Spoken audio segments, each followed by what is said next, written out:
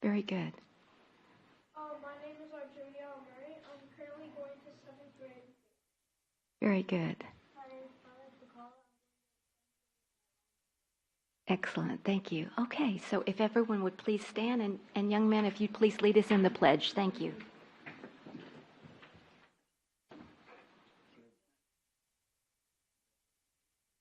Pledge allegiance to the flag of the United States of America and to the republic for which it stands, one nation, under God, indivisible, with liberty and justice for all. Hoorah. Thank you. Really appreciate it. We were able to meet a few minutes before the council meeting, and they're working on their citizenship and community and communications badge. So thank you for being here this evening. We appreciate it. All right. Agenda item number 2 is citizens to be heard. Is there any citizens that would like to address the council? Please come forward, state your name and where you live, and you have up to 3 minutes. Yes, sir. Mr. Blackmore, good evening and welcome.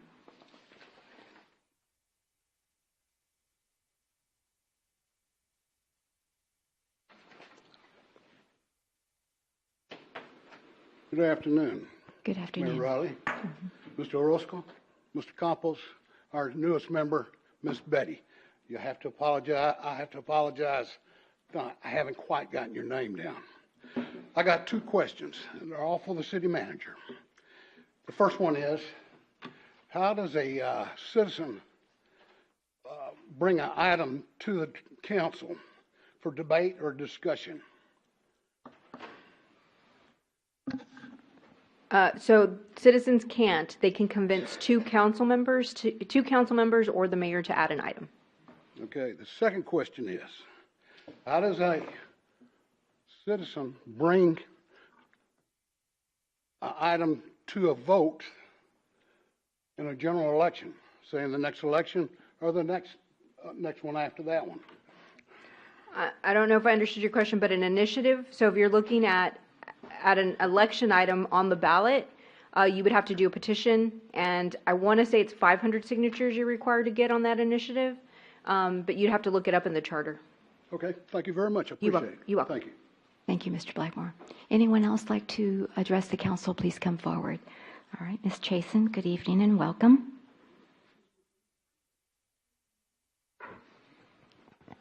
Tina Chasen, Forest Oaks, Council, Mayor. I'd like to thank the Leon Valley Police Department for coming to my rescue a little over a week ago because there was a dead chicken on my roof. Oh, no. Yeah. I know it's unusual. Everybody has a good laugh about it, but apparently a hawk must have dropped it, and it died. Oh, wow.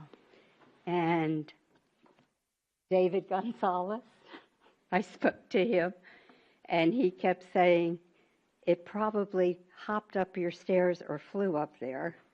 And I said, more than likely, I still think it was a hawk. But anyway, I would just like to thank him. It's an unusual thing that would happen. Of all the roofs in all of Leon Valley, it took my roof for it to drop dead on.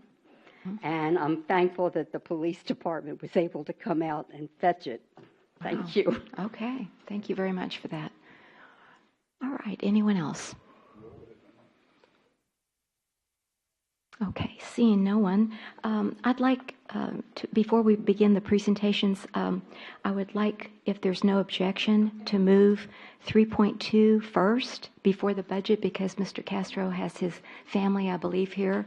And if there's no objections, let's move to agenda 3.2, and then we'll take the budget. And I want to thank all of the staff directors here this evening and Dr. Caldera for being here to, again, address this very, very important budget. All right, presentation 3.2, recognition of Ben Castro, Leon Valley Police Department for 40 years of service in the city of Leon Valley. Is Mr. Castro the longest serving employee in our city's history? That's what I want to know. Dr. Caldera, do you know that? 40 years? I don't remember any. I remember 25, I remember 30, I maybe don't 35. know. I think but- Stan Irwin got pretty close, but I don't remember. All right. So, Sergeant Castro. All right. So, slow. It's okay. I'm slow. I tell you, I don't know if I should tell you, but be careful if you go vote at Wonderland Mall. That's where I fell early voting on June the 10th. So, anyway. I'm almost through.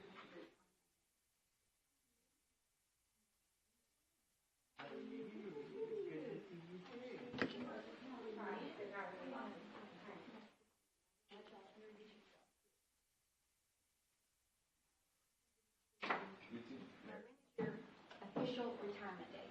Don't know yet. Oh, okay. Premature, huh? I've already retired once Okay.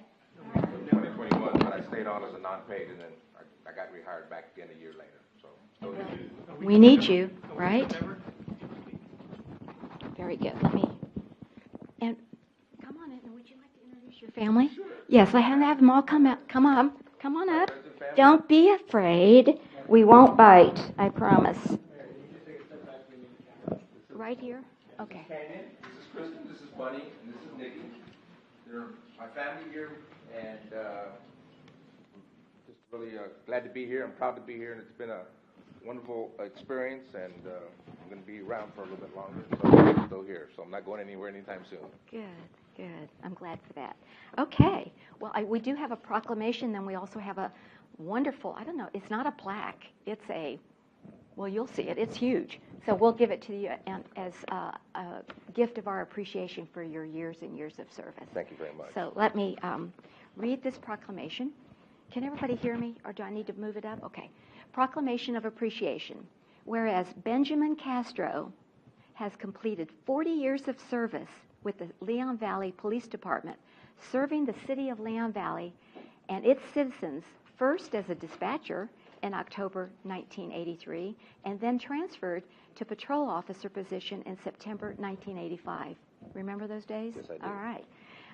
Whereas Benjamin Castro has distinguished himself with advancements throughout these 40 years, reaching the rank of lieutenant, and currently assists with administering our red light cameras program. Whereas the city of Leon Valley appreciates the value of an employee who has provided years of dedicated service to its citizens and feels that such an anniversary is deserving of public recognition. And therefore, I, Chris Riley, Mayor of the City of Leon Valley, Texas, together with the entire Leon Valley City Council, do hereby express our heartfelt thanks and sincere appreciation to Benjamin Castro of the Leon Valley Police Department for his 40 years of dedicated and loyal service to our community. Signed by my hand this 16th day of July, 2024. Let's give him a round of applause and appreciation.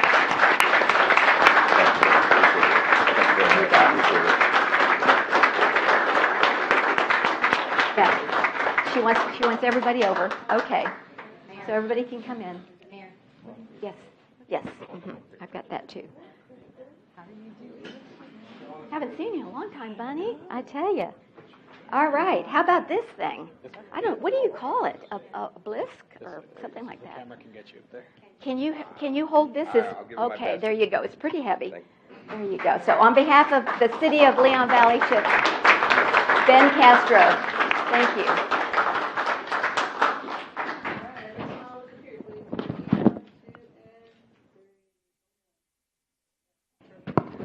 And if anybody else would like to say anything else? Yes, I would like Yes. to thank my chief of police, Chief Gonzalez. Thank you very much. I want to thank the city manager. Thank you, ma'am. And I want to thank you, Mayor, and I want to thank the city council for this award. Thank you very much. You're welcome. All right. Thank you so much. You're All right. welcome. Y'all take care. Have a rest of the summer. Good summer. Stay safe. Good to see you too. Yes. Right.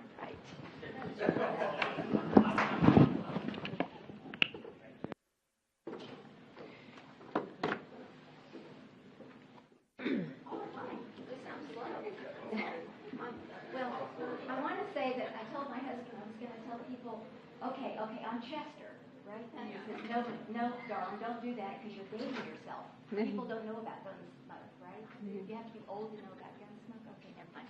Anyway, so So I kept saying, I'm Chester, I'm Chester. Okay. You can tell we haven't had a meeting in a while. I think it's kind of refreshing. Calm down. Okay. All right. We are continuing, and thank you all very much for being here. Presentation 3.2, 3.1, presentation, discussion, and workshop on an ordinance approving and adopting fiscal year 24-25 proposed budget. We did have our first read on June the 6th, but Dr. Caldera, we're not counting this as our second read and a vote tonight. We're going to do that in August. Well, it is a second read, but it's not a Okay. vote tonight. It's not a vote but tonight. But in order to meet the parameters of the law, it is Okay, considered just the so second everyone read. knows. We won't take the vote until probably hopefully we'll have the numbers in from the county, and so then all the numbers will be more solidified at that point. We have a good estimation, and that's what we go on. But until I get the numbers from the county, then we kind of seal the deal with all of the numbers in the budget, and we bring that back to you, and that's at that time you will take the vote. So I'm Okay. hoping for the 6th, but it's probably going to be the 20th of August. Okay. Yes, Mr. Campos.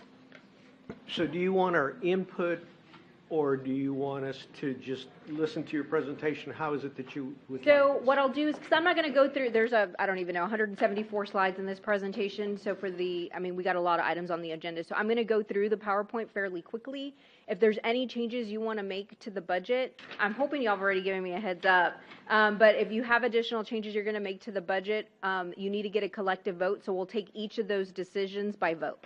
And so I'm going to just throw out an example. If y'all decide to go ahead and remove the Vena hood for the fire department, then we'll take a vote on removing the Vena hood from the fire department. Or if y'all want to add something in or move something around, then we'll take a vote on that, on each of the items. So whatever it is that you're getting ready to add or delete from the budget, or you would like to see me add, then you would just take a collective vote on that. Okay, very good. Do you want that at the end? It's really how you want to hold the meeting. So if you want me to go through the presentation, or when we hit those points, would you like it right then and there?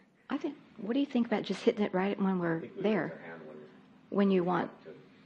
Okay, all right. And then if it's a vote, then we'll take it then. How's that? Okay, It's very more good. of just how y'all want to handle Yeah, it. let's Don't do mind. it informal. Okay. Thank you. So we're going to review the proposed budget workshop for 2024. Again, your capital reserve is sitting at $3.8 million with an emergency fund of $1 million. The council did provide direction to the staff to delete the $250,000 master plan and to move that $250,000 to the $1 million emergency fund. That is more reflective, as you can see on the next slide, of what your operating expenses are, or would be for 1 month of operating expenses. So that note has been made, and that change will be made at the next council meeting, by the August 6th council meeting. The combined fund balance is approximately 3.8 months of operating income. You are sitting in the good about 31,000. Actually, this number has changed. It's sitting more to 123 in the good. We did get TMRS numbers in, and the increase was a little bit less than the 1%, and so you're sitting at about 123,000 in the good. But we got that number in after the budget was posted. So from the meeting that we had at the beginning of June to now, in order to balance your budget, I had to make some changes, right? Y'all were sitting at 777,000 in the negative. And so I wanted to make sure that we presented a balanced budget. And so these are the changes that I made from the last budget to this budget. And so what I did was I moved one police officer to the police forfeiture fund. At the time I presented an impound lot employee for 6 months, an assistant planning and zoning director, a full-time fire department admin, and she'll stay part-time as a full-time police admin and part-time as planning and zoning admin. So it's a full-time position, but she'll stay part-time in both. It's a split position. And an extra public works employee, I went ahead and deleted that. So there's no increase in certification pay. The certification pay will remain the same. We did allocate 3 parks maintenance employees, 10% in the community center fund, and then we deleted the $160,000 in the restrooms, which is good because the refrigerator did go out at the community center, and we're going to have to replace that. I did see. Okay, go ahead. I know I saw a question over here. Sorry. Yes, Mr. Campos. So moving one officer to the police forfeiture fund, if we were just taking round numbers, that one police officer is about 100,000? About 96,000, depending on years and rank. So our current balance in that forfeiture fund, and maybe I'm incorrect, but I believe it's about 127,000.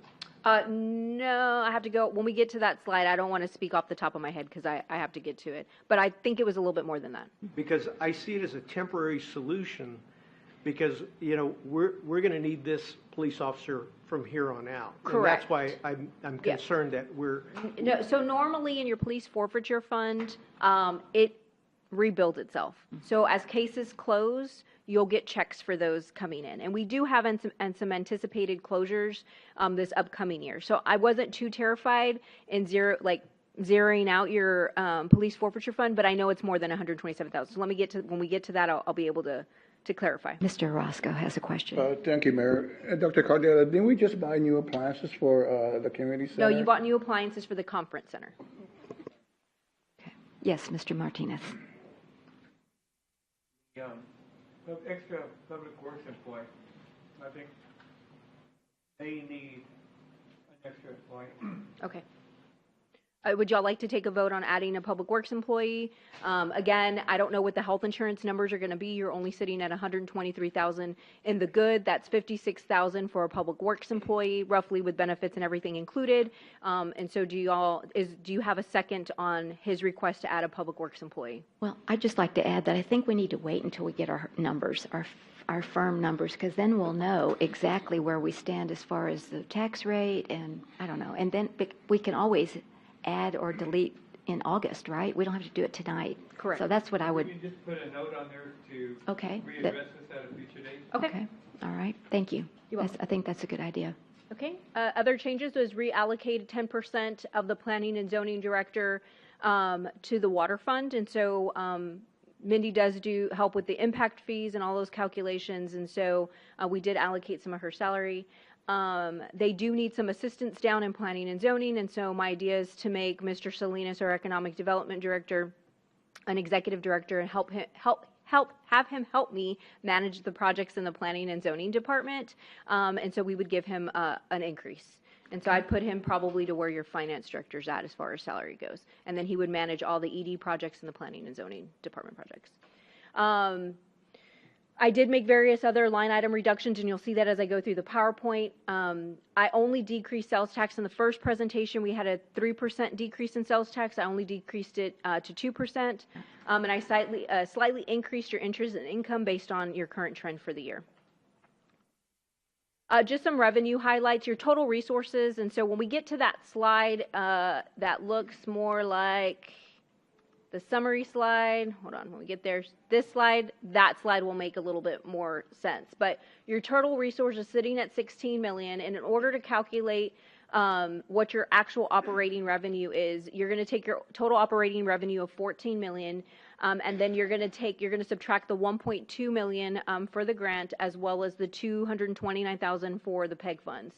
I did want to make note, and I highlighted it real big so you understood where all the money comes from in order to cover your personnel cost. And so we do take 579,000 from your water fund, 565,000 from your sewer fund, 367,000 from stormwater, 373,000 for red light cameras, 84,000 from crank control, and about 21,000 from your community and conference center. Okay. And so all of those pay for all of your, or assist helping paying for your general fund staff. Somebody asked, would that cover, if we got rid of red light cameras, that's the only amount we would have to make up? The answer to that is no. Your red light cameras also fund 100% of employees out of there, so you have 6 employees that sit over there, as well as 2 deputy court clerks that you would also have to figure out how to fund. Okay. And I had a question on the 622,888. That represents increase in what? Ad valorem? Increase over, no, it's the increase over last year in your total resources. So your resources have gone up $622,000 from last year. From what areas is what I'm asking? Your total revenue. Your total revenue has gone up $622,000. Okay, so is that like our appraisal of our homes? I mean, I'm just trying to. She's saying, asking Yeah. ad valorem. Yeah. How much of it? Right, Yeah, so they're that's different percent. Ad valorem, we Yeah. have it increased. Uh-huh. You decreased in your sales tax, but we went up in your interest and So income. we don't have an went up- itemization of The where that came from? 622, no, your total resources in general, your total revenue Okay. has gone up $622,000. Okay. But I'm if you just- take a look at the breakdown when we get there, you can see which ones have increased when we get to that Okay, slide. very good. Mr. Martinez and then Mr. Campos. Thank you, Mr. Bradshaw. I Okay. was like, These sorry. amounts in yellow, are they transfers from the enterprise fund to the general fund? They're listed there, water fund, sewer fund, and So stormwater we're fund. transferring the money from the enterprise fund, From your from the wa- water. Correct. Your, to the general your fund. enterprise fund is made up of your water, sewer, and stormwater. And so those three funds, if you add those all up, that's what you're transferring over from your enterprise fund into your general fund. Okay, Mr. Campos. Okay, well, Okay. I'm a little bit concerned because we have a lot of needs in the enterprise fund for future. So, you know, I'm a little bit concerned transferring all this money from there where we really need it in the enterprise fund for future growth. I will tell you, and tonight's, it's on your list, you do have a water rate presentation, and these salaries were provided to the company that's presenting you the water rate, so they anticipate these costs already. Again, it's more of a policy decision. If you want to start moving some of these salaries over to general fund, then you're going to have to take a look at a tax increase or cutting positions. Those are your two options. Okay, Mr. Campos. Go ahead. So I just want to make it very clear to the citizens here and the citizens listening to that our water fund or enterprise fund really covers 66% of our households that have Leon Valley water. The other 34% are serviced by SAWS. Correct. Okay? So when we're allocating this, it's to only a smaller population than the entire city. And we're making allocations of 50% of the cost. So in total, you know, whether you want to say, well, the revenue fund is paying revenue to the general fund or you're allocating expenses, it's either way. It's the same thing, okay? Yeah. And so we're transferring over $1.5 million to the water fund so that we can have a balanced budget. That is correct. And when we talked about this and looked at it, we felt like we possibly could be overcharging in the amount of like $475,000. So when I took a look at the numbers and trying to pull people out to phase them out, I estimated about 453 that could be possibly pulled out and put over into your general fund. However, you don't have a $500,000 in your general fund to be able to support that kind of transfer. Correct. And it's only affecting the 66%. That is correct. Okay. The other thing is, I just wanted to mention in the red light camera, there's $373,635 that we're allocating wages over there. Perfect. But if we get rid of the red light camera altogether, if we really wanted to phase that out, we're looking at, in round numbers, Sure. $1.2 million that we would have to make up to pay for those salaries of police officers and court clerks.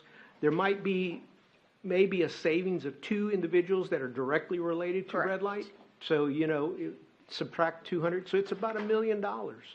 So just want to throw that out there so we're very clear to the citizens as to what's going on with our budget. Yes, Councilor Bradshaw. So, Crystal, the enterprise fund, the water, sewer, stormwater that we're taking that 1.5 million and, for lack of a better word, subsidizing the general fund staff. How long has that been going on? For as long as I've been here. Yeah. Or- I mean, for It's not new. It's not new. Right. Absolutely. This is a Now, practice. little that- by little, I mean, over the years, it increasingly has gotten worse, or, you know.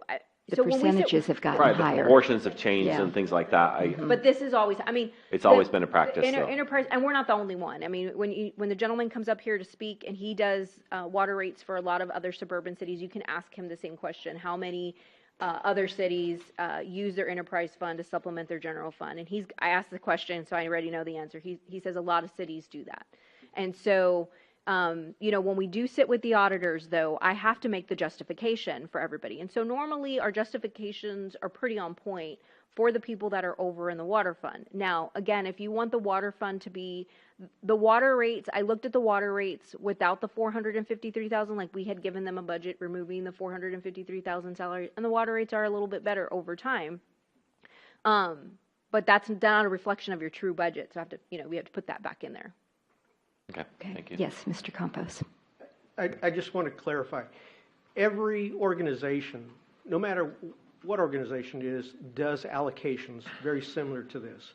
What's very different in our city is that only 66% of the households are being affected by this allocation instead of the entire community. Because we're not all in the same Right. water. And so I'm not saying there's anything nefarious.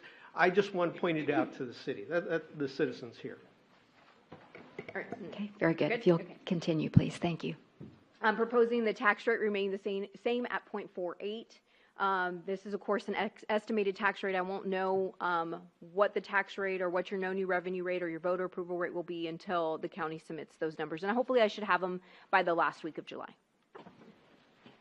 Once again, Bexar County's appraisal, you've gone up, you've increased by 35 million. We don't know how much we're going to lose to appeals. Last year we lost about 67 million. We have increased your ad valorem at 175,000 if you're looking at a dollar amount. So I got one. Yes, quick Mr. point on Bradshaw. that.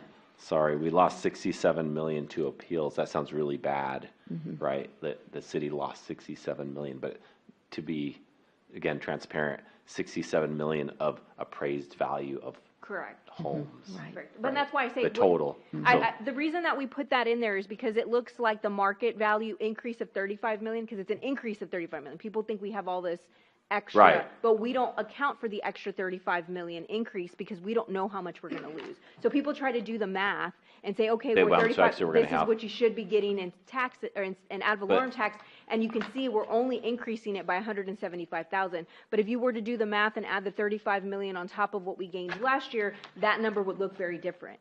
And so we try to make sure that we're being very conservative over the presentation, and so we're only suggesting that your ad valorem tax in dollar amounts is only going to go up 175,000. Right. I guess I just would rather, I'm kind of a Can number. word it a little bit. Well, no, I mean, I'd like to see the, like 35 million equals this much extra taxes, 67 would be equal to this much taxes. And I know it's, like you said, people are doing the math to try and figure it out, but yeah. it doesn't. Well, and the it other doesn't thing go to is that. it's a little bit complicated because you've got other exemptions. You could have 100% disabled vet, and you have Right, no property. right. I mean, there's just so It's many. just not a straight line. Yeah. Correct. All right. And we can take the slide out altogether. I try to, anytime a council member over the years, all these slides have been added over the years because they've been a question from a council member. Like this slide here was added like 3 years ago. And so this presentation continues to grow based on your questions. And so like the breakdown of the salaries, that was never in our slide, and I added it because it came up from a question from a council member. So every year, that must have been a question from somebody at some point, and it got added. So the average home tax value is $224,000. So the average home contributes about $1,000 to City of Leon Valley ad valorem tax. And this is just kind of a breakdown. This is a history of your tax rate. Again, we've increased your ad valorem tax, just some revenue projections. We also increased your building permits to 264,000. Again, this is projections of the new subdivisions coming in. And just because we project it, we also do it on the expenditure side. So if we don't get it, we don't spend it. So it should be a wash. Your sales tax, we had it increased by 43,000, court revenue by 10, and EMS revenue by 9,300. This is just the breakdown of your general fund, and as you can see, the biggest portion of how the city actually gains money is your ad valorem tax and your sales tax. Your expenditure highlights, your total expenditures are about 17 million. That's an increase from last year by 764,000. The majority of that is in personnel. Your total operating expenditures, though, is about 14 million. You take your total expenditures of 17 million, you're going to subtract that 2.7 million for your capital outlay. 250,000 for your master plan and 4,000 from PEG funds. That means your capital so that's a decrease in your capital expenditures of 549,000.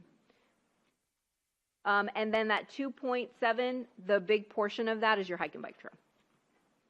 Your general fund expenditures, as you can see, the biggest cut of the pie is your personnel costs. Your general fund expenditures by department, again, public safety is the largest piece. These are some important notes, and I wanted to highlight it. That's why it's on a different slide. There's a reason that I present you a budget with the deficit. Normally, I present you a budget with the deficit because it's my way of saying these are the things from a management perspective I think that you need, but it's also my job to make sure you are presented a balanced budget. And so some of the things that the council has told me in retreats and in performance evaluations is y'all would really like to see some succession planning. Well, when I attempted to do some succession planning and put that into your budget, you can't afford it. So I've removed the succession planning items. You'll also have mentioned to me you want to transition moving things out of red light cameras because you know that contract is going to end. And so I went ahead and just deleted a patrol officer of 96,000, which when you hear the staff utilization survey, they're going to tell you to put it back in. Your transition,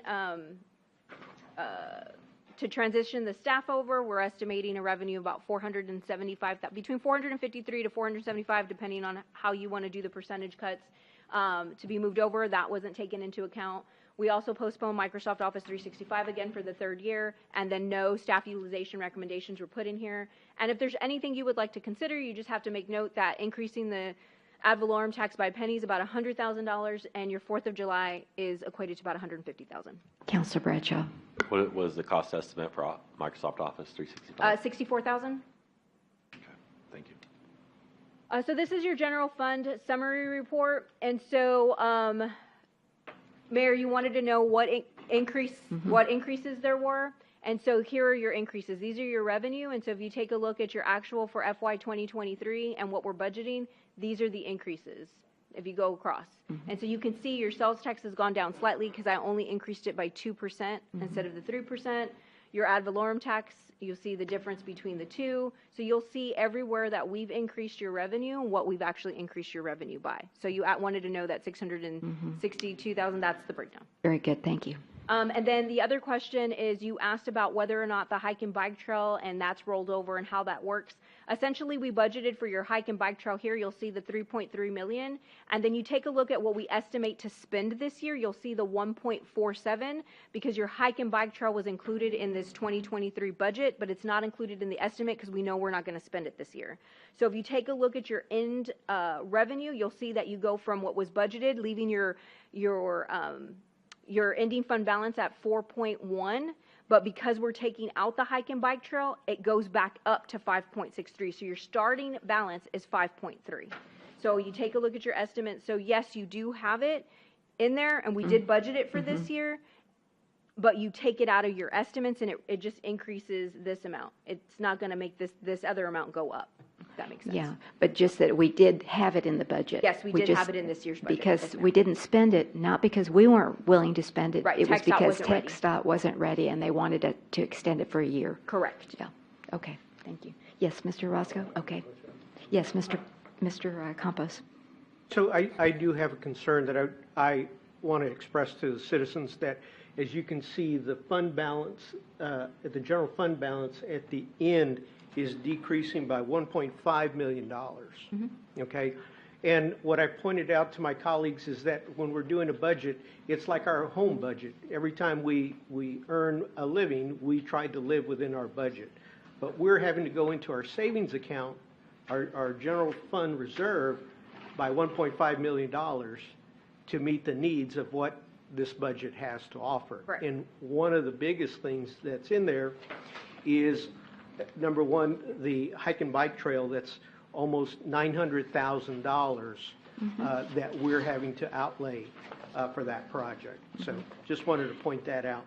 There's some other capital expenditures that we have, basketball shade structure, and you may cover that in the other slides. Yes. But there's some other stuff. I won't go into the details, but the largest one is that hike and bike trail that we have to contribute. I just wanted to add that, I hear what you're saying, Mr. Campos, but that's why we have a general fund reserve. It's for capital. It's for things that don't fit in your regular general fund. And if you look, I went and pulled the audit, and over the last 10 years, we have never gone below $2.1 million in the fund reserve. It's anywhere from, that was the lowest amount, to,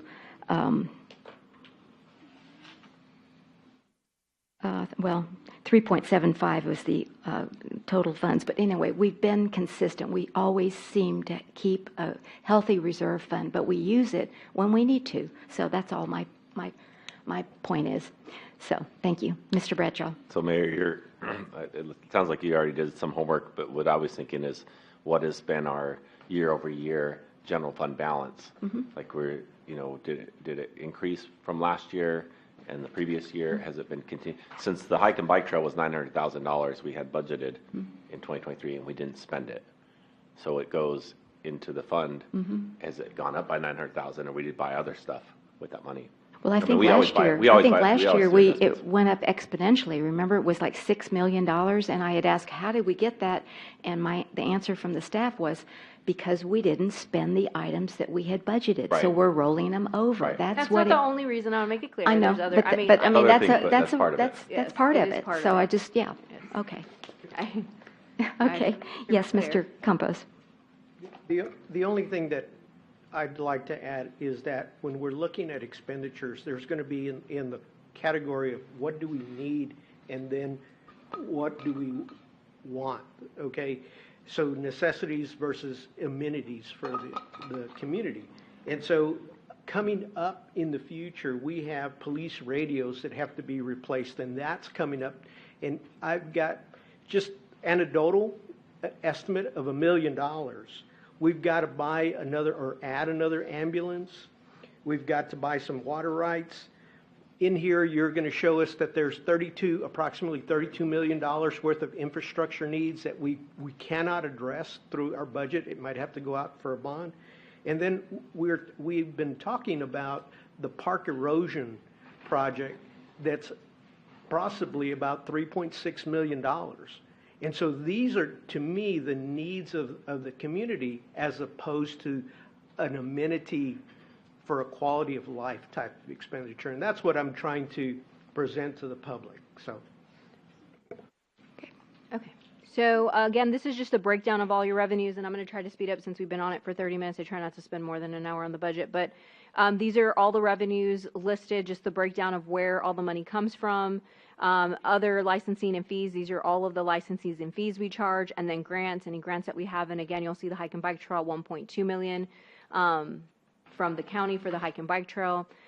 These are the other that you see listed under revenues. This is the breakdown of other. Your court expenditures, this is a overall summary of your court expenditures. I do when we talk about zero-based budgeting, this is what I mean. We put everything down from postage, Sam's court supplies, to candy in the court. So we do break down every dollar that we spend. And so you do see a small reduction from what was originally proposed of $298,000. This is the contractual side. Again, you'll see a small reduction of $700. Finance expenditures. Most of finance expenditures are needs for the most part. They have their office supplies, the regular operating supplies. But then you'll see on the contractual side, just audit fees are going up, Bexar County appraisal dues are going up, ad valorem collection taxes are going up, SEC rules reporting are going up. They're not big increases, but they are increases in fees that we need to pay and cover for next year. City manager council budget, we did do some reductions. I did lower the cost for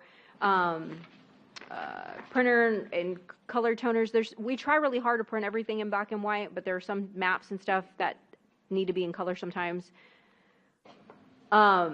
We did move the employee appreciation dinner over to special events, and we did decrease the award and pins amount.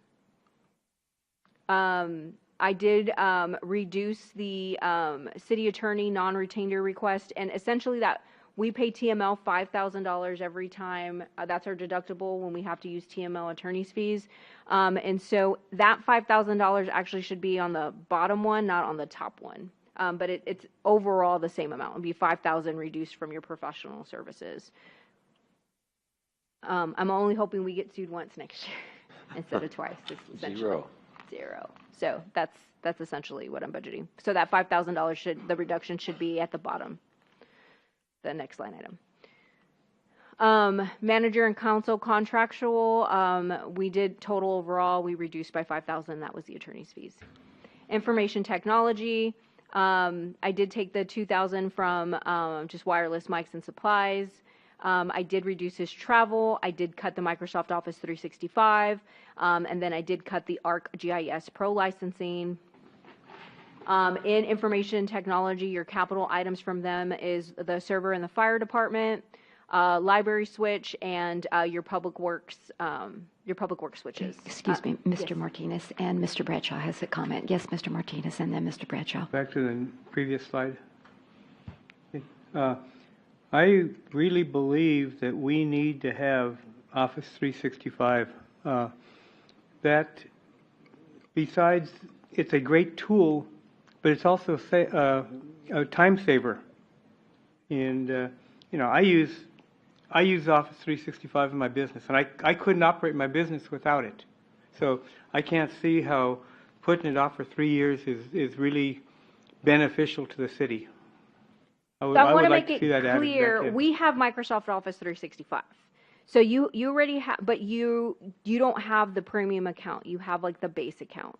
And so the difference between what we have, everybody uses Word, PowerPoint, that's what Microsoft Office is.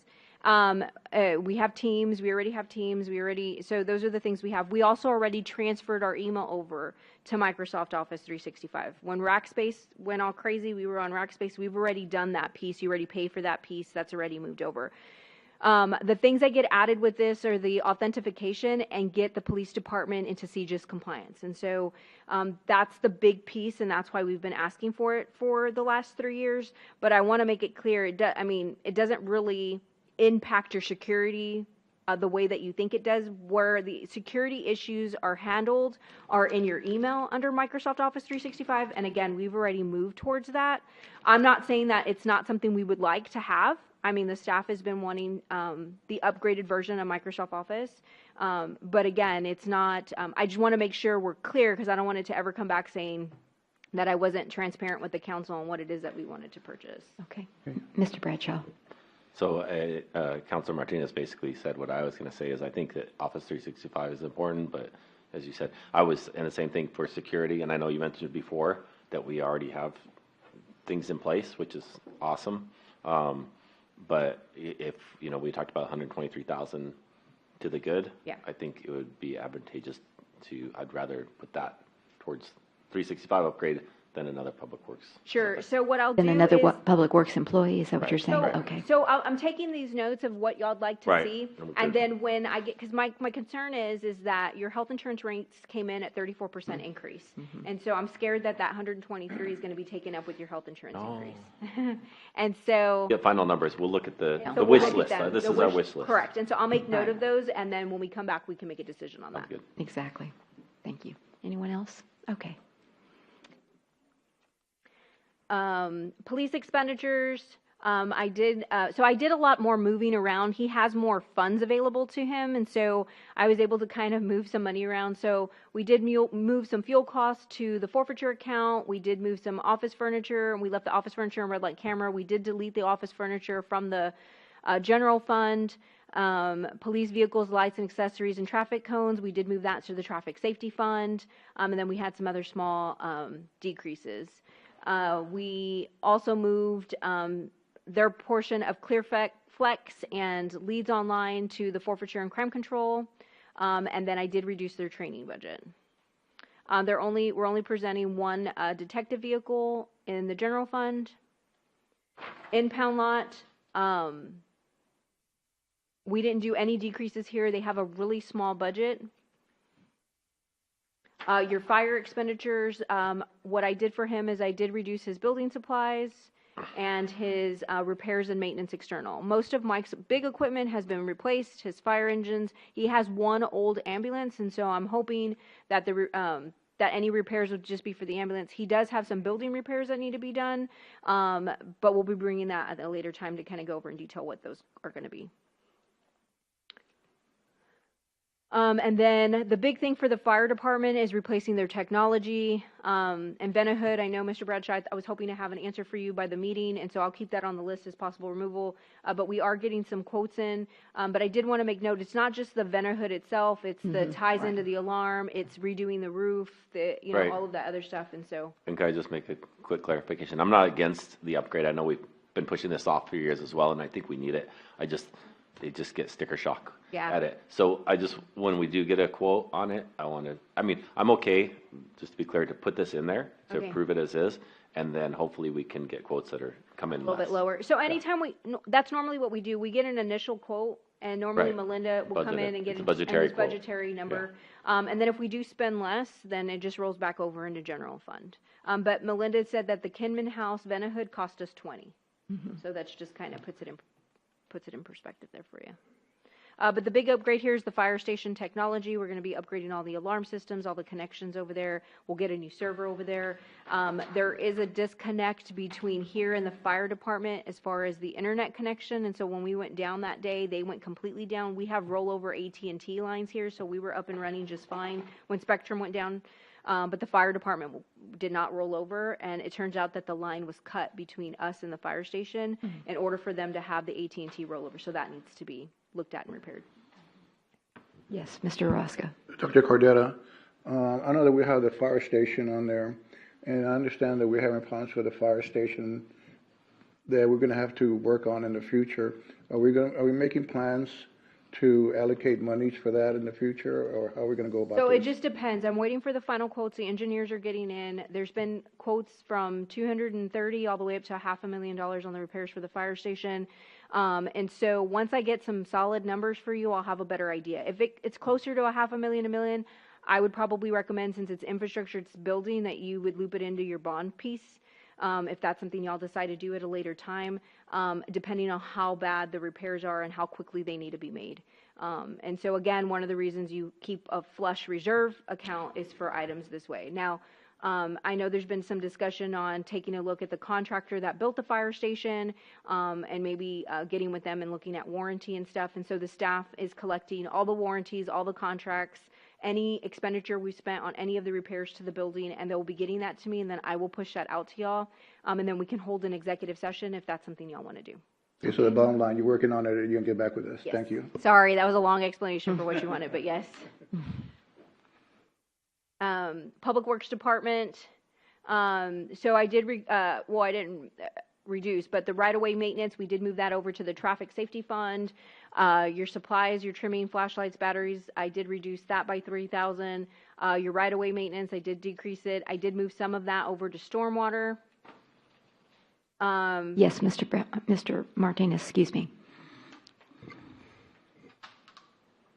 Cutting the supplies, trimming, strings and stuff, I think that is a mistake. They use a lot of that stuff. And They do. So- But she budgeted $5,000 last year. She was going up to $8,500, and so what I did was just split the baby on the increase. Because those are technically miscellaneous items, I kind of look at where she's tracking for the year. But yes, I mean, Public Works goes through those supplies. It's no question here. Again, it's a matter of stripping the budget to its bare bones in order to make the numbers work. But that's, in my opinion, that is the wrong way to balance the budget. We can't keep on cutting and cutting and cutting and expect our employees to be productive. I mean, I will tell you, y'all had a Public Works truck that was 20 years old that the council was taped together and they had a chair in there. I came on to, equipment that was inhabitable. And since I've been on, Melinda's got almost all new equipment. Fire department almost has all new equipment. Your police have upgraded almost all of their cars. And so my goal is always to make sure, I was in human resources for the city for 14 years, to make sure all of the equipment is safe, usable.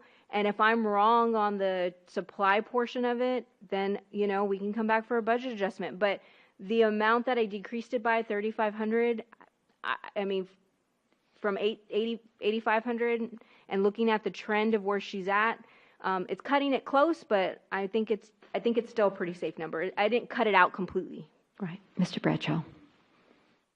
I think, Crystal, that's a good approach, actually. I agree with you. In when you talk about like budgeting for companies, when they're talking about like what are their supplies and stuff, and so you try and find ways to save and be a little bit aggressive. If you have a huge budget, you're like, oh, let's just spend it, right? And I'm not saying that this happens, but it does happen. People a lot of times have use it or lose it money. They're like, oh, we have this budget now, so let's spend it, because otherwise it's going to get cut back. And so I think it's wiser, the approach you took. And yeah, if you need a budget adjustment in the future, we can look at that. It's not huge money, but it gives people a goal to like strive to I get would to. never undercut a project. So if you have like a road reconstruct or something I'm going to go with what the engineers tell me it's going to be. Because I'm not going to make sure that you that's a lot of money Need to have supplies. to come up with. It's Correct. At the end of the day. $3,500, or, again, I trimmed this budget an additional $220,000 in your contractual and your operating expenses. And so even from court, you see those little pettily $50, $150 that I cut is because I took a cut from everybody. So there really isn't a whole lot of flush. Now, with that being said, I won't be able to do the same trims for next year. And so you just have to keep that in mind. Your Public Works contractual, I did reduce her amount by $10,000 and kept her at $70,000. Her capital is the kennels for $35,000. Planning and zoning expenditures, I just made some small reduction to operating supplies. The city attorney on this side, I did reduce it by $5,000, and so I am leaving her at $15,000. On economic development, I think I did most of his cuts already. For the most part, he stayed the same. I think that was on the last budget, I already cut it. But we did keep Pacer AI in here. We do have the PEG channels, so that's the big increase, and we did delete Size Up. Community relations vehicle, the council channel, and the broadcasting equipment. So Daniel will be in charge of the project. He's getting the RFP ready for the council chambers, but Roque is going to manage the money piece of it. And so that's why it's sitting under him. Okay. Special events. The only thing that'll change here is the council provided me direction to increase. I'm going to put it in the overtime amount, but to go ahead and pay the exempt staff that for the 4th of July event. So we're going to increase that by $12,000. Yes, Mr. Campos. So just to explain to the citizens, what was happening is that when we had this big event for 4th of July, everyone who's an hourly rate got to get their hourly rate plus overtime, double time maybe. But the exempt staff, the department heads, they were donating their time for all these events that we have. In this 4th of July, I know of one person at least that was there at 6:30 in the morning to the following 1 a.m. in the morning without any compensation. And this is going on year after year. And so I'm in favor of providing some type of compensation for your executive staff. They do an outstanding job. Yeah. I think the council agreed with you there. Yeah. Yeah. But for the most part, your largest event cost is your 4th of July event. There's $100,000 here, $30,000 in your economic development fund, and then that $27,006 is technically your 4th of July budget. But I know it's kind of spread out, and so I like to make sure you all understand how much you're paying for 4th of July. Overall, your special event supplies, your advertising, I did reduce by $1,000, so we kept her flat at $3,000. Your Parks and Rec, I did trim from Melinda. A lot of what I did was just keep them flatlined. So she was doubling her park maintenance supplies to $10,000. I took $5,000 off and kept her the same at $5,000. Other undefined materials, she had $10,000 in there. I took $3,000 off and left her at $7,000. And I will say, I mean, I trimmed all the fat off of this budget, and Melinda's anytime like the tiles in the bathroom that are broken, that work order went in, they have to come and get the material, get the tile, and come and put it. Well, I can't put that anywhere. I can't predict that tiles are going to break in the restroom or the floor is going to come off. So you'll see undefined material. She's the only one that I really allow a miscellaneous supply budget because she does have all the unknown projects that come up throughout the year. Your parks contractual, for the most part, that stayed the same. The big things for park capital this year is the basketball court shade structures. That's something that they've been asking for quite some time. The hike and bike segment 2, and again, 1.2 of that is coming from the county in the form of a grant, and then her large mower shredder that needs to be replaced at $40,000. Your library expenditures, you will see an increase here, and the big thing for her is I allowed her to buy half of her front desk, and she will put in the budget for next year the other half of her front desk, but I did reduce other line items. The big one that I did cut from her is yoga, and so I did cut her yoga program for $5,000. We were originally getting that via grant. We're no longer getting that grant, so she had to put it in the budget, and so I'm recommending cutting. They're still going to try to work around and try to find somebody else to take over paying that individual or getting some grant funds or seeing if the friends or somebody can help donate the money, but as far as city paying for that, I've cut it from the budget. Just regular library supplies. We've kept everything pretty much the same. You'll see some slight increase on early readers. That was kind of where our little gap was at in the library. Library contractual, everything pretty much stayed the same. Now we're going to move on to your enterprise fund. Your operating revenues is about $5 million. Your non-operating revenues is about $172,000. We do have a grant for the El Verde water main. That's the total cost of the water main. There was no match for the city, and the county's the one providing that. And so that's $1.3 million. And then you have your operating expenses at $3.6. Transfers out for debt service is $107. Transfers out for personnel services is about $1.5, and your capital is about $1.2. Your enterprise fund, you'll see the majority of your revenue comes from water and sewer sales. Your enterprise fund expenditures, the majority of it is contractual. The other large portion is your transfer out to general fund and your debt services. Enterprise fund expenses by department is your sewer. And then here's just kind of a breakdown of your water and sewer. And what I wanted to do here is just show you what your breakdown is just for water and sewer. And so I took stormwater out. And so that's $6 million. So if you take all the money, you have your water sales at $2 million, your sewer sales, your connection fees, your customer fees, your tapping fees, and your other interests. And then you have what you're taking out is your 1.3 in Bexar County reimbursement, 140 for water supplies, your 3.4 for operating expenses, your 1.1 for transfer out for personnel. And this, remember, I know the numbers look a little different, but remember, stormwater's not in here, so this is just water and sewer personnel transfers out. And then your debt service of 107. So that leaves you in the good about $6,000. And so if you were trying to look at your revenue without the grant, it's about 4.8. This is just a summary breakdown of your water, sewer, and stormwater. This is a breakdown of your water expenses. You will leave your total general, or your ending fund balance, or your expenses, sorry, total of 1.9. Your water supplies is, I didn't really change much as far as what Melinda was requesting to purchase. There are some slight increases, but there are also some large decreases, new meters, and normal office supplies we did reduce. And then you'll see some increases for just regular personnel, boots, ear protection, that kind of thing. We did increase that slightly. Your water contractual, everything for here pretty much went down, and you'll see a decrease of $100,000 in your water contractual. And then your water capital, we do have $575,000 for replacement of water mains, and then $140 for your purchase of your water rights. We didn't spend water rights this year, so that $140 will also roll over. And Melinda's out right now trying to purchase some water rights. And so we do have an offer in, and we're waiting for that to come back in writing with a formal request. And we'll bring that to you. Your sewer expenses, total expenses is 2.7. Your sewer supplies, again, I didn't really cut anything from her budget. We kept her pretty flush. We did decrease her sewer main parts, and so she did decrease her total supply cost by $6,000. Contractual, we did go up slightly. That big, the $15,000 increase, where did we put it? Oh, advertising and your audit, yeah. Your sewer replaced sewer main citywide is $500,000. Your stormwater expenses about $184,000.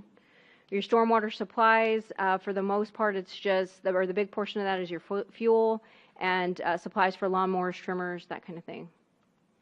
Your stormwater contractual is engineering services is usually your largest expense, as well as repairs to the drainage system, and then just regular repairs and maintenance external. Excuse me just a second. On that on the sewer, $500,000, is that to replace mains, or is it to repair broken pipes? More often than not, it's to repair. Repair? Yes. Because they tend to break during the summer because of the heat, so you don't know the difference between repair and replace? No, I mean, Okay. to replace a sewer main line, you're talking millions of dollars. Mm-hmm. So $500,000 is going to get you from like here to the wall. Mm-hmm. Like, it's not going to get you very much. And so we put in $500,000, and normally we try to use that as the 20% match for grants. Mm-hmm. So like when we have a CDBG grant, we'll leverage those monies to help cover our match portion for any grants that we can gain that are large, like the Warsbach sewer main, and you'll see that in my city manager's report. Where I list all the grants, and sometimes we need a portion. And so we try to leverage that $500,000 for those. Okay, thank you. I thought I saw a hand raised. No? Anybody else? Yes, Mr. Campos, go ahead. Okay. She clarified. Oh, thank you. Okay, very good, thank you. Red light cameras. Red light cameras. So we combine red light cameras and traffic safety. Your total ending fund balance is $440,000. Your red light camera expenditures is about $1.5 million. Your red light camera supplies is $8,550. Your contractual is $907. The big majority of your contractual is any attorney's fees. Our big one is the contract to ATS. So in order to continue to operate the red light camera program, we pay the company in order to continue to lease their equipment, and you pay about $798,000 for that equipment. Your traffic safety expenditures, all those things that I moved over from the general fund for anything like cones or traffic related kind of got put here. So you'll see the additions, you'll see the patrol vehicles, lights, traffic signs and barricades. We have all the Axon, our portion of the radio, airtime is over here. The big one from traffic safety is going to be patrol vehicle. American Rescue, we just have to report on it, but we have nothing budgeted this year. Your crime control prevention district, your operating revenues is $427,000. Your operating expenditures is $364,000. 50% of your assistant police chief, 1 patrol officer, and 1 investigative sergeant comes out of here. And this is replenished every year with the sales tax. Your total crime control summary of revenues and expenditures, you have an ending fund balance of $770,000. Your crime control district expenditures is $279,000. Your community center fund, your operating revenues is $161,000. Your operating expenditures is $156,000, and we pulled out $21,000 to cover shared services in your general fund. Your community and conference center has an ending fund balance of $180,000. Your community center expenditures are. Excuse me, Mr. Campos has a comment. Could we go back? To which slide? Could we go back one slide? One slide. So here's just an example of where we start our beginning balance of 196, okay, and we end at 180. So there's $16,000 that, again, it's that concept of you're spending more than what you have and you're having to dip into your reserves. Yes. And so we've allocated $21,957 from the general fund to help balance that, but we're causing this fund to go into a deficit. So just wanted to highlight that. Yeah. And then just so the audience knows, the way that these revenues are gained is only from your hotel motel tax. The reason that I kind of did that was because we started collecting an additional $5,000 from your Airbnb and VRBO. They have 3 rental properties, and they'll start allocating those funds to us beginning September the 1st. So I didn't want to budget for it over here on the revenue side necessarily, but I'm hopeful that with those 2 additions, because you can see we're pretty flush in what we gain in revenue from hotel motel tax, that we'll actually see a slight increase that will cover that $16,000 difference, is my thought. So that way everybody's clear. Right. Because I'm the same way. You don't pay for personnel that you're going to replenish your reserve from. But that was my thought process. Okay. Thanks for, I admire your conservative approach. Thank you. Thanks. Your community center expenditures is $156,000. Community center supplies is total for FY 2025 is $11,000. Contractual sitting at about $50,000. Your street maintenance sales tax, again, we use all of these funds, but your ending fund balance is 1.9. Your special revenues, she's not going to have that in here. Grant fund is $12,000 for your LEOS. We're eating all that up for training. Building security fund is $10,000. We normally pay the overtime for court bailiffs. Your child safety security pays for your school crossing guards. Your municipal court technology is $17,000, and we buy the ticket writers typically out of there. There's not a whole lot of money, but we buy your ticket writers out of there. Or sometimes if there's money left over and we have all the ticket writers, we'll buy a court computer or printer for court, as normally where that money goes. Your debt service is $691,000. Police forfeiture is $127,000. Can you get me the, where's Carol? Oh, there you are. Can you give me the updated ending fund balance in the police forfeiture, like the breakdown? Thanks. Because I think we got a little bit more money, and so I just want to make sure that you're not, but yes. Okay, Mr. Campos. That's where I got the money from. the There you dollar go. amount. Thank that you. Amount, yeah. Yeah, I saw. I think there's a slight increase. We did get some money in, so But yes, I mean, if that's something y'all don't want to do, we can move it. You do have an ending fund balance in your crime control district, so I can move that patrol officer over there and not impact your general fund if that's what you want to do. But again, that's a call y'all can make. On personnel, I am funding the merit system, which is 2% 2% merit increase.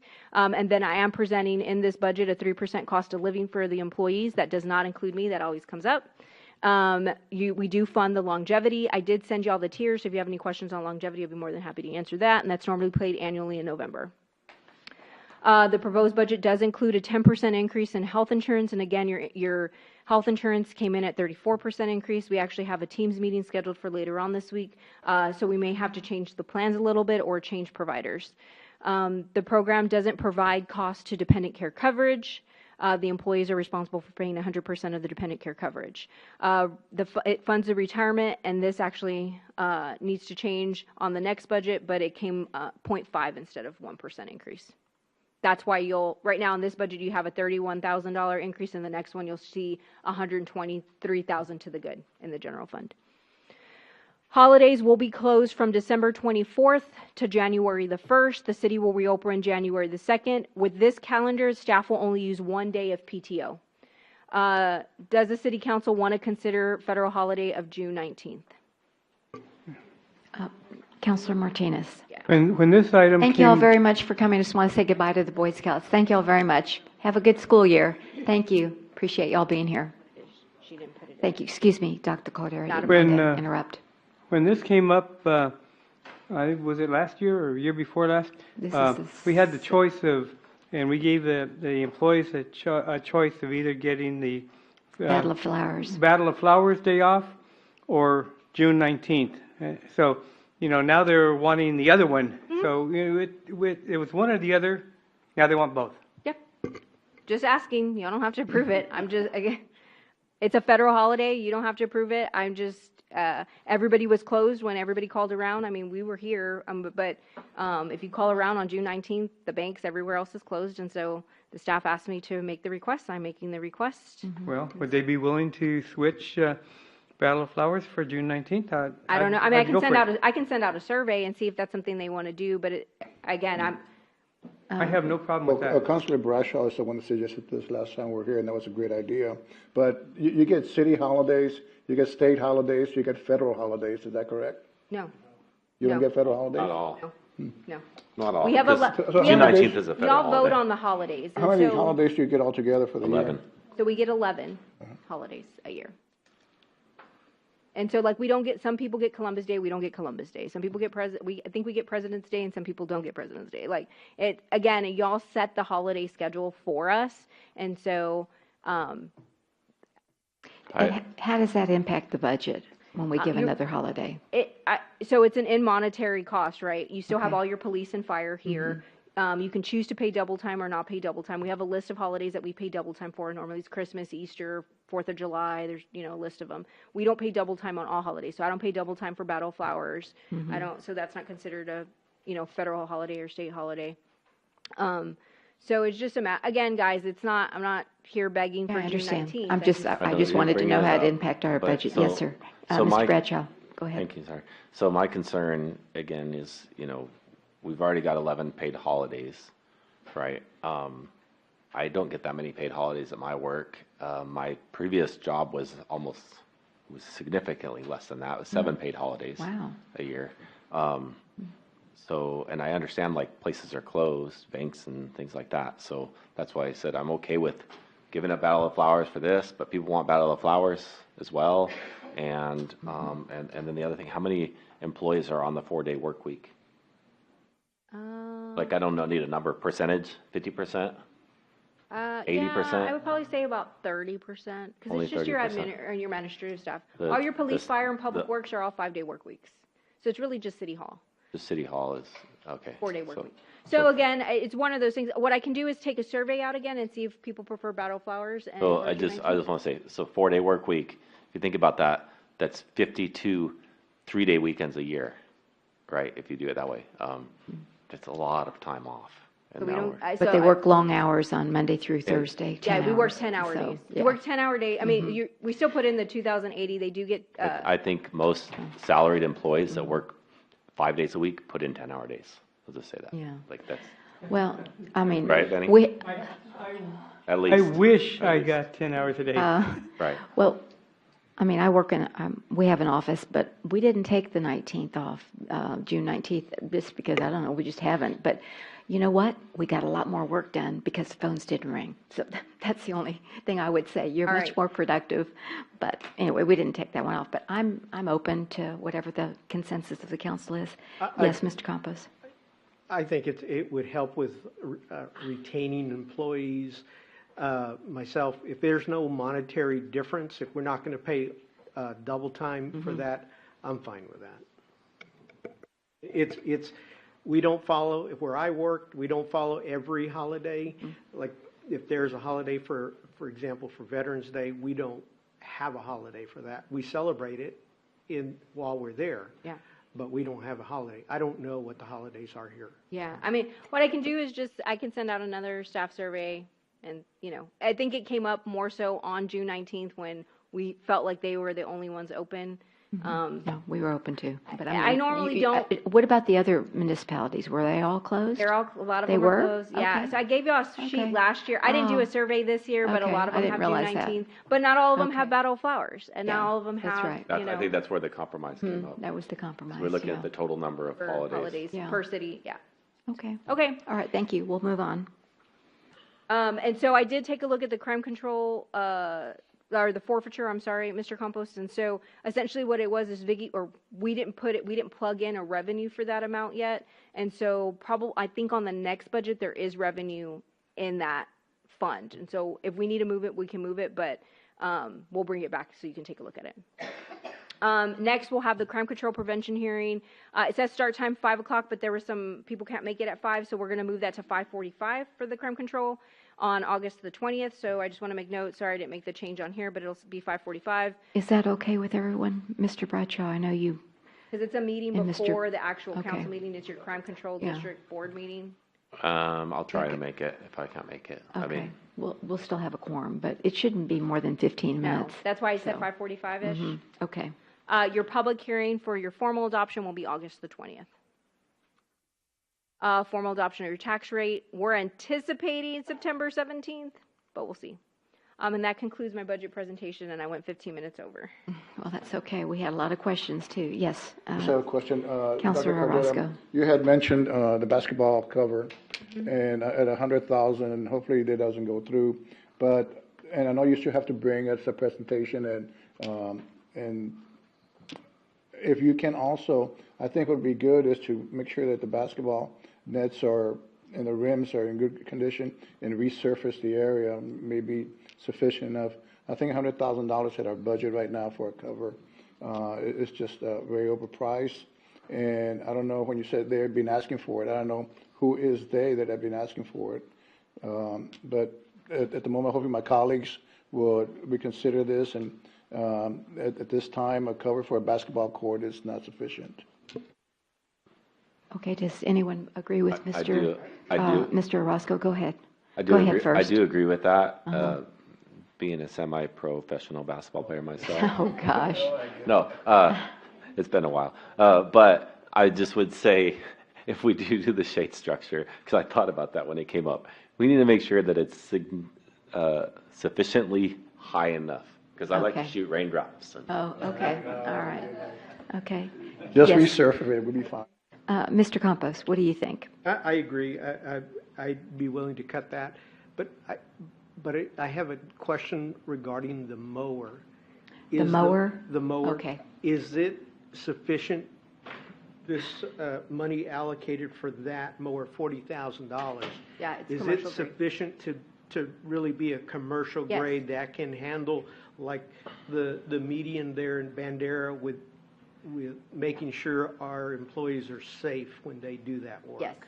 I just want to make sure Yes, it's it sufficient. is a If we commercial need to- grade. We didn't cut any corners with it. Great. We do, that's majority of what we do is cutting grass, on Bandera Road and everywhere else. We did not get a lower grade mower. I didn't undercut Melinda in any way on the mower. Melinda is the one that gave me the price, and it's a commercial grade mower. Great, because I just want to make sure Yes. our employees are safe. Okay. All right. Any other questions, comments? Any questions or comments from any of our residents and guests in the chambers? We do like to hear from you, if there are any. And if not, then I would like to thank Dr. Caldera and all of this staff that's here this evening. Would you like to take a bow? No. That's right, because it's a labor of love. They've been working on this since, what, February or March? So this is the fifth version of I know, the but numbers, you know. and I know you put a lot of time and effort, and so we thank you on behalf of the council. We really thank you for your efforts. Thank Yes. the staff, they're the ones that did all the work. Yes, that's right. And Councilor Campos, did you have another comment or question? I have an ask for An ask? our colleagues, whether we could consider moving up the regular agenda items 1 through 3, the public hearings, so that they don't have to wait in the audience till we do our utilization, water. I think those Well, are I the know we things have people here for the utilization, and we have people here for the water. So, Roque, excuse me, do we have people here for the public hearings? We do. Okay, so it's up to you. If you'd like to make a motion. I'd like to make a motion that we move up regular agenda 1 through 3. 7.1, 7.2, and 7.3? Okay. I'll second it. All right. We have a motion by Councilor Campos and a second by Councilor Bradshaw to move regular agenda items 7.1, 7.2, and 7.3 as the next items to take on the agenda. Any further discussion? All those in favor say aye. Aye. Any opposed? The motion does carry. With that motion, then we will move to regular agenda item 7.1, and let me read it. And we do have a public hearing, so that means you do have an opportunity to speak, any of the citizens or visitors here in the chambers on each one of those items. 7.1, presentation, public hearing, discussion to consider approval of an ordinance for a specific use permit, SUP, on approximately 2.75 acre tract of vacant land located in the 5300 block of Wurzbach Road, being lots 5, 24, and 25, Block 4, CB 9904, Rolling Wood Ridge subdivision, and Zone B3 commercial with commercial/industrial overlay zoning for the construction of a church and learning center. Now, this is our first reading, so that means we don't take a vote tonight. We just hear from the council, from the presentation, the council, and from you, the citizens in our chambers, and then we will decide whether to put it in the consent agenda for the next city council meeting on August the 6th. So, Mr. Salinas, our Economic Development Director, welcome, and we're so glad you're here. Thank you, and if you'll begin. Good evening, Mayor and Council. So this item is a specific use permit for a property along Wurzbach Road. It is about 3 acres, just shy of 3 acres. It will be to construct a church, specifically a mosque and a learning center. The owner is still not completely going to start construction on it. It still needs to be replat, so he's going through that process. And so no construction will start until that process will come up. So you'll hear this process, you'll hear about this property again, hopefully in the next couple of weeks for the next couple of hearings. Here's our aerial view. So it is going to encompass 3 lots. This is Wurzbach Road, and then it will, the parking lot is going to be, or the entrance is going to be back here on Rolling Wood Drive. And so we have a better layout here in a second, but this is kind of the aerial shot of what you're going to get.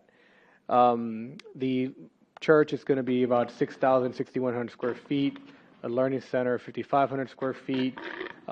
These properties, these structures will face onto Wurzbach Road, and then the parking lot will exit onto Blackberry Drive. The owner is proposing some basketball and some other amenity areas to the area as well, other amenities to the area as well. Our site plan is as follows. So, again, this is Wurzbach Road, where most of the buildings will face out onto, and then a parking lot on Blackberry Drive. The area will still have parking surrounding the property, and there is an entrance onto Wurzbach, but this is just an additional parking area for them to come in. So it's not the primary parking source. It's just the lot that they're going to be using for additional parking when they need it. The property abuts residential, so it does need to have an SUP. I don't believe there's many actual homes being back out there, but I think there's actually one, so this is the reason why it needs an SUP. Churches are not restricted in our city, so they're allowed in every zoning district, and so you have no zoning requirements or zoning issues with this property. It meets all this landscaping, parking, and lighting requirements per building code. The property has been vacant for since it started, since Leon Valley has been found. It was initially zoned R1. It went to B3 in 1983. And so nothing has really changed since then. It's been vacant. And we don't anticipate any heavy traffic, so no traffic impact analysis is needed. We sent out 18 notifications with a 200-foot buffer. One was undeliverable, none are opposed, and none are in favor of it. The fiscal impact, this property would be taken off the tax roll. It is going to be considered a church, and so churches do not pay property taxes, do not pay sales taxes. However, they will be generating traffic and visitors to the area. So there's a possibility that those individuals do go out into our city and spend some tax dollars, but there's no property or sales tax associated with this directly. And then the property owner or the applicant has paid all fees associated with this permit. The recommendation of the staff is to approve the SUP. The Planning and Zoning has also approved the SUP. No citizens were present to be heard on the Planning and Zoning meeting held on 6/25/2024. That is our presentation for this item. Okay. And do we have the applicant here? Do you have the applicant Okay. here? Hi there. How are you? Good. And would you come to the podium and state your name and see if we have any? I have a question. If there's any other questions. Good evening and welcome.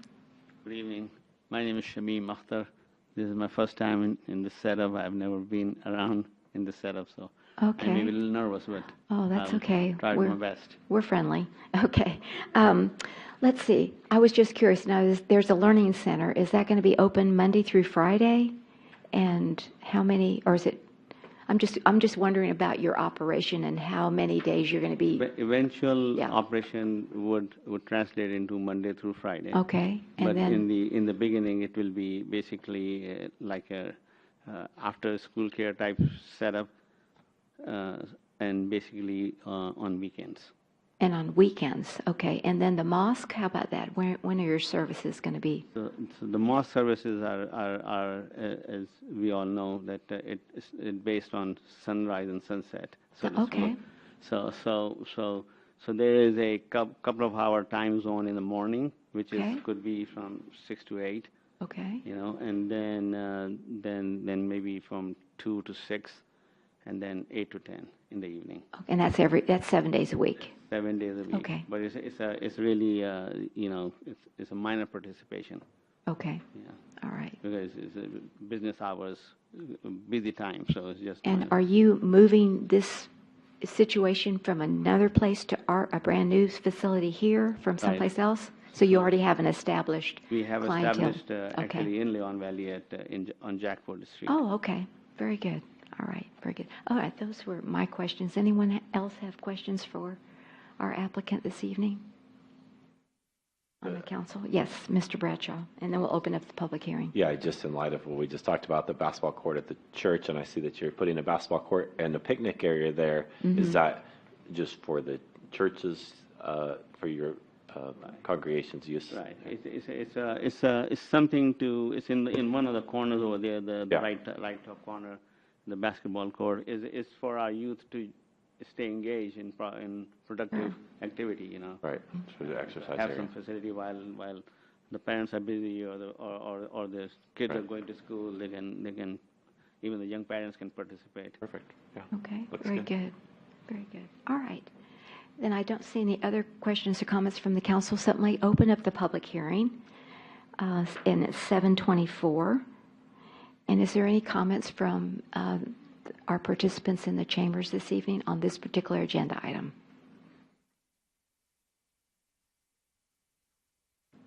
Okay. Seeing none, then we'll close the public hearing at 7:24. And we require 2 readings as per our charter. So we will put this on the August 6th 2024 agenda. And what's the pleasure of the council? Yes. Move it to consent, which means that we will approve it, okay, without objection. So thank you so much for being here, and we will move it to the consent agenda on August 6th. Thank you, and welcome to Leon Valley. I do have a question for Yes, Mr. Salinas, uh-huh. though. Yes. Mr. Salinas, of all these letters that are sent out, it just seems like none of them ever respond back. The letters that we sent out, by any chance, do they have a return envelope? Or how is it that they can contact us to either agree or disagree? It just seems that all these letters we ever sent out, nobody ever returns our letters or contacts us. So Undeliverable. We tell them about the public hearing, and so they have an opportunity to come to the council. They have an opportunity to call.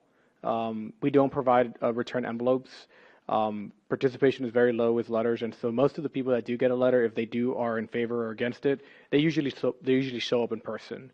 And so it usually informs about the date, about the actual public hearing, so they can make their comments heard. I pretty much knew that. I just wanted to put it up for the public. Oh, okay.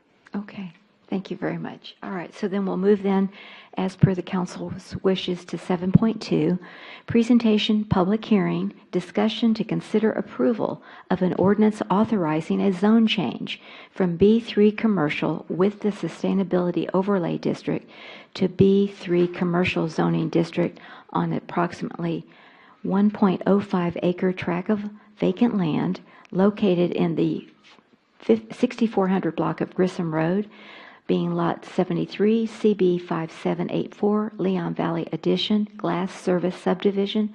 And again, this is the first reading for this agenda item, so no vote will be taken this evening.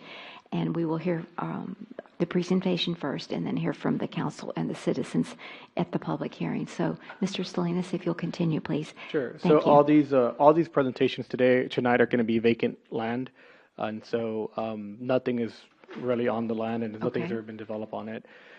So this is basically the property is already zoned to B3. It just has a sustainability overlay, and so they just want to remove the overlay, something that the city is actually in the process of doing. And so this is along Grissom Road, and so the property owner has bought the old Yaya's building, and they've already purchased the property behind it. In order to have the property usable for what they want to do, they need to remove the sustainability overlay. And so we're not changing, when we're doing the zone change, we are doing the zone change, but we're not changing it from a B3 to B2 to an R1. We're not doing that. We're just removing the sustainability so that they can build what they're trying to build. So the property here is just over an acre of land. It is along Bandera Road. It's next to the food truck park. It's just behind it, so it's pretty close to that. Here's our aerial view of the property, and so as I mentioned, they have purchased this property here. They are a fiber optics company. They install fiber optics throughout the city, so they have a large of equipment, a lot of wire, a lot of spindle cords and things like that, and so they will continue to use this property for the remainder of what they wanted to use it for, and so it's already zone B3, it's already zone commercial, so we're just removing the sustainability overlay so that they can do what they want to do here. The background here is, we purchased the property. Actually, pretty much said all this already, I'm sorry. The history of the property, it's been platted in the 1930s. It was originally R1, became B2. In 1998, became a B2 to a B3. And so it's been vacant, kind of moving around since, 1930. A good map here is to show you that everything with a star is a B3 without the overlay. And so this property would not be so much affected. We're not making any massive changes. We're just removing the overlay. And so it would fit in pretty good with, it would fit in actually right at home with what the surrounding area would be. Again, this is just kind of give you an idea of what's around it. So we have B3 commercial on the west of it, on the south of it, and the north of it, we have a B3 with a sustainability and a PDD. And so again, this is more of the history in similar cases where we're removing the sustainability to allow development to come in 2013, 2014, 2018, 2020, 2021. So this is all along Grissom Road. So this is not far. This is not an out of the ordinary case is what we're trying to point out here to them. The master plan does call for Grissom Road to be more of a commercial use area, so this also falls in line with the master plan. We sent out 12 letters of notification. We sent out 12 letters. 0 were in favor, 0 were opposed, 0 were undeliverable, and so we did not receive anybody we didn't receive anyone against it or for it in person at the public hearing for the planning and zoning item either. Our fiscal impact, the property owner will develop the property to use it for something. They have paid all associated fees. It will increase ad valorem tax, maybe not by a lot, but it will increase it. And on the plus side, from an economic development standpoint, this is a development of a new business, and so you will see jobs come in. This will be their point of contact before they go out and do the work, and so there is an opportunity that sales tax dollars will come in here indirectly for this development here. The recommendation from the staff is to approve the zoning change to remove the sustainability because it is compatible with other requests. The Planning and Zoning Office or the Commission has approved the request as well, again, and no citizens came to to the hearing to voice or support this item. That is the presentation on this item. Thank you, Mr. Salinas. And is the applicant here this evening? They are here. All right, and very good. If y'all come up and just introduce yourselves, and if there's any questions from the council. Yes, sir. Yes, ma'am. Go ahead. Good evening. Cindy Sanchez, Manuel Sanchez. Our company is FiberNet USA, so we do telecommunications. We have different customers, like one of those is Google. I heard that you guys have issues with the internet in the past. So That was we're a Spectrum. company That was Spectrum, yeah. Exactly. So we don't work for Spectrum, but we work for AT&T, for Google, and other companies. So our plans here is to grow our business. We used to live located at Bandera and Callahan, not too far from here. Right. But the place was kind of small, so we love the city of Leon Valley, and we were able to purchase both properties. So we need that space to grow our business, and like Mr. Salinas says, the main reason is to bring more employment to the city of Leon Valley. We got big plans, and I hope, we can get this land the way we need it. Okay, very good. And would you like to say anything as well? No, nothing. I know the Grissom Road is very busy area, so we're planning to do, nice fences so we can, we take a lot of pride in our company, so we'll look very nice so the people can feel like, okay, it's a nice area where we're doing in there. So right. So it says in the packet that you're going to use this property as storage for vehicles and equipment. Is that correct? Yes. Okay, so we're going to have equipment and trucks for the employees to use for work every day. Right. And then will we be able to see all that, or are you going to have a fencing, but then will you have, screening or something to, I don't know, I was just wondering about the beautification. There you go. And I know you don't have to do that, but I'm just curious. So this is our next step. Once we get approval, we're going to get with Mr. Salinas to get together to get a fence, the land, and we're going to find the best way to do the one, like my wife was saying, something that looks good in the front. Very good. Okay. Thank you very much. Those were my questions. Yes, Mr. Martinez, who's in this same kind of business. I'm in the same kind of business, but you're outside plant. I do both, inside and okay, outside. I do inside plant. We do a lot of cabling for businesses. Nice.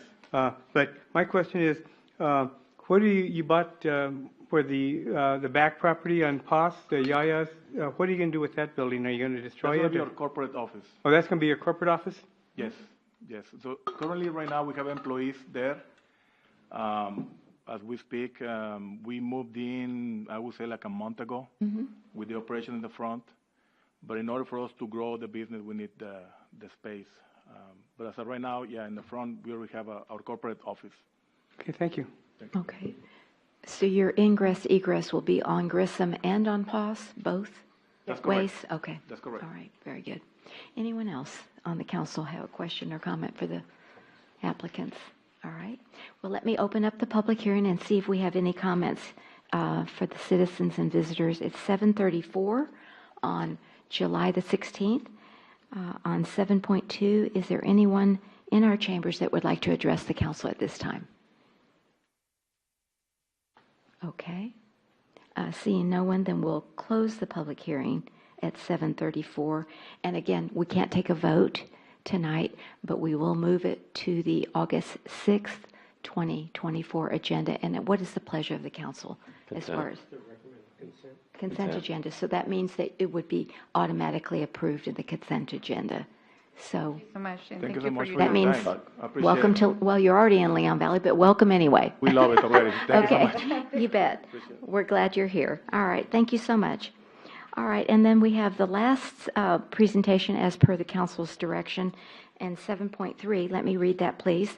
Presentation, public hearing, and discussion to consider an ordinance approving a zone change from R1 Single Family Dwelling District with Sustainability Overlay to B2 Commercial Zoning District on an approximately 0.4028 acre tract of vacant land located at 7704 and 7708 Eckerd Road, being lots 13 and 14, Block 1, CB 4446A, Linkwood Addition Subdivision. And again, this is our first read. And Mr. Salinas, if you'll please present the item. Thank you. Yes, again, this is another vacant piece of land that someone wishes to develop in our city, so it's exciting. I do want to point out that in this hearing, it's an error by myself here. It does say B2 commercial. This gentleman does want to change it to a B3 commercial. So it is still commercial property, it's just not B2, it's B3. Oh, I And see so it that on was, the reading. Yes, Okay, on the reading. thank But you. everything else All in the right. ordinance does say B3. It's just here in the title. So Okay. I just want to point that out. Thank you for pointing that out. And the presentation says B3. Okay. So again, this individual wants to change an R1 property that's along Eckerd Road. Now, this property does not face into the neighborhood. It faces out onto Eckerd Road. So there's already a lot of businesses and a lot of commerce going on there. From my understanding, a lot of these businesses, or a lot of these plots of land were converted to R1s probably in the 70s or 80s. And so it was the city's decision to have them turn slowly into whatever it is that they want to develop. So there, if you look at the map, and I'll show this to you shortly, there is a lot of B2, and there's only three, along Eckerd, there's only 3 lots that are R1, so everything has been changed from an R1 to a B2 lot. And so this gentleman is asking for a B3 lot, and so there is pros and cons to that, and we're going to address that in this presentation. The property is on 7704 and 7708 Eckerd. It is right at a light, so he does have an intersection there. It is shy of half an acre at 0.428, and it is lots 13 and 14. Again, the 1950s was platted but never developed, and it was zoned to R1. So again, going back to the 50s, I'm sorry. The property would need to be replatted before any development needs to happen. So this right now, he's just asking for the zone change first. If it doesn't go through, then he's not going to go forward with the development of his project. The master plan in the Linkwood area is along Bandera Road, should be compatible with the surrounding districts, and so a lot of the surrounding area behind him is R1. There's actually a neighborhood behind him. Across next to the left and right of him is all B2s, and then across from him is the city of San Antonio. City of San Antonio does have some commercial space around him and some multifamily, and so you do have that commercial aspect across the street as well. I just want to point that out. Your surrounding area, which is what I said, you have commercial in San Antonio and multifamily. Commercial with warehouse and apartments. To the right and left, you have retail with sustainability overlay, and to the south, you have R1 family dwelling. And so this is a lot he wants to address. Here's your B2 in Leon Valley. Here's your R1 behind him, which is all the residential homes. And here's your city of San Antonio commercial and your multifamily over here. And so what he wants to do is very similar to this building across the street. It's just on a much smaller scale. Your zoning and property, so this is what I was talking about. It's along Eckerd Road. And so you have, out of all these red ones, these are all zone B2 with the exception of this one, and these 2 properties are what he wants to address and change to B3. So this is what his application is about. We received 19 letters in the mail. We have received 1 undeliverable, none in favor, and none opposed. The fiscal impact is that the owner has paid all development fees.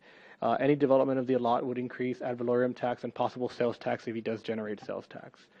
While there is a lot of upside to this, there is some downside into the B3 zoning, and we're just trying to be presenting all facts to the council. A B3 does have much more commercial uses to it, so allowing a B3 to come in will allow more different types of businesses that offer heavier types of work to come in as opposed to retail. So we want to inform the council of that.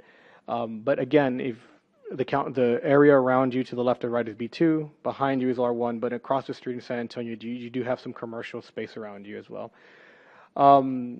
It would not, the residents at the Planning and Zoning Committee voted against the denial.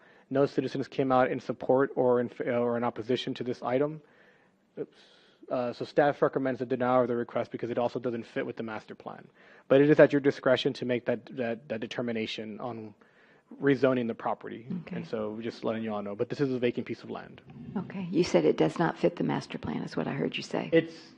It doesn't fit the surrounding area, so the master plan says that it should be compatible. And so what you have, everything around you there is B2. B2. You do have B3 in front of you in the city of San Antonio. You have R1 behind you. And so this would be the only B3 that would be there. Understand, yeah. Yeah, okay. On the San Antonio side, it's retail, ain't it, Melinda? No, it's a B3. It's commercial office warehouse. Okay, yes, Ms. Mortz. Yes, ma'am. Good evening. I just wanted to add, if you look at the site plan, Yeah, can we put that up? Thank you. this portion, which is in the city of San Antonio, Mhm. this is like an office warehouse, sort of like what the U-Haul property is way up Grissom Road. So it's got office in the front, warehouse in the back. Mhm. See this distance between this and this, their property line? Right. It's huge. Yeah. This is Linkwood back here. The Oh, only yeah. thing you've got is a 16-foot alley right here. Oh, boy. So if this is a heavier commercial use, and that includes all automotive uses, Mhm. so the banging, the noise, the tires, everything there is, plus all the other uses that are in B3, not Mhm. just that, these people are going to hear it. There's just not space. And Right. it's not compatible with the surrounding zoning for that Certainly. neighborhood. Okay, certainly. Yes, Mr. Ms. Orozco. Ms. Moritz, Melinda? Ms. Mortz, Mr. Orozco has a question for you. Thank you, Mayor. Yes, sir. Sorry about that. I was here during the planning and zoning when you spoke, and you had indicated something about a possible lawsuit that could possibly happen, which made a lot of sense. Can you put a little bit light on that? The city, when you have planning and zoning, the city is required to have a master plan. And if you look in our zoning code, it clearly states in there that you need to follow that master plan. You need to be consistent and compatible with surrounding zoning. This would be the only piece of property in that entire strip center that would be zone B3. Right. So it's not consistent. Correct. Right. Okay. Yes, you. Mr. Bradshaw. Yeah, so I share the concern that the Planning and Zoning Committee shared and the difference in, could you go back to the picture real quick? So if you look by the yellow square right by Eckert, I think that tree is down right there. I was by there the other day and there's a tree that's fallen over like on the sidewalk, just Oh. FYI. But it's a dead, broken tree. But yeah, so right in there somewhere along this, I think it's up where the little marker is, maybe. There's a fruiteria that's There really, is. really good, busy, and there's some other businesses there, like you said. I think the fruiteria is closed. No, I was it's just not. there like Oh, last I week, think like they're- 4th of they're in July, the I got a fruit process. bowl from them. So unless it's since then. Oh. Yeah, but that's beside the point. So my point is, I think a better fit would be B2, like we're talking about, exactly. where you're servicing people and, like a food service type of thing instead of the commercial stuff. So. Right. I agree with you. Yes, okay. Let me hear from the rest of the council. Mr. Martinez and then Mr. Campos. I'm not in favor of switching this to B3, but what is that building with the red top? Right next to the, The one with the city of San Antonio? no, Right the next red door top. to it. Oh, I think that's like a doctor's office or Mhm. I think it's a doctor's office, I Okay. believe. And I think it's for sale right now. Oh, I don't think okay. there's anyone actually using it. But I think it's a doctor's office. You wanna Okay, buy it, thanks. Benny? Okay. Thank you, Mr. Campos. I'm also, I think a B3 is out of character for this and concerned about the neighbors in the back of any potential noise, not only for this particular tenant, but any future ones. I'm real concerned about that. Right. Okay. And I'll just add that I block walked Linkwood this past spring, and they are they're very I don't know how to describe them, but they really, really, really love their neighborhood and they like their peace and quiet. And I think Melinda brought a good point. But and when I was block walking, there's across the street is a big development. It's a big apartment complex, and so they're all concerned about how that's going to impact their neighborhood as far as traffic and cutting through Linkwood. So I think this would not be compatible with the neighbors and whatnot. So anyway. That's all I'd like to say. Anyone else? And we'll open it up for the public hearing. Oh, is the applicant here? The applicant is here, yes, ma'am. And who is that? Okay, hello. How are you? I can tell your name is Alex. Yes, how are you, Alex? Okay. And hello. Did you have anything you'd like to say on your property? No, I think Roca did a pretty good job just explaining the whole situation. Okay. And I do see the concern for... You understand the concerns? Yeah, I do understand the concern. I did read the master plan, and if I'm not mistaken, it just says that on the Eckert, for that street on the Eckert side, they should be commercial. It doesn't necessarily say B2. It just says commercial, and then on the other side, it's just the houses. Now, I do understand that everything else around it is B2, but yes, like Roque pointed out, on the Red Square in the San Antonio side, it is actually a mechanic shop, and I was just looking it up right now. It's called 5-Star Complete Automotive. It's not just an office, it's actual mechanic work that's being done there. And if I'm not mistaken, I mean, the neighbors haven't filed any complaints for noise, and I know it's a little bit farther than I would be, but we wouldn't be working outside. It will be in the site plan that we provided for the building. We will actually be working inside. We will try to insulate the building and minimize noise as much as possible. I know mechanic work is it's loud. It's loud. People think that it's loud, and it is, but we're not banging things and making noise every single second. We just, like I said, we work inside, and most of the time we do engine work. So once the engine's out, we're just doing everything by hand with not air guns or nothing like that. The compressor is nothing that is very, very loud, but again, I do understand the concern. Okay, very good. Thank you. All right. Any other questions for the applicant, Alex? If not, then we will open up the public hearing and hear from our residents. It's at 7:47. And do we have any comments from the citizens or visitors in the chambers this evening on this agenda item? Okay. We've had a quiet bunch this evening. Okay, so we're going to close it at 7:47 as well, and then I'm going to ask the council what is the pleasure of the council on the second read. Yes. Mayor? Yes, I would we like can't. to make a motion that we deny this and follow the Put on zoning. consent for denial. Yeah, Put on okay. consent for denial. I was going to say we couldn't vote on it. We can't vote on Yeah. it, but I recommend we put it. And is that the consensus of the council? Yes, Mr. Yes, Bradshaw. And I just want to say, Alex, I'm sorry, I met him last time at the planning and zoning meeting, and, I think he has good ideas, good business plan, and I hope that he can find another spot that would work better for his business. Okay. Thank you so much. Really appreciate your efforts. Understood. Do appreciate it. All righty. Thank you. All right. Okay, so now we're going to go back to the first page of our agenda.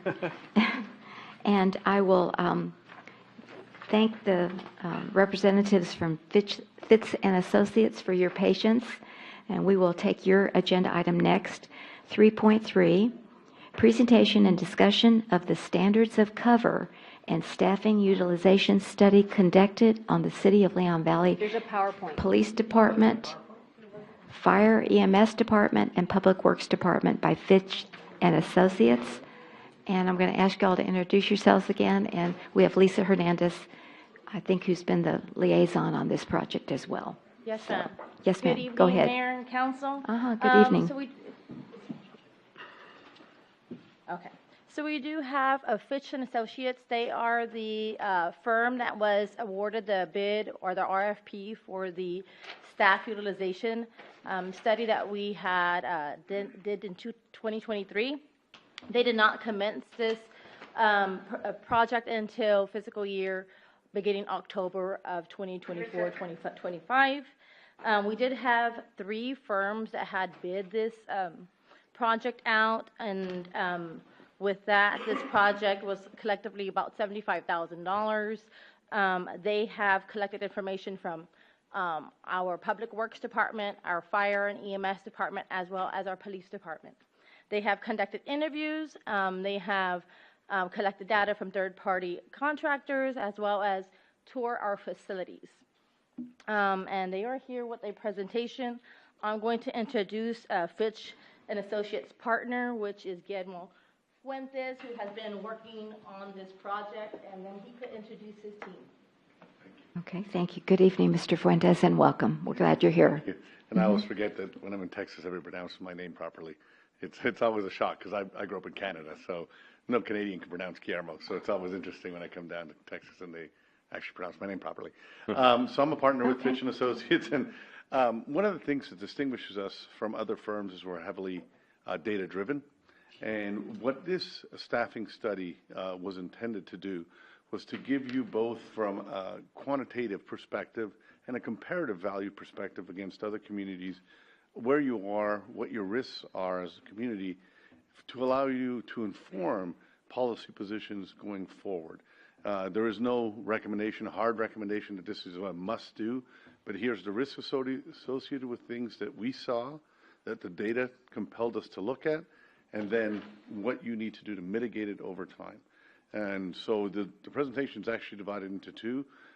Mr. William Sturgeon, goes by Bill, will do the first part, which is the fire and the public works, and Mr. Pat McCulley will do the second portion. We also have another inspector that was in homicide, if you have any deeper questions into the police section of it, so that we can have a deeper discussion if we need it. So with that, I will let Bill start, and then we'll go from there. Good evening and welcome. And your last name is Sturgeon? Sturgeon, S-T-U-R-G-E-O-N. Okay, very good. And welcome. We're glad Thank you're you, Mayor. here. Good evening, Mayor, council members, City Manager Caldera. Again, my name is Bill Sturgeon, Senior Associate with Fitch. I've had a unique background in my career. I just want to talk a little bit about that. I've served as a chief officer in a Metro Class Fire Department. I've been the fire chief of a smaller city and a city manager of the second fastest growing city in this state of Florida. So I have a unique perspective that I address this from. Again, our partners, Dr. Steve Knight, Guillermo, Dr. Bruce Muller, work with me on fire and public works. Again, I hold a master's degree in public administration. I'm an executive fire officer, certified public manager, and I am a credentialed city manager. And then also Mr. Patrick McCauley is our senior consultant for police. So we talk about standards of cover. Just what is a standard of cover? That's actually a European term that we've adopted through the accreditation process here in the United States. And a standard of cover looks at your written policies and procedures to determine the distribution, how fast you can get to a call, the concentration, how many people and equipment you can put on the call, and the reliability of fixed and mobile resources for fire, EMS, technical rescue, and hazardous materials operations. So one of the things we always talk about at Fitch is you need to find the right balance. So you have to balance the risk of the community, the performance of your operations, the demand for services, and what operations you can effectively mitigate a situation. And that has to be balanced with your expectations as the policymakers and the fiscal realities of the city. So one of the things I want to point out, your city is a moderate risk community. So we divide communities into 4 different categories: a low risk, a moderate risk, a high risk, or a maximum or special risk community. And we look at variables of risk such as population density, square miles, median household income, unemployment rate, percentage of homes greater than 55 years old, and some other complexities we look at. And that's put into a mathematical model you'll see up there on the right. It's called the Hayden model. So we look at demand, call concurrency, and census. Your whole community fits in that moderate category. And that's significant if we talk the next part of this presentation. So one of the things that I looked at and my team looked at was the critical tasking and staffing to the risk. So you're a moderate risk community. If you look at the chart down on the bottom, right now the minimum staffing for Leon Valley Fire and EMS is 6 personnel. Sometimes, very seldom, but it does drop down to 5. Chief Naughton does a really good job keeping the department staffed. But if you have a single resident family residence structure fire, less than 2,500 square feet, this is the amount of people you'll need to safely extinguish that fire. You need an incident commander, a safety officer, a pump operator, water supply, an attack line, a rapid intervention crew. That's the crew that would rescue firefighters if something happened to them. Search and rescue, ventilation, forcible entry, support, and a backup line. With 6 people on duty, you can see that number is exceeded very quickly. So you do rely a lot heavily on mutual aid and automatic aid from surrounding jurisdictions. And I want to say if they're available, because they have the same call volume also. So also in an EMS call, so if you have a critical EMS call, what we call a moderate risk for like a cardiac arrest, you'd have to have a command, a safety person, communications, and 1 person can serve in that role. Airway management, two people, 3 people, EKG monitor, cardiac shock and medications, and then if you do high performance CPR, you need 2 to 4 people because CPR is very physically taxing, or you can use an assisted mechanical device. But what I wanted to point out is this chart here. Your response time is very good, and that's what saves a lot of lives here in Leon Valley and a lot of property, because your response time, your travel time is about 3.5 to 4 minutes from the time they're notified. We'll talk about that in a second. But a moderate EMS call, anything above that, you'll have to require resources from outside the jurisdiction. Your response time total, so the way response time, what we call a cascade of events, somebody calls 911, the 911 center processes the call, they transmit the alarm or the call to the fire station. It takes a minute to a minute and a half to turn out or get to the truck and roll. And then, like I said, your travel time is between 3.5 and 4 minutes. So your total response time at the 90th percentile, that's the most accurate measurement. So 9 out of 10 times you want to hit that. So you guys are doing very well on your travel time and your turnout time. The call processing, you use a third-party 911 center. We really can't control how they process a call, but you can continue to work with them to reduce those times because, like I said, the quicker response, the less property is damaged in a fire. An EMS call, you're saving brain tissue and heart muscle.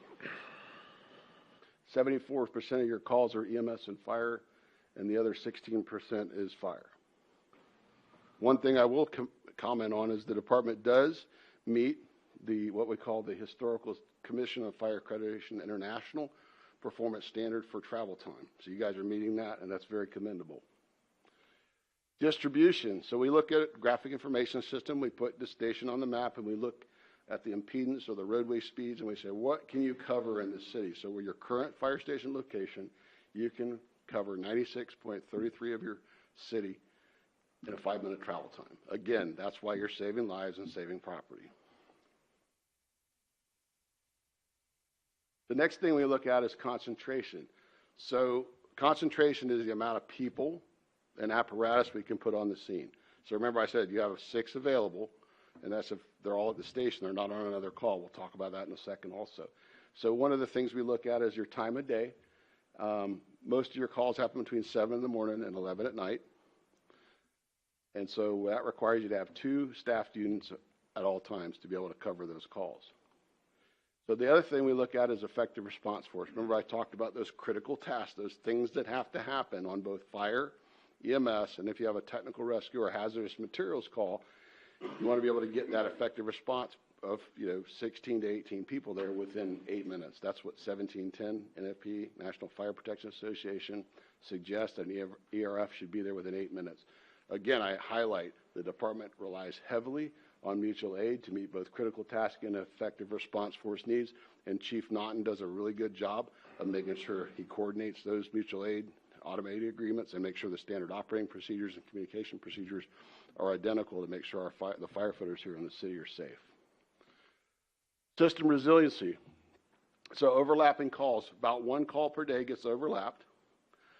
So that, again, if they're in the station, so you'll get multiple times when your city has to be protected from an outside agency because you're tied up on another call. Once a day that's happening.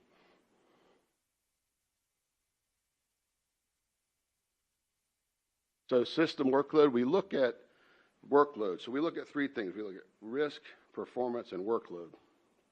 So your workload right now, the standard is 30%. So 7.2 hours that the unit should be tied up on a call. And there's other duties, and a lot of people there's a stigma in the fire department that firefighters just sit around waiting for the call. That's not true. This is a list of things they have to do in addition to responding to those 911 calls for service. Hydrant testing, fire hose testing, inspection of ground ladders, bunker gear, testing of water rescue PPE, and they have to do 2 hours of training to meet the Insurance Services Organization standards.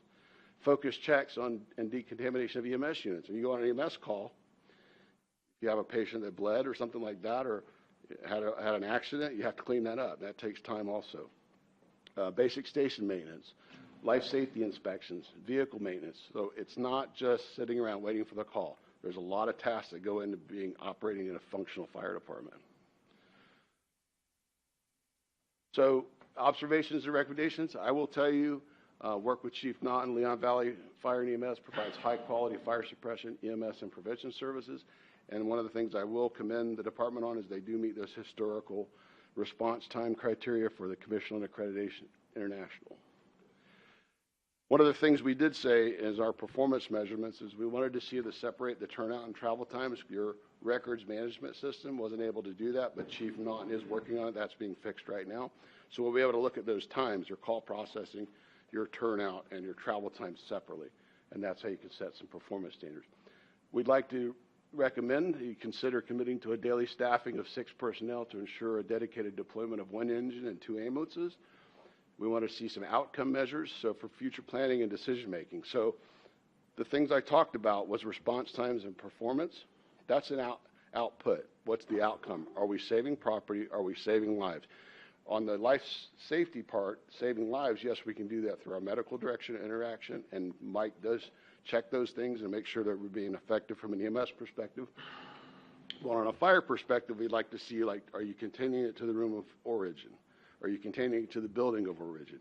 You know, are you being proactive in your fire prevention practices? So one of the things we also want to see is a 3 to 5 year strategic plan, and then continue to monitor those socioeconomic and demographic variables that go into that risk model to see if your risk models change. Again, we recommend adding 1 full-time equivalent to each shift. One of the things we see nationally, it's really hard to recruit firefighters and paramedics right now, and it's hard to retain them. There's something happened during COVID, and we just, we're trying to figure that out. Chief Naughton does a really good job in his recruiting. He's got some very innovative ideas he's using to recruit people. But again, we would recommend adding that at 1 FTE per shift. One of the things also we recommend is actually staffing the engine and 2 ambulances and not cross-staffing off the ladder truck. Right now they have a crew that on the ladder truck and they move to the EMS unit on an EMS call, the second call that comes out. And I told you, once a day we're having that overlap. We want you to look at your performance data. So I've talked to Chief Naughton about building out those models with Chief Willis and be able to look at that, review that with the city manager and the city council. So are we being effective as a fire department? Based on what I've seen, yes, but as you start to get an older community, socioeconomic things change, you'll start to see those start to change. You need to stay on top of that. One of the things you will get the best bang of your buck for is getting another fire inspector. If you can prevent a major fire from happening in your community, that has economic implications, it has family implications, community implications. So we would recommend that you add another fire prevention employee either through a contracted service or to hire somebody to do that. And those tasks would include inspections, plans, reviews, and fire prevention, public education type activities. Again, I take you back to one of the original slides. So it's a balance. We need to balance risk. We're a moderate risk community. Performance time is really good. One of the areas you do struggle in is the effective response force to meet those critical tasking needs when you have to rely on outside resources. What's the demand?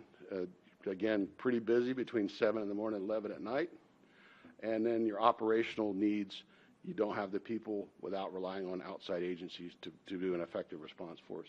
So again, it comes back to what the expectations of the community. What's the level of service does this city council expect? What's the level of service that you can afford? Any questions on the fire? Yes, Mr. Roscoe. Thank you, Mayor. You indicated that we were having a hard time hiring EMS, and is this a nationwide problem? And it's a A, B, and C question. And what are we losing EMS technicians to a higher pay scale, or what is the problem? Why is it such a big difficult? I'll answer that in two parts. Yes, sir, that is correct. We're seeing a national trend of people not entering the fire service. It's not as popular as it was years ago. And there's people leave departments for one of two reasons: paying benefits, or they want more action. A smaller agency like this, you probably don't get the action. A younger firefighter may want to go work for San Antonio or a bigger department to get more action. Thank you, sir. Okay, anyone? Yes, Mr. Martinez. Well, you mentioned not enough action. I heard we had one firefighter quit because we run too many calls. If I remember correct, I think we run like 3,000 calls a year. It's quite a few calls for being such a small community. And the second thing is, I understand maybe 10 years ago it was recommended that we have 10 people on a shift instead of 6. 8. Or 8? It was 8. It was 8? Okay. That was recommended years ago that we have 8 members on, I thought it was 10, but 8 members on a shift. And now you're just recommending one more? No, we're actually recommending an additional. I think that brings us to 9 per shift. Is that? So we roughly run with 6, and so you're adding an additional one. That would be 1 additional firefighter, paramedic, and then a recommendation for a fire inspector. Correct. And so the way it works, sir, remember, these people get vacation, family medical leave. So one of the things the department do, they'll just hire for the minimum staffing, and then they don't, when somebody calls out sick or has FMLA or military leave or vacation, we're not backfilling. So we have to backfill those. Then you have to backfill it with overtime. So it's cheaper actually to hire people to a certain level. Yeah, it is. At some point, it's cheaper to hire somebody than to pay somebody overtime to fill in that position. There's a fine line you walk. The other thing I will tell you, 6.6 calls a day is what you're usually running. So I don't consider that. And I just showed the statistic. Right. It's about 8% call volume. So it's really not that busy. Yeah. So I want to clarify something. So what you're referring to is back when we built the fire station, we had Waters Consulting, and they were here on duty doing our new job descriptions, kind of doing a survey of what was going on. But it wasn't an in-depth survey. That's why y'all allocated a person to come on and to take a look at staff utilization and compare that to the call volume. So the people that made the recommendation back then were taking a look at just comparative cities. They weren't taking a look at call volume, the type of calls you're running. They wasn't that breakdown. But we did base that number on building the fire station because we were in the midst of that. And so we did add 2 additional bunker rooms just in case you ever needed to expand. You wouldn't have to build a whole new fire station in order to accommodate those additions. And so what he's essentially saying is you're running at minimum staffing at 6. And so when you have somebody call out, you have somebody call in sick, whatever, then you're having to run less than minimum staffing. Or the chief is having to step in and take over that those shifts, or your other staffing is what's doing that. So your deputy fire marshal or your assistant chief. Thank you. Thank you, City Manager. Do we have 3 shifts? You have 3 shifts. So you're recommending adding 1 per shift? Yes, That's 3 total. And then you said a fire inspector? Yes, Is that just 1? That'd be a for the day. whole unit, the whole fire department? Okay, thank you. Mr. Bradshaw and then Mr. Campos. Mr. Campos had his hand. Okay, Mr. Campos, thank you. So that's the question I was going to ask. It's 1 FTE per shift, and if there's 3, so we're looking at a recommendation of 3 firefighters and 1 fire inspector. Yes, sir, that's correct. So a total of 4. Okay. Now, I want to clarify on the fire inspector thing. In the past, we've allocated like captains on duty, and then the captains would fill what Jeremy is doing now is all of your new fire inspections. So anytime we get a permit for the fire inspection, especially with all of these new subdivisions coming in, all of his time is allocated towards that. Per your code, they should be doing annual fire inspections on all of your businesses. And that's not currently being met because he's handling all the new stuff. And so based on that, if your captains are unable because they're running calls, right, you can only have a minimum of 6 staffing, then you need to have an additional fire inspector. Okay, thank you. Mr. Bradshaw. So do we have just, a couple of questions. You briefly mentioned mutual aid. Was that mutual aid from the surrounding cities taken into account with our study? No, but we do know you have mutual aid agreements in place and automatic aid agreements. It'd be difficult to get their data, but we did not. But I do know. But depending on the busyness. So in a crisis, if a hurricane decided to come to San Antonio and like it did Houston a couple of years ago, then everybody would be overwhelmed, right? So, okay, so, I mean, that's one thing too, when we talk about the numbers. Again, I've stressed this so many times that Leon Valley is not an island, right? We're surrounded by other stuff, so, but yeah, if there's a catastrophe, you know, it would affect everybody And you have around us. statewide mutual aid too. If it's Sure. a catastrophe, you're going to get Right, state help, other federal aid. help. That's a good point. And then you mentioned the hydrant testing also, the other things that the police do, but we went over the budget earlier, and I think we said that we don't test all the hydrants all the time. Yeah. Correct. And so they go, so you don't test your fire hydrants, but they do go through the majority of them, the test. What we don't test is your valves. The valves. Okay. So valves is a little bit different. So we don't exercise on the water side, you don't exercise your water valves. And is that because we don't have, Because I only have 4 people on my water crew. well, it's not the fire, That's not the fire. Water valves are not, fire public hydrants and works. water valves are 2 separate things, yes. okay. And then the last thing, do we use technology, or do we have like Lucas CPR devices in our fire department? We do, Chief's telling me we do. So, okay, so that's like automatic chest compression systems, right? That you wouldn't need as many So people. you don't to- need 2 people, is Right. what you were saying? Right. Okay, very good. Okay. Unless Okay. it malfunctions, but Okay. they do break. Mr. Campos? Sorry, I had one follow-up question. Yes, sir. So even if we add the 1 FTE per shift, would it minimize our mutual aid, or that will never stop? No, sir, because those critical tasking, and like I said, that's not just a laundry list. Those are things that do have to happen on a fire incident, just like on the EMS incident. So you would still have to call units from outside the city.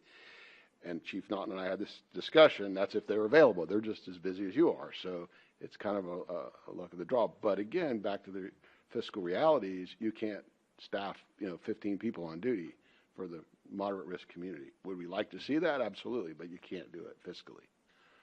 I heard your budget presentation. You guys are struggling right now. But I guess it's for Dr. Have we ever had a situation where we didn't get mutual aid? No, I mean, normally you do. Usually we do. That's what Normally you do. I'm saying. Again, he's not recommending adding 15 people to your shift. Correct. 15 people is what you consider for your mutual aid. Those additional units provide you what you need to adequately put out a fire safely. And so, yes, 99% of the time, you have Castle Hill, Chavano Park, District 2 show up to help us fight those fires. Basically what he's saying is, all he's recommending is adding 1 additional firefighter, so you're 1 person above minimum requirement. And to help offset staff shortages, Be able to FMLA call in leave, and correct. stuff. And so then the other piece to this that you need to consider is now under legislature, when you have a first responder out, they can be out for a full year with pay. And so when they are injured on duty, they can be out for a full year with pay. Now, I haven't seen that happen, but I can probably tell you I'm going to probably have some people that utilize that 1 year being off with pay for job injury. And so that's not a law set by us. That was set by the legislator last legislative session. And so and so that's another kind of component to this. I could have a firefighter out up to 1 year for an on-the-job injury with pay. And does that have to be monitored by a doctor saying that? It's monitored by your workers' comp doctor, By yes. your workers' comp doctor? Okay, yes. Mr. Campos? Just wanted to make sure, Dr. Caldera, is it adding 1 firefighter total or 1 firefighter per shift? 1 firefighter per shift. So Okay. 3 firefighters and possibly 1 inspector. Okay. And so the 1 inspector, especially in the next upcoming year or 2 with your additional permits coming through, Jeremy's going to be pretty taxed. And so right now, the way we respond to annual fire inspections is I do have some captains that have inspector license, and if they're available, they do go out and inspect. But if they're not, we do fall behind. Okay, very good. Okay, anyone else? Okay, thank you. So we're going to move to Public Works now, and you'll continue your Yes, ma'am. presentation. Thank Okay, thank you, Bill. So I'm going to start off with top priorities and break that down as I move through the presentation. So one of the things we noted that over the last 4 or 5 years, additional duties have been added to Public Works, as long as an additional park and open space. That starts taxing your crews to get things done in the city. One of the things from a technology perspective was your customer relationship management system. You have two different systems right now. If we could merge those into a cloud-based system over the next several years, that would be very helpful. You got duplication of efforts. One of the things with 150 vehicles, you have one fleet mechanic. Again, I'm sure the gentleman's very good. He's an ASE certified mechanic, but he probably likes to take vacation from time to time. And so when he's not here, those preventative maintenance and those repairs aren't happening. So we'd like to see add a full-time equivalent, an additional fleet person. We'd like to see the department's strategic plan aligned with the city's planning process with that master plan to make sure they're being coordinated together. One of the things we talk about is Fitch is data. We want to see data-driven decisions. One of the weaknesses, I'll call it, the Public Works Department, who I think is very well managed, is they need some performance indicators. And I make some recommendations at the end of this presentation and in the report that the director can work with the city manager and the council, things you'd like to see what those outcomes look like. There's additional FDDs that I could see that you could add over the next 3 to 5 years. And then I really would like to see the council and the city manager get behind the accreditation efforts. They tried several years ago and came up a little bit short, but they were almost there. And I think with some Herculean effort, they can get that done. And I'll talk about accreditation in a minute. They have a great vision statement and mission statement. It really outlines what they do. It supports the master plan. Again, I think there could be some better coordination with the strategic level. They have 25 authorized positions. Administrative personnel include a director, assistant director, a utility building clerk, and again, one mechanic. It's logically organized. It's industry best practices. The leadership team demonstrates a high, and staff demonstrates a high degree of competence and commitment to professionalism. Everybody I encountered was candid. They were very professional, talked about the strengths and weaknesses of the Public Works Department. And they are a good steward. I went through the budget, scrutinized the budget. Being a former city manager, I know how important that is. And they do a good job of being good stewards with the citizens' money. Sustainability programs, you should be commended for that. You've got some great sustainability programs. There were some deficiencies in your accreditation report on sustainability, mostly not having a sustainability strategic plan, a specific plan focused on the sustainability efforts of the city.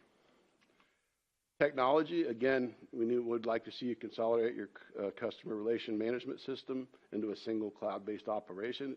In fiscal year 2023, there was 148 service requests, 135 were being closed out by the end of the year, and the other ones, because they didn't have the equipment or the replacement or whatever, they didn't get done. But again, that's a very high percentage of complete. So what that tells me is you're providing really good customer service to the community.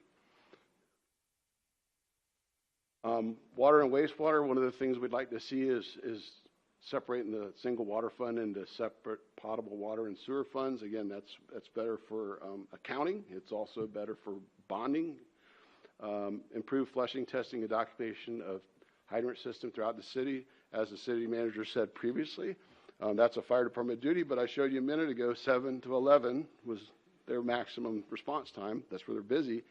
They're really running out of time to go out there and do hydrant testing. So one of the things we recommend outsourcing that or go on a different schedule. Stormwater and flood protection. Again, you guys know you have a propensity to flood here. One of the things is being proactive, and you're doing that through engineering.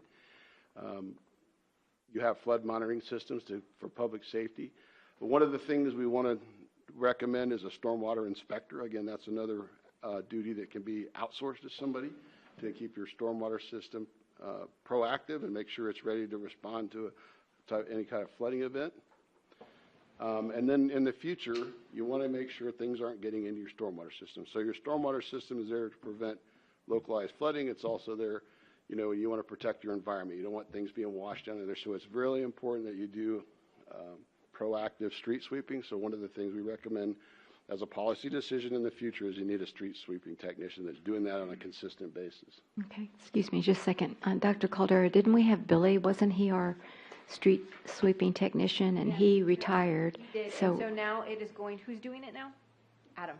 Sal. Sal is. Okay, so is this different than what we already have? Yeah, I'm sorry. Yeah, so Billy was dedicated to street sweeping, so we did go a period of time without having a street sweeper. We had to train somebody to use that equipment. Sal is a crew leader, and so we just need him to get trained so he can train somebody else to do it more permanently. Okay, so that would meet your recommendation Yes, that you're it's saying. imperative Okay, I that just the want to clear streets get that. swept. I mean, I didn't realize the importance of that until I was a city manager. It's got to be done. Really Uh-huh. keeps your system working optimally. All right, very good, thank you. So one of the things I want to compliment is your pavement condition index was just redone. Every 5 years, they go out and they look at your street condition, and you had a significant increase. And that tells me two things.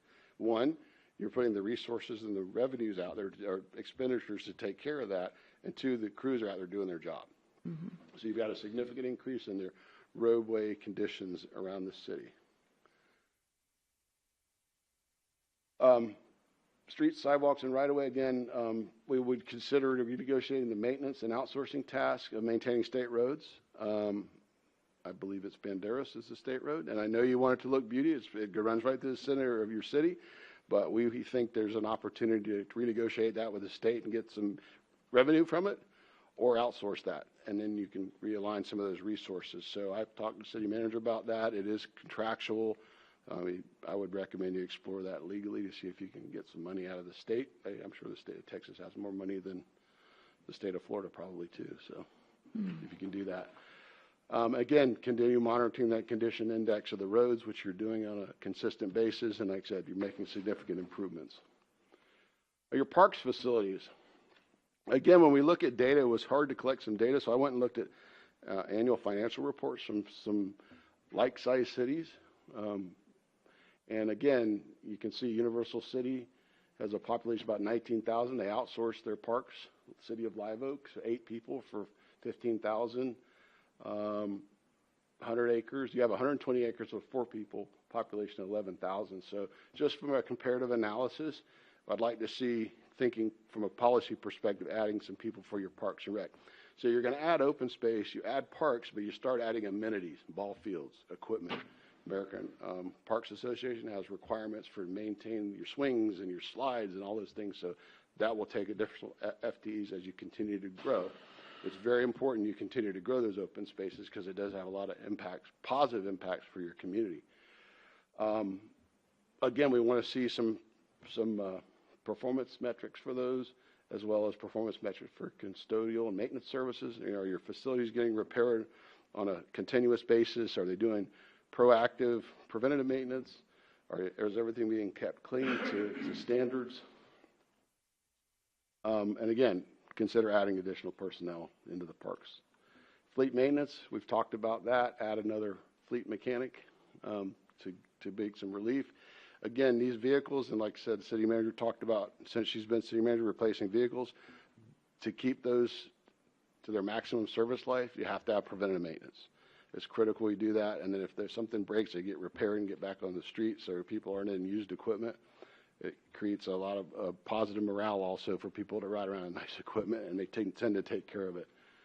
One of the things we did note when we were at the fleet facility, that you do need to do fleet facility, you have assets that you pay a lot of money for. They're sitting out in the elements, and they're exposed to vermin, things like that, and you're out of space over there. So there was a report was done several years ago that I referenced in my report that I would follow those recommendations and see if you can find some money to enhance that facility.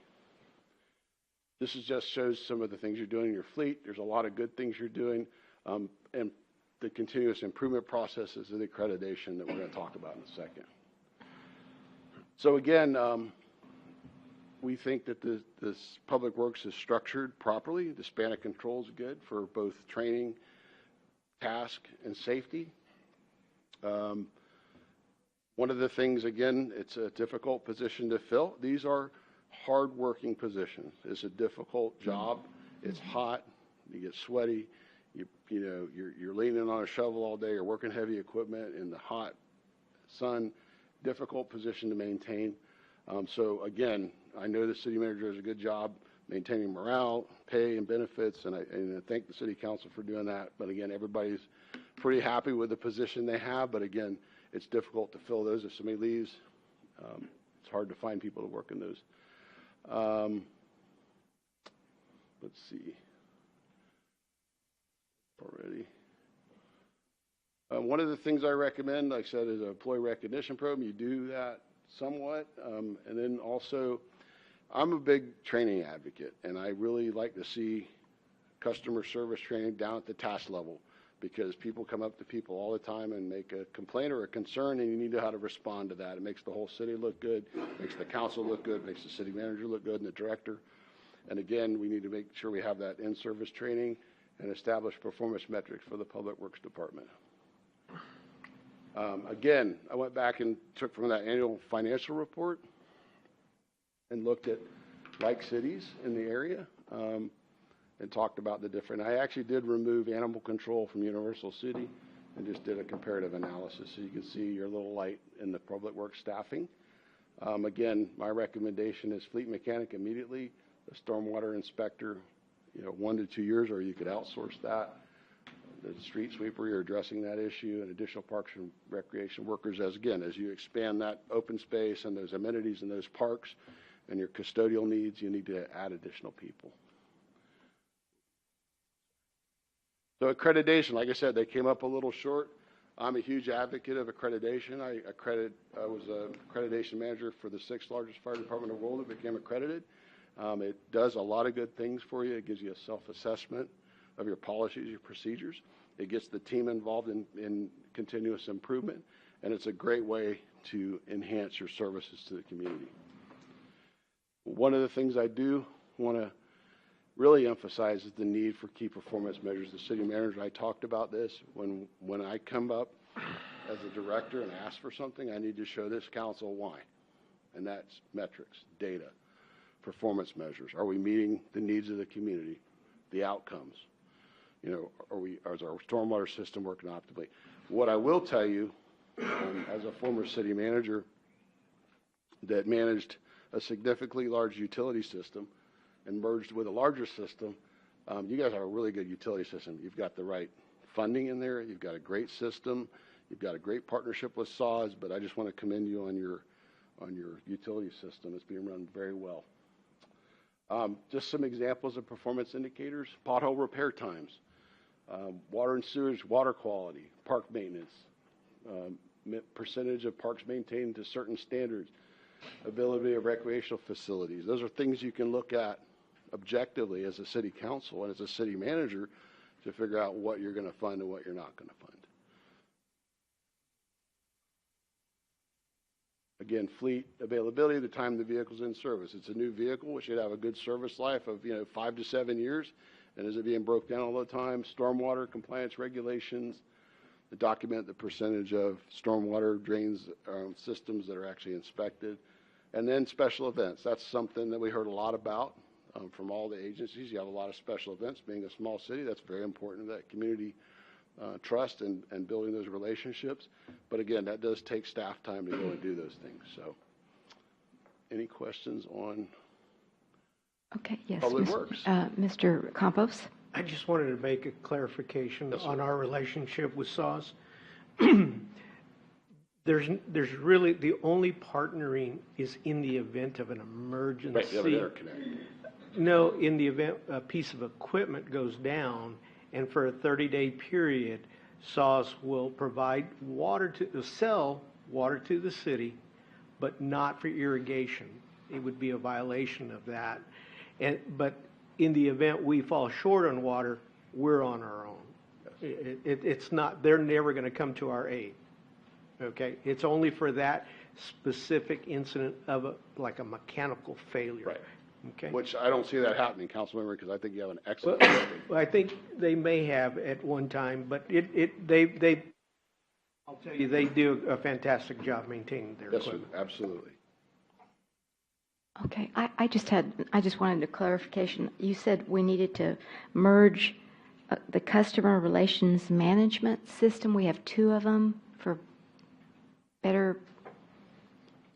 So we have PubWorks, again, you That's are doing what I that. was You have wondering. SDK in the for your budget this year. They are going to be merging into one. Into one. So y'all had PubWorks, but then we have GoGov. You have a bunch of, at the time we had a couple of them. I forget the other one, Rave 911. You had a few kind of management things. And so with Public Works, we are moving everything over to the SDK. What is it? Software system? No? And so everything will be under one umbrella and it'll be more efficient? No, okay, go ahead. Thank you, Melinda. So we went from PubWorks to ShareNet. ShareNet. So that's ShareNet. our asset management system is ShareNet now. Okay. What he's talking about is when a complaint comes into our website, Okay. it goes through GoGov. And then GoGov. GoGov assigns it to Public Works. And so then I have to take that complaint and put it into ShareNet. They are not compatible with each other. And so it just takes extra time. And then once it's in ShareNet, that tracks, it tracks how long it takes and all that good stuff. Once they're done, they complete that, then it sends me an email. Then I have to go back into GoGov and close the complaint. So it's just going back and forth from those two pieces of software that if we had, GoGov does not do asset management. ShareNet does asset management and has a component so that a person could go on the website, put in their complaint, and it would go straight into ShareNet. Okay. But I don't know how you're going to get those two together because GoGov does animal control, code enforcement, all of it. Okay. And ShareNet does Public Works things. Oh. So that's the problem. But at one point, we Okay. had on it, you had PubWorks, you had, we had 3 or 4 systems. We were just down to GoGov. We got rid of on it. Okay. And so you just have GoGov, You and get then rid you of On just have PubWorks. We use, we say call 684 on it, that's the receptionist, but there's not on it anymore. There's not an email for on it. Everything is filtered through the city app on the website. And so now you're down to 2 systems. Okay. But we can't figure out a system that does it all, that does your code enforcement, that does your police and fire, that does planning and zoning, that does all of it, including Public Works. And so we're down to 2 now, which is a little bit more efficient than the 3 or 4 that we had before, but you're still going to have that lag time. Okay, so we're just going to keep those 2 for the meantime. Okay. And one other thing, you had recommended the sweet streeper again, but that's not necessary because we do have one that we're training. Is that Correct. So I just want we did to our try site to visit in cross November. that out as a need. Okay, because there's a lot of needs. Are doing that. Uh-oh, no, maybe not. Okay, Miss Melinda, what you got?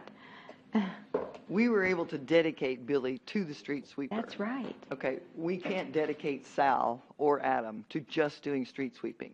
They Oh. can do it maybe quarterly, they can maybe spend a week doing it, but they have to go back to taking care of the parks and all that other stuff. We Okay, don't have so enough we staff do have to do hire a somebody. full-time street sweeper. So we do need to hire someone, so put it back in the column, +1, okay. Well, the thing about it is Billy was part of your staffing, and so you either have to train somebody currently on your staff to do it all of the time, but that's why he put in there 2 to 3, within, it's not an immediate thing that needs to happen tomorrow. But did Billy just do it once a quarter? No, Billy would do it once a month. He moved to all of the neighborhoods then, once a month, okay, all right. But Billy's position was replaced with another employee. With That's another what I'm saying, employee. correct. That employee, though, is just a regular maintenance person. Okay, and we can't train anybody You on can, staff? I'm not, I'm not jumping on, that's why when I Okay, you're told you not- positions that you okay. needed to add, the one that I said that you needed to absolutely add was the additional mechanic. Yeah. The street Gotcha. sweeper, the same thing with the additional parks person, depending on whether or not we can have if y'all council's amenable to having TxDOT take back that contract back over, or whether or not they're willing to renegotiate that contract, then that may alleviate some of the work on the maintenance side of things, and so you may not have to add that parks personnel. If you stop adding parks or stop adding additional equipment, then they don't have to continue to maintain that equipment, and so you won't need that particular parks person. And so that's why they weren't immediate adds.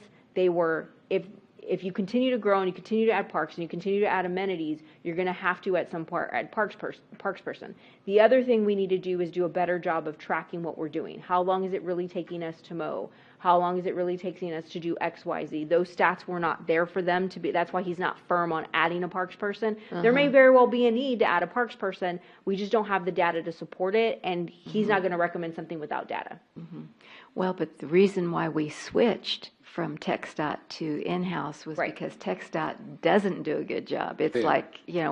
like, twice a year or something, and we So get if so that's many something complaints. you want to continue to have, then you Oh. need to consider adding an additional parks Okay, person. all right, sounds good. Mr. Bradshaw, you had your Yeah, hand up. so in the presentation, you showed some other cities, Live Oak and Universal City. Universal City that had outsourced like mowing and things like that? When's the last time we've looked at that? We can take a look at that contract the last time we took a look at it, it was cheaper for us to bring somebody. We always take a look at contract work. I mean, the same thing with the custodio. That's why we were contracted, but then I brought it in-house because it was cheaper to have it in-house. So we go back and forth all the time. And the same thing with your fire inspector. My recommendation for the fire inspector would be go out for an RFP and take a look at a contract for your additional fire inspection. And so we can take a look at that. It's been a while since we've taken a look at contract for mowing, but normally straightaway mows because we originally when we took over the TxDOT, it was contractual, and so we did a contract and it was running about $50,000 for them to cut Bandera Road for us, and so it was a little bit more than quarterly. But then the contract rates went up. We went out for an RFP and then we ended up adding a person on, not 4 people, but 1 person on, and got rid of the contract and continued to do the mowing in-house. All right. Okay. Anyone else on this side? Okay. Thank you. Thank you. If I could just say, you Sure, have an go ahead. outstanding staff, very professional, very candid and open with us, and very cooperative, and that's why we put together a good report for you. Now I'll turn it over to my colleague, Patrick McCauley. Okay, very good. Thank you very much, Mr. Surgeon, for your presentation on those 2 departments. And Mr. Macaulay, good evening and welcome. Thank you for your patience in waiting. And now we're going to hear about the police. Very good to be here again. So let me just start with the project approach for the police. It's similar to all the way we approach things with Fitch. First thing is we come and look at the current service delivery model and what its efficiencies and challenges are. Then we understand the environment that service model is operating in, and then we engage to kind of determine what the community expectations are and the expectations and perceptions of the people who are doing the job. And then we try to identify ways to improve efficiency and to do a more efficient job. So we used the mixed methods approach. I think Sullivan mentioned we did a quantitative. There's a lot of data in the police report. The city manager's report was a great source for us for a lot of data for some of the more harder to find sources. I remember, I think, the detective time spent on investigations, that sort of thing. And we got lots of good data from your CAD system, and we grabbed some data from the FBI UCR, which I'll cover. But then we fill in the context of the quantitative data with the qualitative, when we actually talk to people from all the areas of the police department, from all the ranks, to try and get an understanding of the context of the environment they're working in. So when we look at the police workload, there's 4 components: reactive, proactive, the administrative, and then just the general patrol. So we start with reactive. So I'm looking at call type, frequency, duration, temporal patterns as it fluctuate month to month, day to day during the week, season of the year. We look at queue times, which is how long calls sit before they're dispatched once they're received. And then we look at travel time, how long is it taking officers to travel to the call once they're dispatched. And then we overlay the call onto a mapping so we can kind of physically see where the calls are taking place and what the concentration of the calls is in the city. So total calls by year, it's gone up by a couple thousand, and it seems to be kind of holding steady there for the last few years. And then one of the interesting things when I talked about the temporal shifts, if we looked at the pattern of the time of day, you're on a 12-hour shift system here, days and nights, 6 a.m. to 6 p.m. shift, 6 p.m. to 6 a.m. night shift. And that pattern we're seeing, you see each different color represents a different year, but that pattern is remarkably stable through all the years. The red line in the middle is your average calls per day. So you start out at 6 a.m., which is one of your slower periods of the day. Things ramp up about 9, and then we have to remember officers start taking breaks when we want officers to be doing proactive things like traffic control. That also starts taking place around that same time of the day. And the calls continually ramp up till they reach a peak somewhere between 3 o'clock and start to drop off again at 6. So you're almost at your peak calls when you're having your shift change at 6 o'clock. And this, again, it's a fairly typical pattern we would see in a 12-hour shift system. When it ends up happening is during the afternoon, if officers start to get behind, you start to see longer queue times with calls waiting for people to respond. And then they drop off gradually at night with the 3, so 3 a.m. to 6 a.m. being your quietest period of the day. One of the other interesting patterns we saw temporally is you have about 58% of your calls happening during the day and about 42% at night. You actually have more staff on at night, but that's again quite common in police departments because you have your more in-progress calls, more need for backup on the night shift. But there was quite a big discrepancy when I looked. So roughly, if everybody came to work, and we just extrapolate, you've got 44% of your staffing working the day shift and about 56 on nights, but you have about 50, as I said, 58% of your calls being received during the day. And for the most part, I think it was 57% of those calls get dispatched. So they're not getting held to the night. The calls that come in the day are largely getting dispatched to that day shift. So there's a bit of a miss kind of balance in the work there. Response times, much like the fire department that Bill was talking about, in terms of your response times for all your priority calls, your priority 1 and 2 are your most urgent calls in your system. You're looking right about a 4-minute response time, and that's travel time. So that's from the time officers dispatch to when they get there. And your queue times are quite good too for the priority 1, priority 2. Most of your calls are priority 3, 4, and 6. Strangely, there is a priority 5 call, but there was no priority 5 calls in the data. Yes, I'm sorry. Mr. Campos. Could you elaborate on, I kind of get the sense priority 1 and 2 are emergency type, but I couldn't get the sense what 3, 4, and 6 were.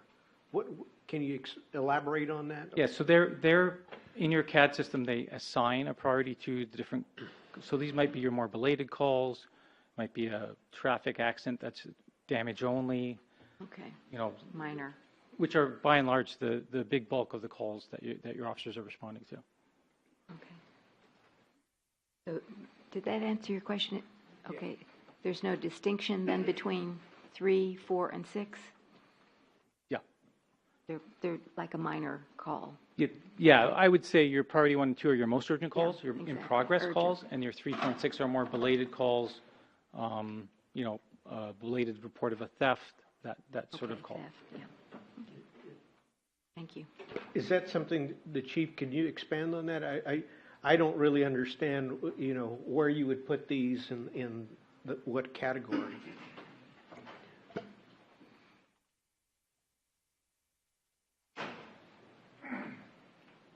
A number 6 call would be something like a traffic accident that occurred yesterday, and I am calling you today, so there has to be a report written.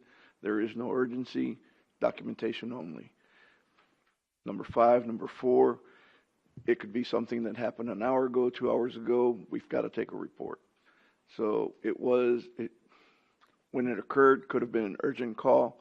When it's getting reported, it's no longer an urgent call. It's documentation. That help? What would be a number 3? Well, all those are prioritized by the county since they dispatches, and I can get you how they prioritize calls. So there won't be any misunderstanding. Okay. And then I gave you that listing when we went over the 911 dispatch. They gave examples of those in the PowerPoint presentation, so I can just re-forward that to you. But that was when Bexar County came and gave what they are. So sometimes it could be like a domestic disturbance that happened a day ago, but she's making a report today. So it's like priority 3 because it's still an assault, but it's not urgent where we're going lights and sirens because it's no longer an urgent call. But I can get you what the county sent us. Okay. Yes. So just to Yes, sir. further clarify that for council, because you don't control your own dispatch center, it's county controlled, right. I wouldn't overly focus on that. There's really 2 concepts that are occurring. There's a categorization of calls, so an assault, a robbery in progress, whatever. And then there's a prioritization of a call. That's where they clump them together to 1s, 2s, 3s, 5s, 4s, 5s, 6. The county can continuously move that, and you'll never know. It has more to do with how they're handling their internals. So we will deal with the actual categories of calls more succinctly further on in a PowerPoint presentation and focus more on that than the actual prioritization. Thank you, Mr. Fuentes.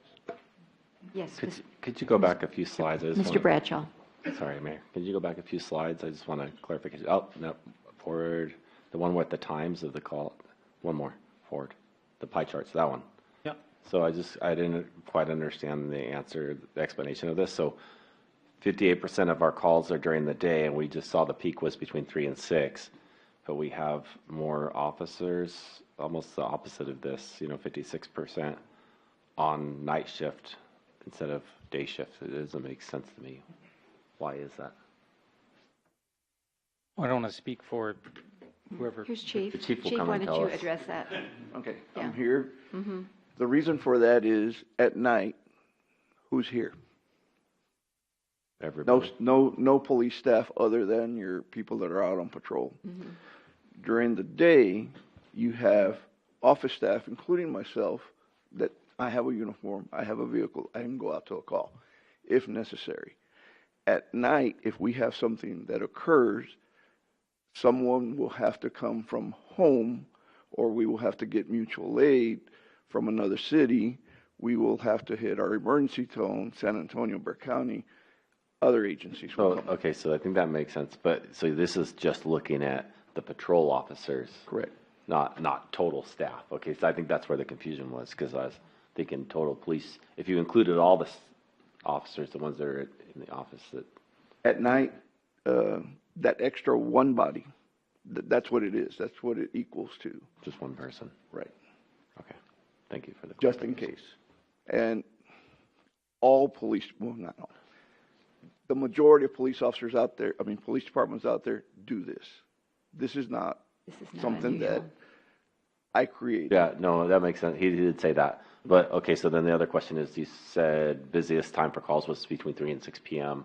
Have we looked, is there justification to have the cut over at 6, the staff change, or would it make sense to go 7 to 7 or something? I would like to change my shifts back to 8-hour shifts because of manpower. I can't do that right now. I would love to have an overlapping shift. That's what I would think during the busy time you have the overlap. For that overlap, you will need more staff. But that's what they do. All right, thanks.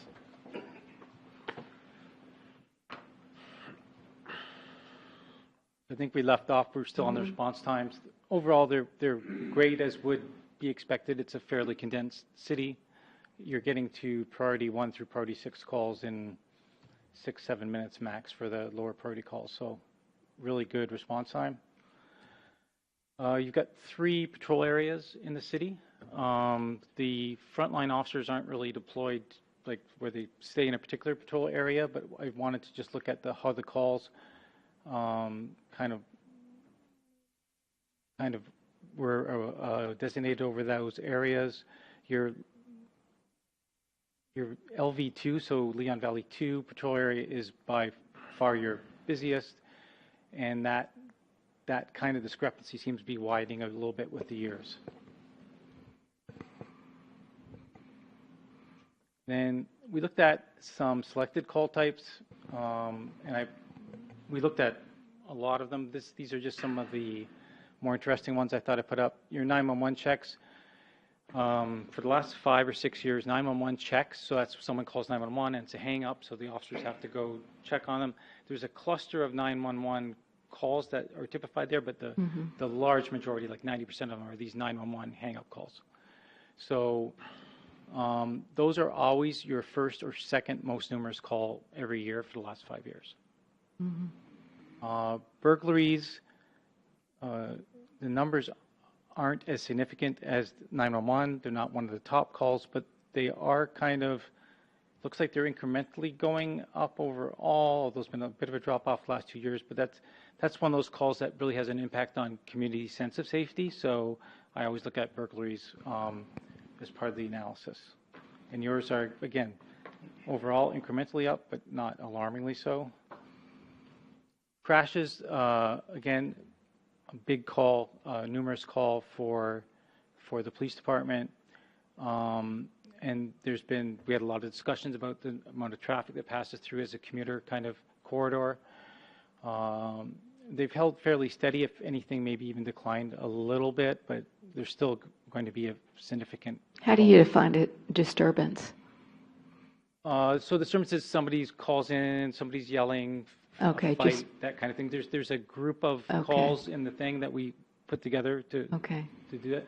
Yeah, I think that's. But again, those yeah. are kind of community, sense of safety, community Okay. kind of, quality of living kind of concerns that come Okay. up. And again, one that the council might hear about from citizens. If Right. there are a bunch of disturbances in their neighborhood. Okay. And those are, again, there's a slight increase over the time, not really alarmingly, goes up and down a little bit, and it's held pretty well steady. But again, if you look at the overall number, it's a fairly significant call out of your call volume. Suspicious activity in people, again, significant call, and for the most part, it's gone up incrementally over the last 5 years. Thefts, same thing. They've gone up. Actually, they've almost doubled in that 5-year period.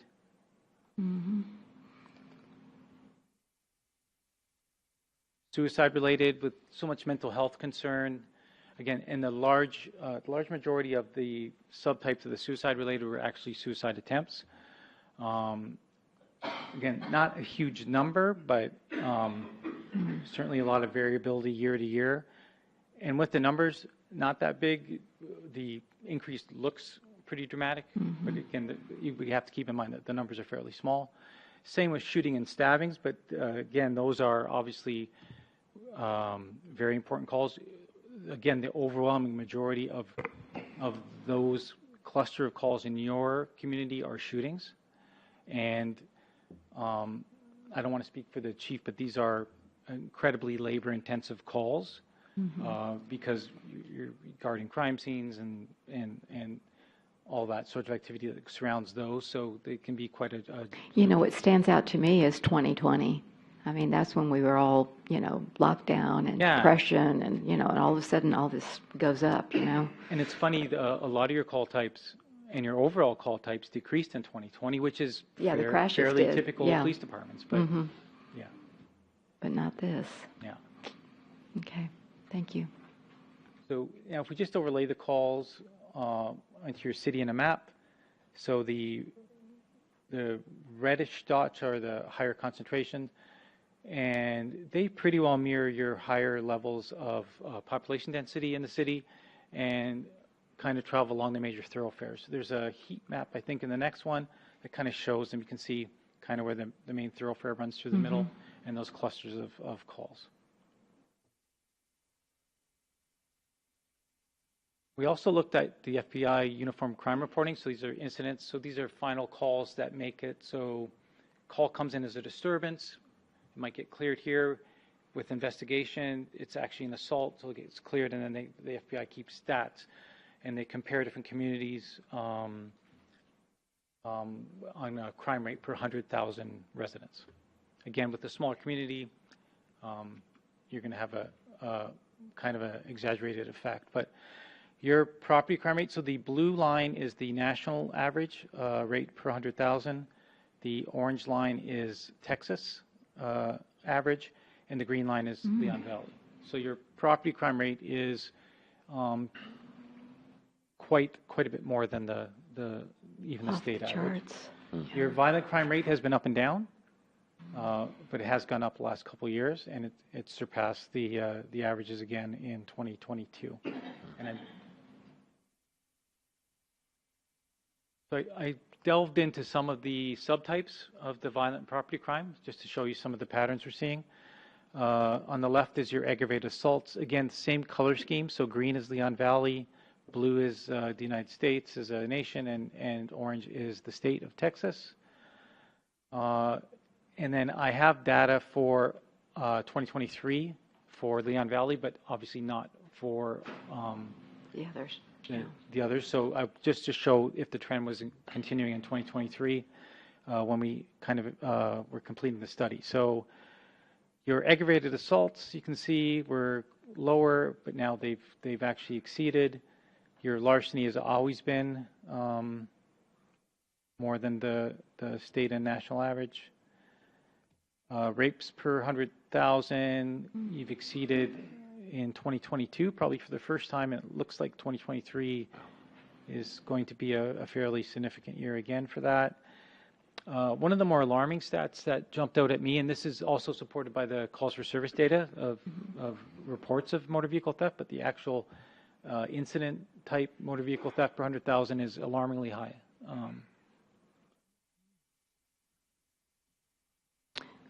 So that's the reactive workload. Now, if we look at proactive workload, Excuse me, Patrick. Can I just ask you, what about domestic violence? I didn't see that. There is data in the report. I always thought that it was really a problem here. Domestic violence, it didn't see the same. Oh, you didn't? Okay. COVID spike. It's been fair. And again, the numbers are in that maybe 100 range. So okay. The up and down year to year change is a little bit exaggerated because the numbers aren't that big. Okay. Thank you. So next we turn to the proactive. These are things like traffic enforcement, foot patrols, premise and property checks, those kinds of things we expect officers to be doing in the time when they're not answering calls. And obviously we want these activities to happen too during the time of day when it makes most sense. Doing a premise check or a foot patrol downtown at 3 a.m. isn't really going to be effective. So one of the things we found, we had some excellent traffic, both for citations and warnings data for the last few year period, and they're doing quite well there. But there wasn't a lot of other proactive activity rolled into your CAD system, or a lot of other data gathered on the types of proactive activities police officers are doing during the day and night. General patrol obviously is important for visibility, for deterrence, and you have to have a certain number of vehicles that are positioned for an effective emergency response. Again, your response times are good. If that's a result because there's free vehicles available poised to respond, or it's because people are clearing lower priority calls to attend the higher priority call, can't tell from the data. And there is a high relationship in the scientific literature between police visibility and that subjective sense of safety that we've talked about. And then administrative time. So these are the things, we touched a little bit on the discussion with fire too and public works, but it's the things that take officers away from being available to work. So family medical leave, on-duty court time, vacation time, sick time, duty injuries, training. Anecdotally, we had some examples of these happen just in the couple days we were here for the site visit initially, and saw the kind of scrambling of officers to move people from shift to shift to kind of fill that void.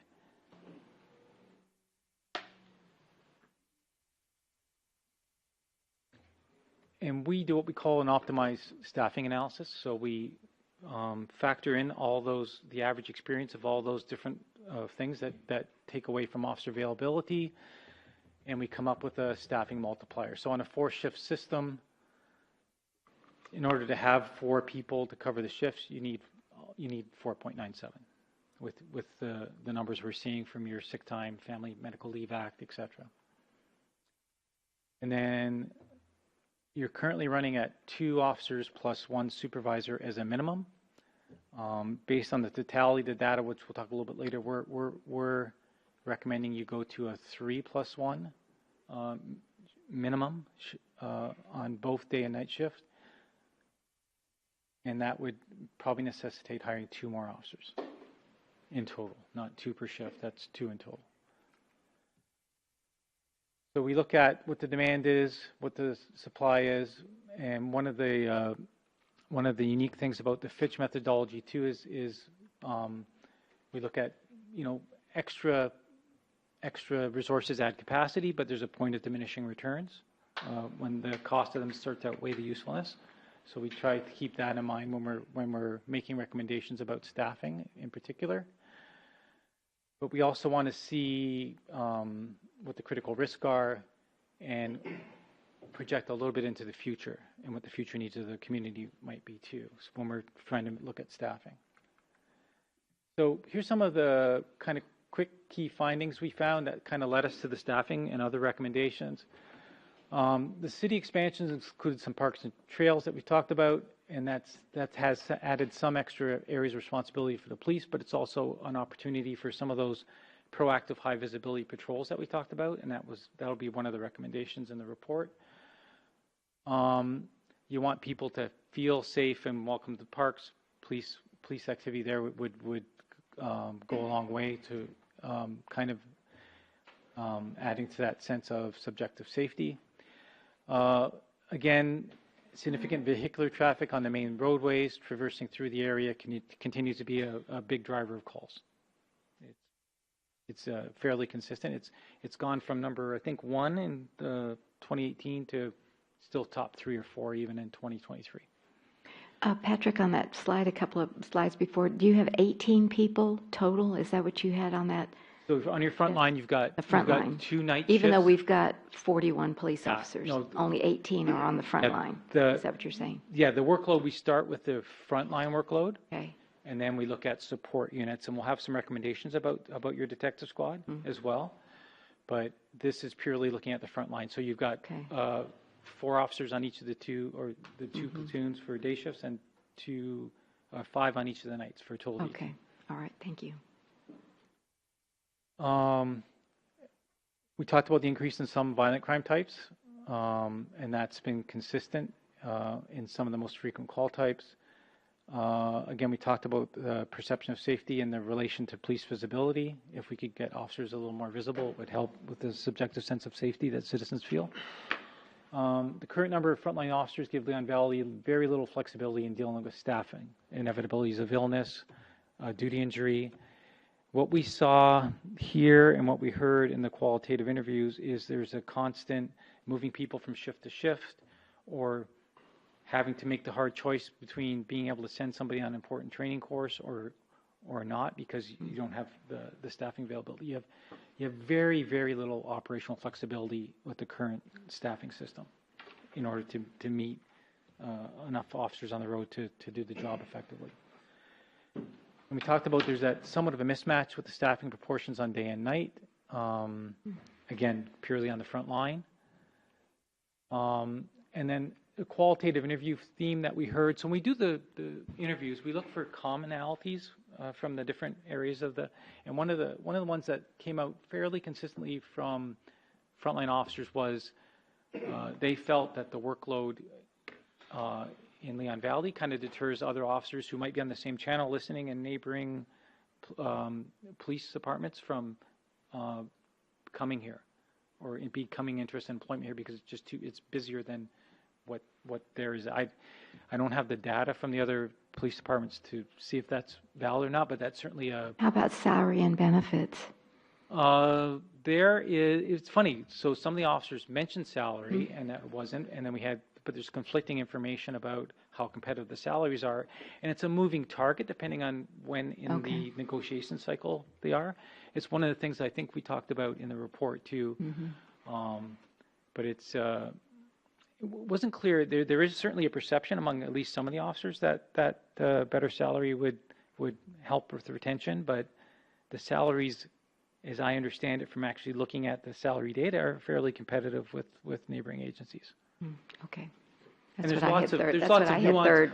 That's what I had heard was one of the main reasons for leaving. I didn't hear that it was too busy, but I heard that it was the salary and there's benefits. a lot of nuance with salary. I think if I remember the budget presentation, there's different incentive pays or specialty pay kind of thing, or certification pay, I think it was called. Yeah. So there's little bits Right, that add gotcha. up. So it's really difficult to compare apples and oranges comparing But different police it does departments, mean so. the same thing. So like if you have Chavano Park who runs, a quarter of the calls that we run and they pay the same, would you rather go get paid the same and work less? Or would you, you know what I mean? I And see what you're so it's saying. workload. Yeah. Like, Gotcha. in other words, I'm not going to go to the city of Leon Valley, get paid the same at Leon Valley, or maybe a little bit more and have double or triple the workload. I don't know, sounds boring. Okay. Mr. Campos.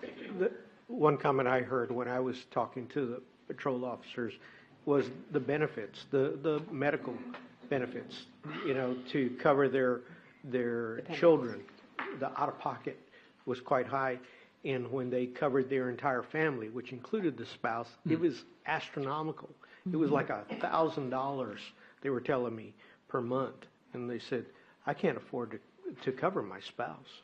I can cover my kids, and I think that's one of the things that It's not one of the things that came up when we talked to officers, Isn't that something? surprisingly. But Wow. I have had conversations with the chief quite recently about, retaining and recruiting, and obviously for a smaller department, it's going to be hard to compete against a larger one because they're just such a big customer for the insurer. They're going to get a better rate and better coverage. All right. And yes, Mr. Bradshaw. So, I mean, I'm hearing this, and we've all heard that we're down officers and stuff, but then today we celebrated an officer who's been at Leon Valley for 40 years. Mhm. I wonder how many other municipalities have had people there that long. Right. You're getting ready to celebrate a second one that's been here 40 years, too. There you go. So I mean, so we do retain officers, and so there's a couple things I do want to kind of clarify. Mayor, you asked the domestic disturbance question because, that's come Well, up a that's couple why I of was times. wondering if But it's- disturbances was domestic violence or So domestic. it's not, right, and so, but your aggravated assaults are also part of domestic violence clause. So once they put their hands on somebody, then it becomes aggravated assault. So when we tell you, hey, domestic violence is up, we kind of lump that all together. It's up, but they're Okay. just put in different categories in the police department. Now, one of the reasons that I didn't recommend the staff utilization increases in this budget cycle was because we are short. And so it wouldn't make sense for me to say, go ahead and add 2 more positions when I can't fill the positions I currently have. Right. And so, my talk with the chief and my talk with the rest of the staff is I wouldn't make recommendations to the council on adding additional staffing until we can currently fill now, if we were down 1 or 2, then we'd be having a different conversation, but I'm Right. down currently 7 in the police department. And so Right. it just doesn't make sense adding those additional police officers for next year. Okay. Just- Did you have a follow-up? Yeah, one more question, or along with the officers that have been here for 40 years, we have had officers that have left Leon Valley to go work somewhere else and come back. Yes, that has So what was the reason for that? So because they go there, so police officers will leave for a couple of reasons, and a lot of times that pay does look good. So I've lost officers to the hospital district, but then you're not running the same type of calls. You're running mental health calls. You're checking. They realize, well, wait a minute, I don't want to be that kind of police officer. So then they're willing to take a pay cut to come back because they want to be, quote unquote, a true police officer. But my younger staff that are looking at their total take home salary, they're more likely to leave and stay gone until their kids get a little bit older. The majority of officers that left us went to the hospital district, Mhm, which that's is right. 100% coverage in both medical for not only the employee but their children as well. And so they're doing less work at the hospital district. So it's typically my younger officers, less work at the hospital district, a little bit higher pay, just slightly higher, so less work, a little bit higher, and then a complete overhaul of their benefits package. Right. And so that's the majority of my officers, that's where they went. Gotcha. Okay. Yes, Mr. Orozco. Thank you, Mayor. I know this is a staffing and utilization report, but it'd be interesting to find out the percentage of surrounding areas, the other disturbances and fights and thefts that are going on in Leon Valley. Is it the majority of people coming in from the outside surrounding areas, or is actually all the bad people we got in Leon Valley? And I know we don't have any in Leon Valley at all, but Anecdotally, we hear that from, I think, all levels of the police department, but there's no data collected to prove it one way or the other.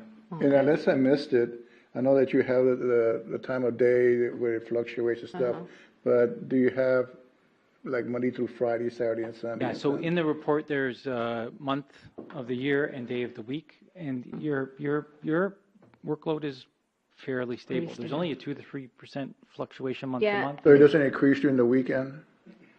Not Not significantly. not enough that Okay. I would say, oh my God, you got to Okay. really, think about your staffing model. No. The other thing that I found interesting in the report is you'll see the heat, and even if you go back to the heat map slide, the big red button on the right-hand side is Vista Del Rey Apartments. And so y'all did pass the new Vista Del Rey. ordinance. Yep. Mhm. And so y'all did pass the new ordinance when the emergency call volume increases, that they'll be required to have a police officer on staff. And so we're getting very close to that with some of the apartment complexes. So that we may be able to take a look at these numbers again in a year or two after they have to implement having a police officer on duty and see if that works. It may not. I mean, there are apartment complexes around the city of San Antonio that have officers on duty all the time, and they still have thefts and they still have a call volume. But it'll be interesting to see if that impacts that at all. Right. Okay. Very good. Mr. Martinez and then Mr. Campos. What can we do to reduce the 911 checks? People hang up, call 911 and hang up. Are they kept? And that they're coming from one house. We have 25 from one house, or is it?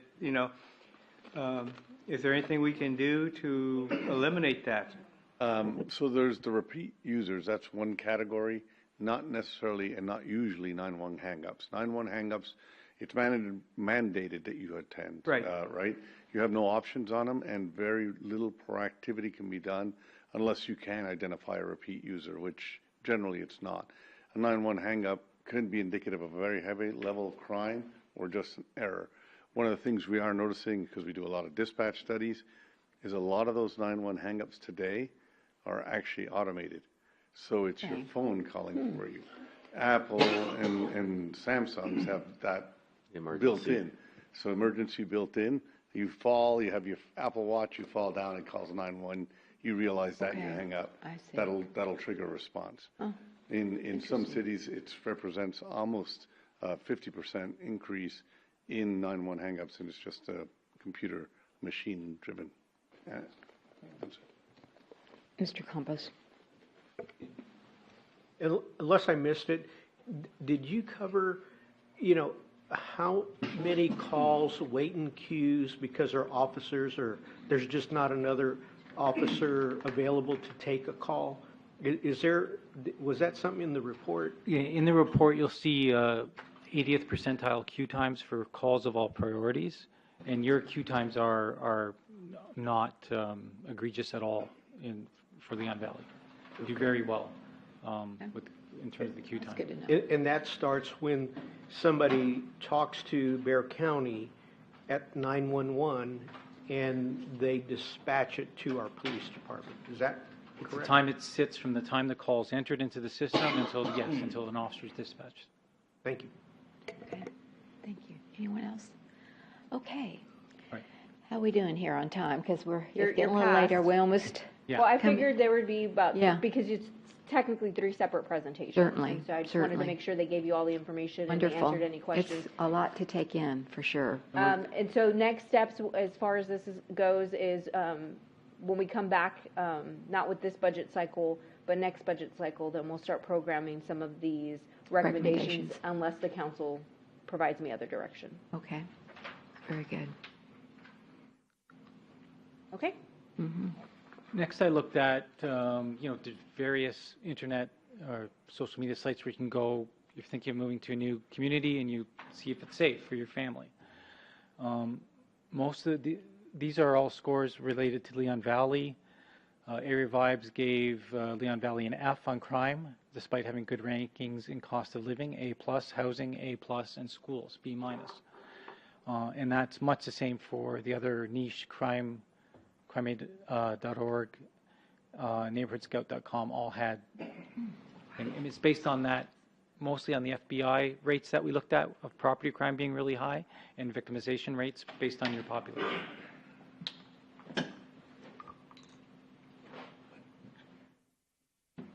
So I'll just conclude with our recommendations. Some of them we've touched on already in the discussions. One is that the police department develop a better system to exclusively track proactive activities undertaken by the officers. So we have a better gauge of how much time that's taking, and for the police department to be more transparent with the community in terms of here's all the good things the police department is doing for the community to try and keep it safe, trying to deter crime, trying to problem solve neighborhood issues. That the Leon Valley Department consider opportunities to engage in high visibility patrols in targeted areas. We talked about that already. That the Leon Valley formalize any current shared services, third-party or mutual aid agreements through formal documentation to solidify mutual expectations. So there are some agreements out there that we will get assistance from Yes, other. but San Antonio would be prime, but they won't do a mutual aid with any suburban city. Right. They won't do it. They just won't do it. But They'll help, but they won't sign They won't anything sign in a writing. mutual aid Correct. agreement. the extent possible, it's best practice to have those kind of expectations laid down and solidified, so you know what to expect and when that emergency happens. And then in some cases, in some small departments, these mutual aid informal agreements will exist because of personal relationships the chief or an assistant chief might have, and when they move on, you don't have that capacity anymore. I'm just curious, do we have a mutual aid with the county, with the constable? No. No, they don't do I it mean, either. so again, our mutual, well, we have a little bit of mutual aid, but suburban not cities. Correct. It's mostly with the suburban cities Okay. that we have mutual aid. All right. The county and city of San Antonio are going to put in the liability that they have to respond to our calls because they could be busy with their call load. And so, but they do respond when we need them. They do respond, just like we respond right outside our city limits, the city of San Antonio. Okay. So.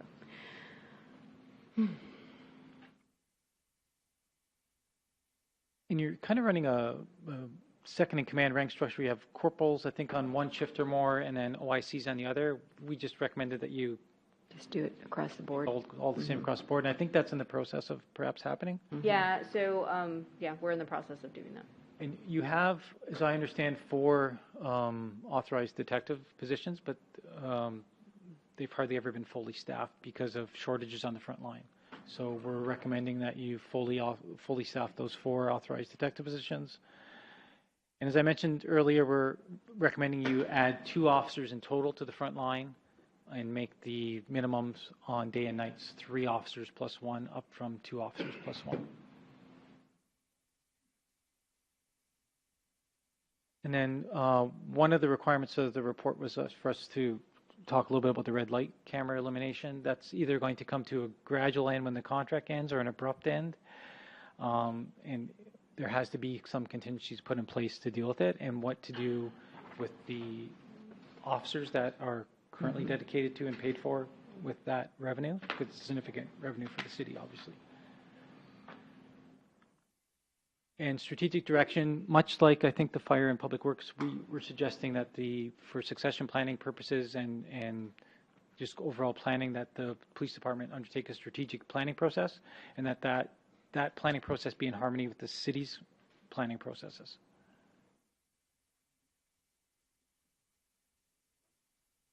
And the last thing I wanted to touch on is one of the requirements of the report was for us to establish some metrics that might trigger another kind of assessment of staffing. So we came up with a bunch of them here, mostly to do with increases in response time.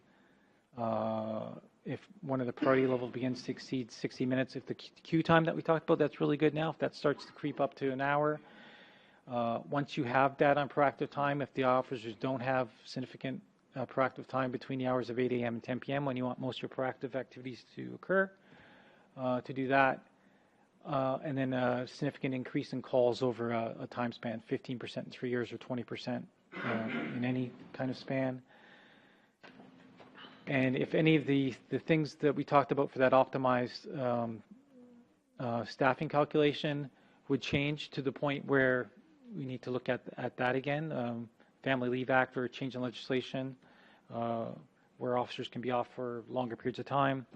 And then if you change shift schedules, annex territory, that kind of thing, obviously that would need a relook of your staffing.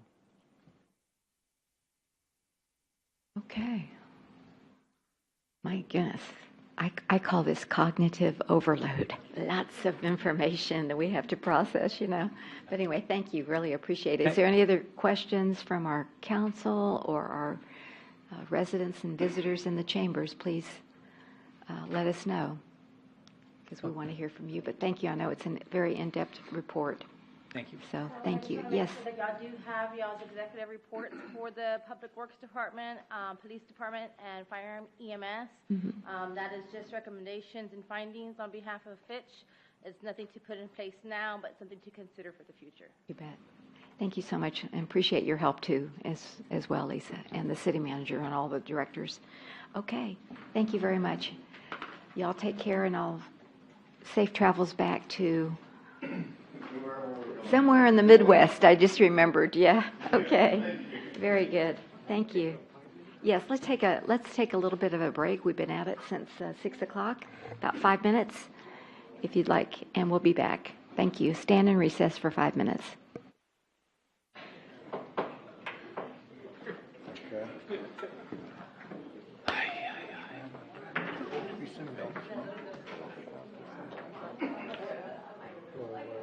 Oh, yeah, I know, I hear you. It was decent, it was pretty good. No, the presentation.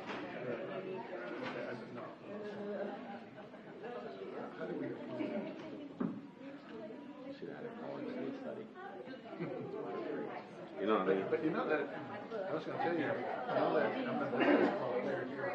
Oh, you are? Oh, okay, then. I just want, Let's put a team together. I didn't want to brag that I'm the He's best the best basketball player here. You're the best basketball player? I thought it was Will. No. Oh, he says he's better. No, it's me.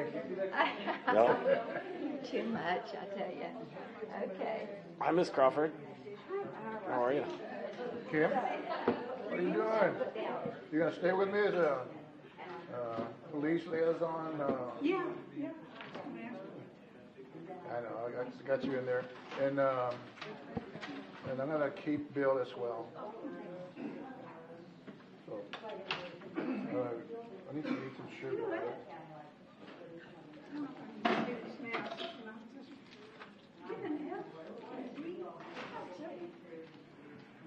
And the way that there was a property crime, like up here and everybody else.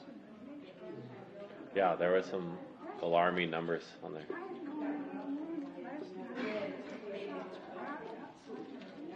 Really? My neighbor said, yeah. Crazy. And I called, they said they were getting a lot of calls. About it. Somebody else called it in. 6 shots at number 2 semi-truck.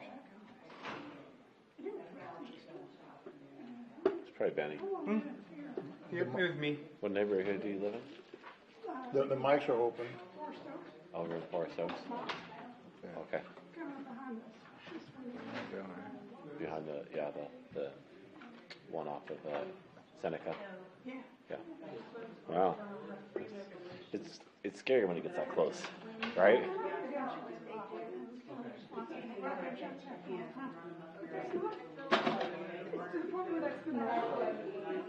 Shouldn't be. Oh, really? That was pretty close, yeah. Crazy.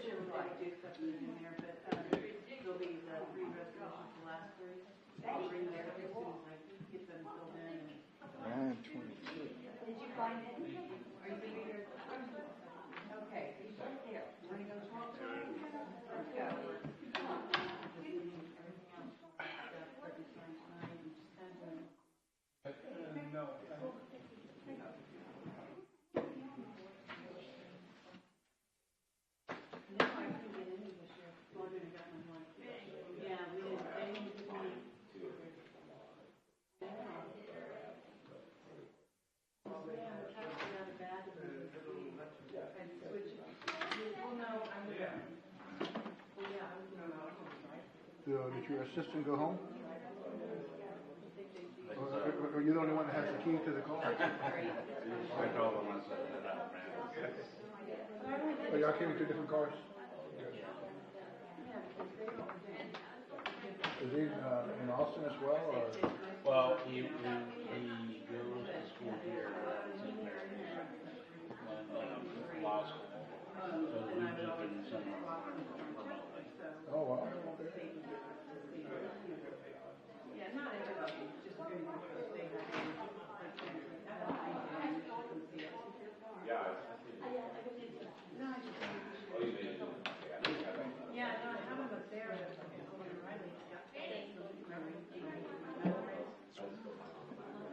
You don't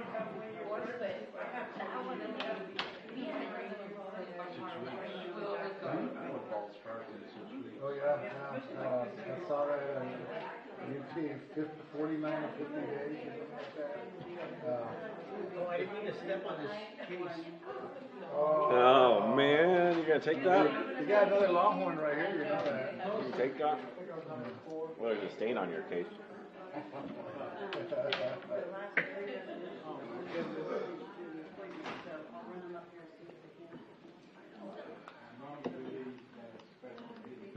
Mango. Yeah. So, I was thinking what you had said about you getting a newspaper there. Yeah, I'm okay. And you bomb for kind of the newspaper type of. I'll bring you one. Yeah, Show you. just see that is. So it's cheaper for us to get it that way. And you get it bi-weekly or monthly? I think it's monthly. I'll have to look and see it. Because I have a couple of them, right? I saved them just to see. I'll see what it Does it have says. the same information that we have? Yeah, pretty much. We can find a cheaper printer and. Yeah, it's a lot. I mean, the colors are good, and the frame is really good. But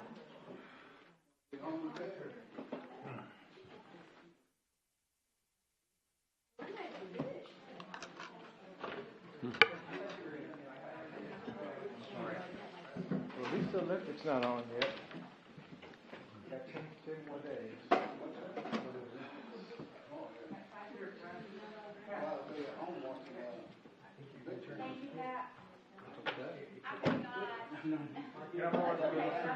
Sure. The pad and everything? No, just the mouse. Just the mouse, okay. I haven't used the mouse in a while, but maybe cover a little bit. Deep roots, big ideas. I love it. I was talking to her about something I had. Are we all back? No, Mr. Roscoe. We are in 3.4. Okay, we're back in session. Let's see, 1, 2, 3. We do have a quorum, four people. It's approximately 9:26, and we're back from our break. And we're on presentation 3.4.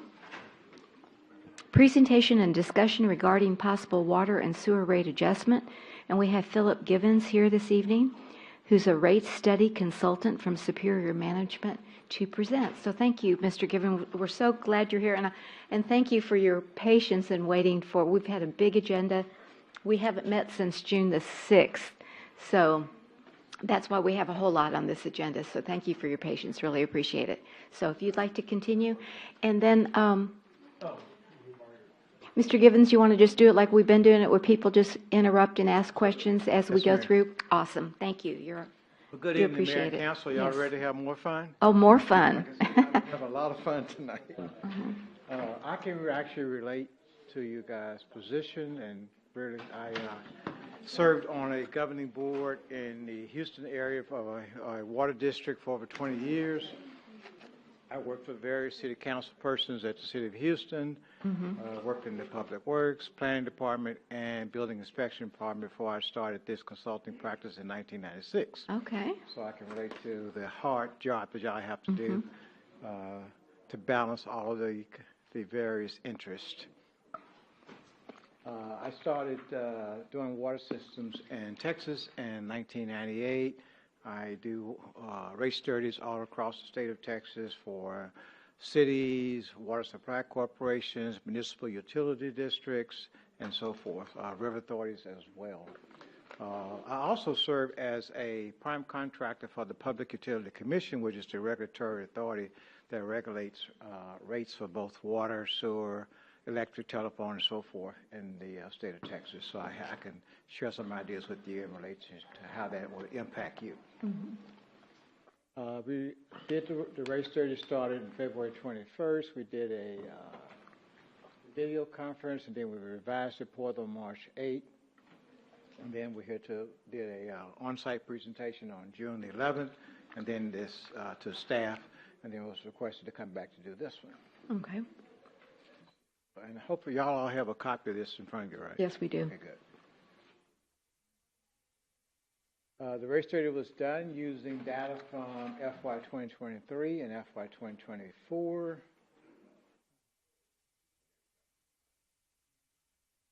The primary objective is to recommend a rate structure that promotes sustainable operations while equity and fairness to all customers. So we'll talk more about that as well. That's your scope of work. There it goes. And as I go through the pages, if you have a question or comment, please. Well, I just want to clarify, this is only for the Leon Valley Water Company, right? Which 2/3 of our company has nothing to do with SAWS. This is just our city water. Just want everybody to know that, right? That's This is correct. your recommendation for rate increases. Correct. Okay, The City very of good. Leon Enterprise Right. Departments only. Okay. Water and sewer. Mm-hmm. So those are some, again, the final report would include the current rate structure, talk about equity or fairness, conservation impacts, ratepayer education and communication recommendations, operating fund balance targets, budget horizon, and then all the supporting data that's used that's used in the calculation of the rates. And here's our objective. So revenue stability. Revenue stability addresses how does your cash flow stream look like. In other words, you don't want your cash flow stream going up and down like that. You want it to stay relatively flat. The reason for that, because that's where your fixed expenses are. Most of your expenses you're going to find are fixed. They stay relatively flat. So a hard lesson was learned in that area by the water utility industry, by numerous water utilities on the West Coast. They had the desire and the objective to keep the minimum bill as low as possible for low-income residents and senior citizens. So they structured their rates to be tied to water use as opposed to their fixed expenses. So what happened was that when they had a wet year, had basically three things compounded: wet year, and then we had all of these low-flow fixtures became introduced into the United States, became mandatory in the plumbing code. At the same time, you had a big increase in water conservation. San Antonio actually is one of the best in the nation in water conservation education. Those three elements combined greatly reduce demand. So what happens to the revenue if it's tied to demand? It goes down too, but the insurer still has to be paid. Employees still have to be paid. All these fixed costs still occur. So that was the lesson learned, to tie the revenue stream to the fixed costs so that your revenue stream can match those expenses and keep it relatively flat. The next objective is financial integrity.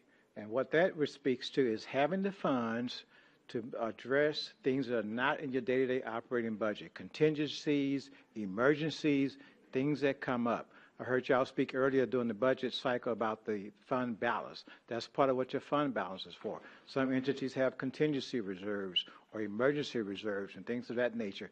That addresses the financial integrity issues. Fair distribution of shared costs. So from time to time, I get contracted by the PUC, Public Utility Commission of Texas. Someone has a complaint or files a protest on a city's rates. The PUC does not have direct oversight over a city. They only have appellate authority. So that would mean that you as a city council can adopt whatever rate structure you like until someone, a ratepayer, files a protest. And then the PUC opens a case on it.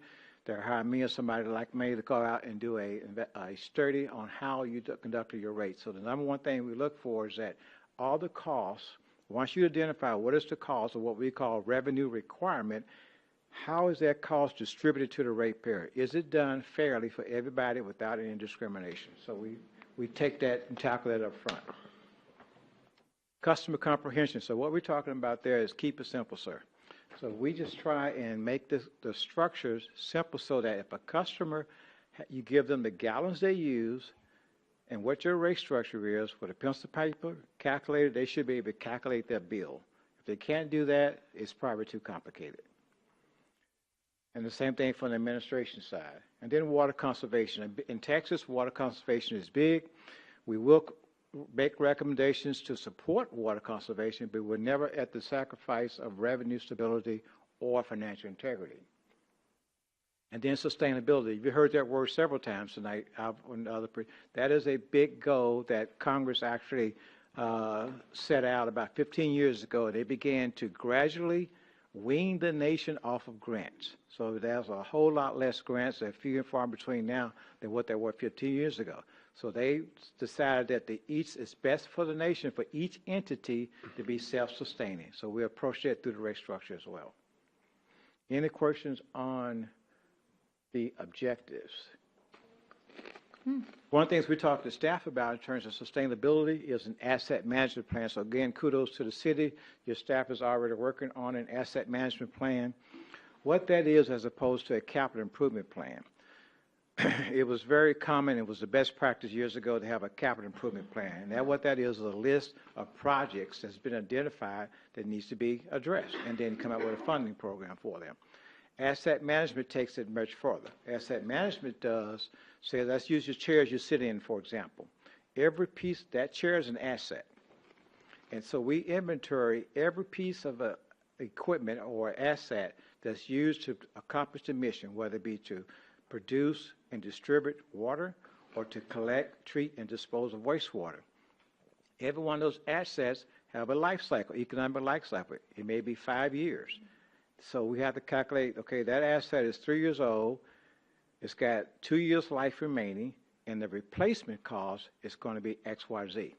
So we do that for every single asset, and then at the bottom it's going to give you a total cost that you need to be budgeting for, including in your rate structure, so that every month you're collecting a few dollars from every customer to fund that program.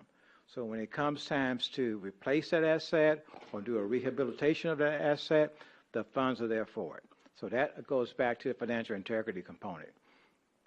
If you don't have something like that in place, then you're going to be left with borrowing the funds, which in some cases it makes sense to do that as well, so it'd be a combination. But the element with borrowing is that you have the added expense of paying interest back unless you get a grant. So we include all of that.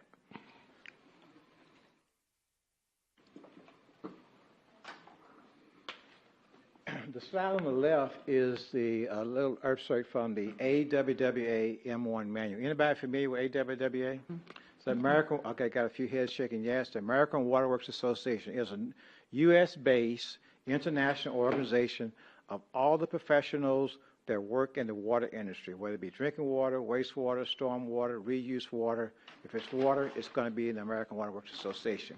What the organization primarily does is set standards. So a lot of times you'll see in regulatory bodies like Texas Commission on Environmental Quality and around the nation, similar bodies, they would create a rule or regulation, and they'll say referencing AWWA standard XYZ. As it relates to setting rates, the M1 manual is the standard. I do serve on that committee as well. That standard is updated every 5 years as to what is the best management practices for setting rates for water and wastewater utilities. There are always 4 major components that we can look at the puzzle, we call it. The O&M manual, O&M expenses, debt service, capital expenses, and so forth. So all of those are the components we try to put together in the puzzle to come out with a recommended rate structure. In terms of the value of tap water, so tap water is what we generally refer to as a service that's provided where people can go to the actual faucet in their home or business and have clean, safe water come out. So one of the things AWWA did, yes, sir. Excuse me, Sorry, Mr. Branshaw. So we're just a little over 10 minutes in and on the 4th slide, Mayor, with the 31 slides it looks like here. And I'm just going to ask our presenter here, if it's okay with the council, to like move ahead or get to the bluff, the bottom line up front. If you could, I know because it's I don't late. think we need a definition of what is tap water, Yeah. right, and this kind of stuff. Okay. So I just would point. like to see Okay. more. You want to know what the bottom line The is? meat. Yeah, the meat I'd of like to the get to the meat of it. presentation, certainly. Okay. Okay. So you want me to skip ahead? Yes, but Certainly. Why is it stopping? It's because the mouse is at the bottom.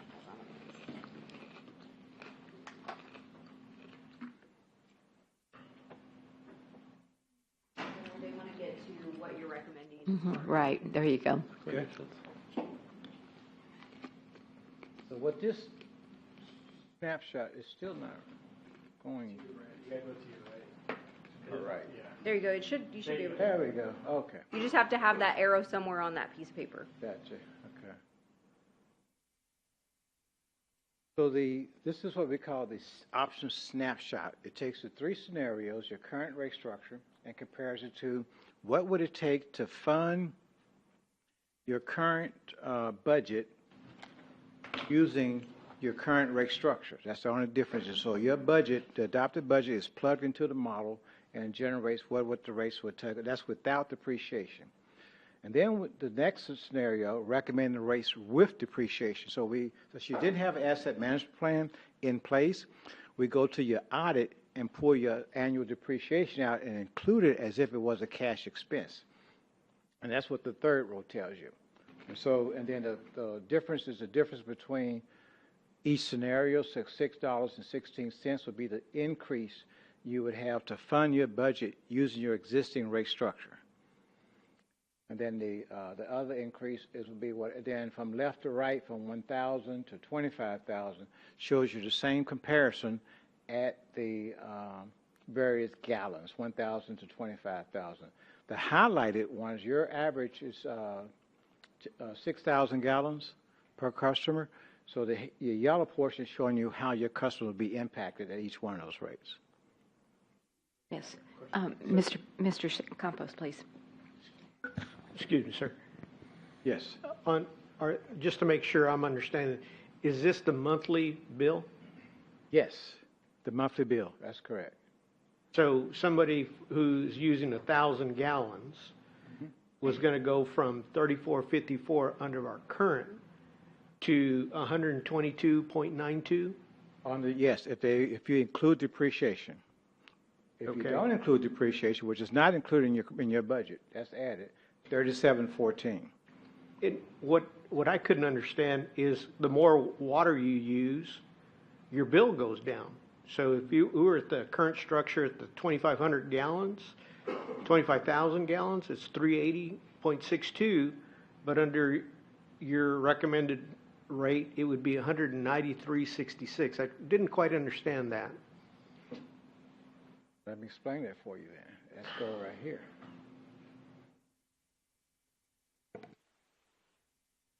That's your larger meter sizes. Let's go to the rate comparison. So that's going to be on page 9 in your packet, if you're saying the same thing. So look at the top blue line, where it's 356, 356, and so forth. Yeah, that's per 1,000. On the recommendation, which includes depreciation, the reason why it goes down, because the cost per 1,000 is going down. The reason why the cost per 1,000 is going down is because we shifted that revenue burden from your cost per 1,000 to your minimum bill to reduce your revenue risk. So you don't need to have 356 and 56 per 1,000 because now that money has been shifted over to the minimum bill. Yes, sir. Minimum bill, yes, go ahead.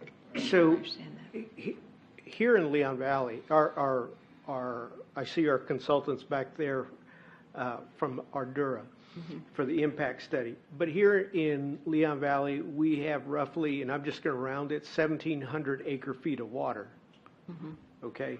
And I don't see sending the right message to some large water user that, and I'm talking about a residential 5/8 to 3/4, where we're saying, hey, you're using too much water.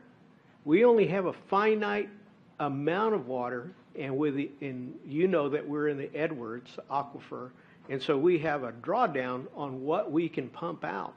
Plus, we have a 24% leakage, or non-revenue water. I'm not going to say leakage, non-revenue water. Right. So I'm not seeing how we're deterring people from using water, especially using these rates. I just couldn't figure that out. Right. So the decision you have to make as a council is, do you want to prioritize water conservation over revenue stability? So when you move your funding source to the cost per 1,000 higher, then if demand goes down, then that revenue is going to be lost. And so that's one of the objectives, is to protect you from that through revenue stability. Well, I'm trying to save our water. You know, we only have so much water. We're not going to get any water from the Right. city of San Antonio. Okay, we're on an island and we have so many acre feet of water. Okay, so it's some of it's not conservation. It's, hey, we need to send the message. If you want to use it, we're going to have to charge you a lot more. Right. Because we're going to have to go buy some more water for you to water your grass or have a high consumption like that. And I just couldn't figure it out in these rates. Right, and that's something you can do as a council. If you choose to say we want to promote water conservation through our increasing block rates, you can do that. You just have to lower your minimum bill so that you're not overcharging the customers. But again, you're increasing your revenue risk when you do that. I still have the same amount of fixed cost. Correct. So I don't quite understand what you're saying. You know, we have the same amount of fixed costs no matter whether we're taking 1,000 gallons or 25,000 gallons. Okay, the only thing that's the variable was the more money we have to go and spend on water rights. Okay, and that's what, again, I just don't see it. I'm sorry. When I was reviewing this beforehand, that was one of the questions. I'm not doubting your methodology. I don't understand it. Right, yeah, fixed costs are the same, you're correct. It's not a matter of whether your fixed costs are, it's your revenue requirement, or the total amount of money you need. So you have to balance what percentage do you want to bring in to meet that revenue requirement from your minimum bill versus the cost per thousand, or the gallonage rate. So I guess I don't see the variable cost, you know. Okay. You know, as I was looking at it, I just didn't see it. It came with your current rate and then with depreciation. I just didn't understand how you were getting the variable. Okay, let's go down to that. That's going to be in the budget page. These are all the comparison tables.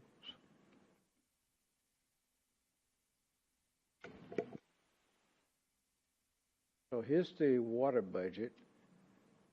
The yellow column, the first yellow column, is the revenue requirement column. This is for water only on this particular slide. And then the variable cost, the fixed cost, is the first white past the yellow. And then the last column is your variable cost. Can you tell us what the dollar amount is? 'Cause I there's a can't lot of see yellow it from there. here. Is it the first column that we're looking at? Oh, maybe I I can don't do have with the this. title up there. Right there is the fixed cost. Right where? A little bit more. Would you do that The again? 154,000. I'm sorry. Yeah. Oh, it's down I there. scrolled down a Okay. little. So many numbers. Now scrolling down 154. again. There we go. Oh, it's not. I'm at, Is the fixed cost? oh no, I'm trying to scroll down. Uh-uh. Oh, you're doing it. Oh, okay. All right, so right here, go down a little bit more. Okay. The total. Okay, so here's the total fixed cost, and this is the total variable cost. So this fixed cost is what we use to calculate your minimum bill. Your 1.9. 1,966,000, is that what we're talking about? Yes, that's Yeah. the fixed cost. And then your variable cost is 132,000. Now, the question is, how do we get to that number, those numbers? So if you go back up again in the yellow columns right here, for each expense, we ask the question, how is that particular line item impacted by water demand? If it's not impacted by water demand, meaning it won't go up or down by the volume customers use, then it's 100% fixed cost. If we think that it is impacted, like chemicals, for example, or electricity, then we do a 70-30 split. And we do that for each line item all the way down, and that's how we get the fixed cost. So then we take the number of connections you have, divided by the cost, and then divide by 12, and that gives us a minimum bill to fund the fixed costs.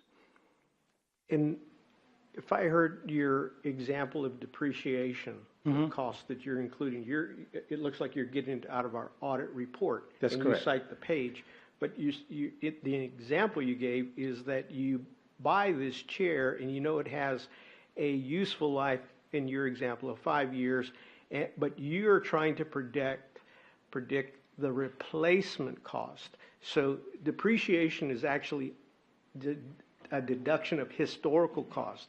Correct. So how does this model then project? Because we have things that we know we're going to need to replace, like there's going to be a water tower. So I don't know that we would get it out of this depreciation, because that's not going to be the replacement cost. Correct. Asset management is the one that includes replacement costs. You don't have asset management plan. That's not included in this model. So when we don't have asset management, what we do is go to the audit and take the depreciation costs. Asset management is a much better approach because it includes replacement costs. As you stated, depreciation only includes loss of value. So it was, again, a way that a national movement to start getting public entities to put the plan for repair and replacement. So GASB 34 was issued, which directed all the public accountants to begin calculating depreciation and reporting in the audit. So I use that if I don't have asset management or a capital improvement plan with a number. But you're not required to use it. It's just what we put into just to help promote financial integrity. And so you're taking this fixed cost and dividing it by the number of meters? Is that how you're doing it? By the number of meters, but it's also adjusted by meter equivalency. Okay. But essentially, yes, it's a number of meters divided by 12. And that gives you a number per month that you have to collect at a minimum to cover all your fixed costs. So in your example, if I'm understanding, if they're a small water user, you're suggesting for our consideration that the bill is going to increase significantly. Well, if you don't include depreciation, it includes, I think it was $7 or something to that effect, close to that per month. But if you do include depreciation, yes, it will include significantly. I know that from what I understand from talking with the staff, there's an asset management plan currently being developed. And so once they get that number for you, so you might want to hold off on depreciation this year until you get the actual asset management plan, which include replacement costs, which is a much better way to do it. Okay. There's going to be a big shock. Well, yeah. Yes, Mr. Yeah, Mr. Bradshaw. It's kind of, not a big shock. It's going to be, We're going to get a lot of be angry people. angry citizens with pitchforks and, That's right. I mean, had- we had that about, I don't know when that was, Dr. Caldera or Melinda. I mean, when we raised our rates after we borrowed the $2 million for the replacement of the water bills, people were coming unglued because of their water rate increase. And that wasn't this significant either. Would you agree? Yeah. In the past, in this water company, the staff was afraid to raise rates. They were afraid to even say the word rate increase. And that was brought on by council after council after council saying, we're not increasing rates. We're not increasing anything. And so what happened was we never kept up with what we needed to keep up with, which ended up in bad wells, it ended up in bad pumps, ended up with a sewer system that's just trash. And so, yes, this is going to be a big increase.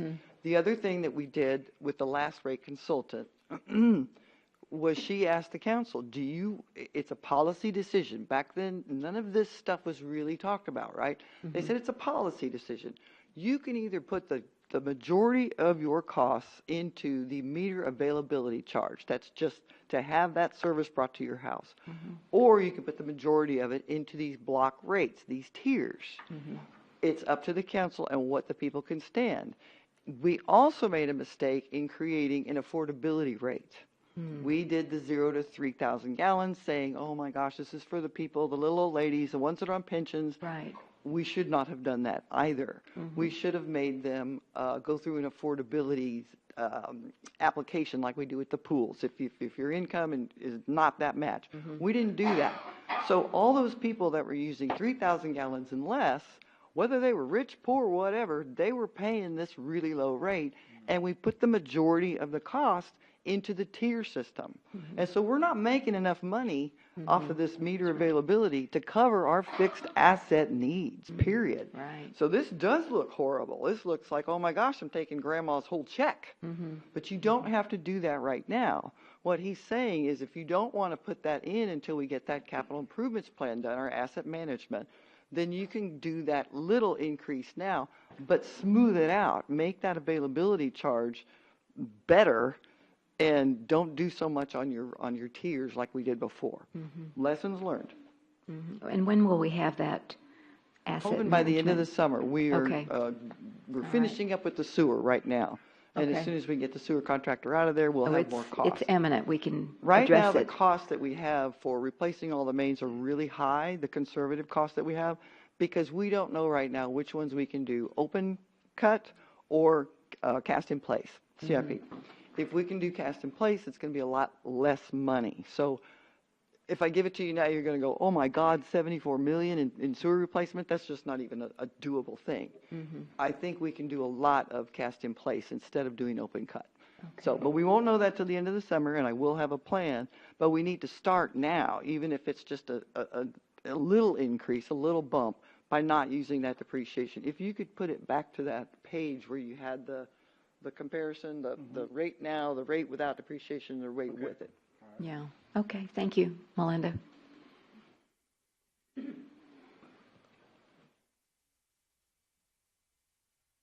Going to be the option snapshot she's referring to. Page 6. Page 6.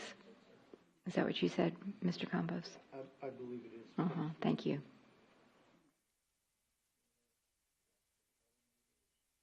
Right here. There we go. Okay. Here we go. So without depreciation, you're talking about a $6.16 increase. But again, what I call the availability fee, she touched on it. It's the fee to bring the water to the property line, to make it available.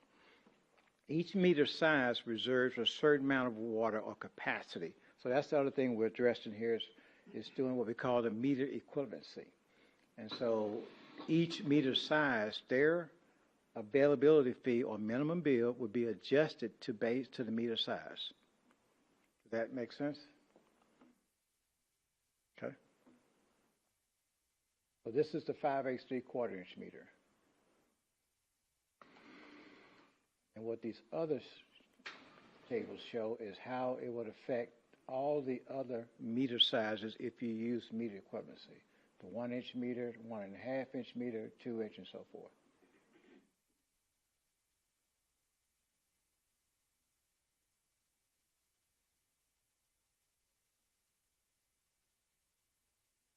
Okay. Thank you.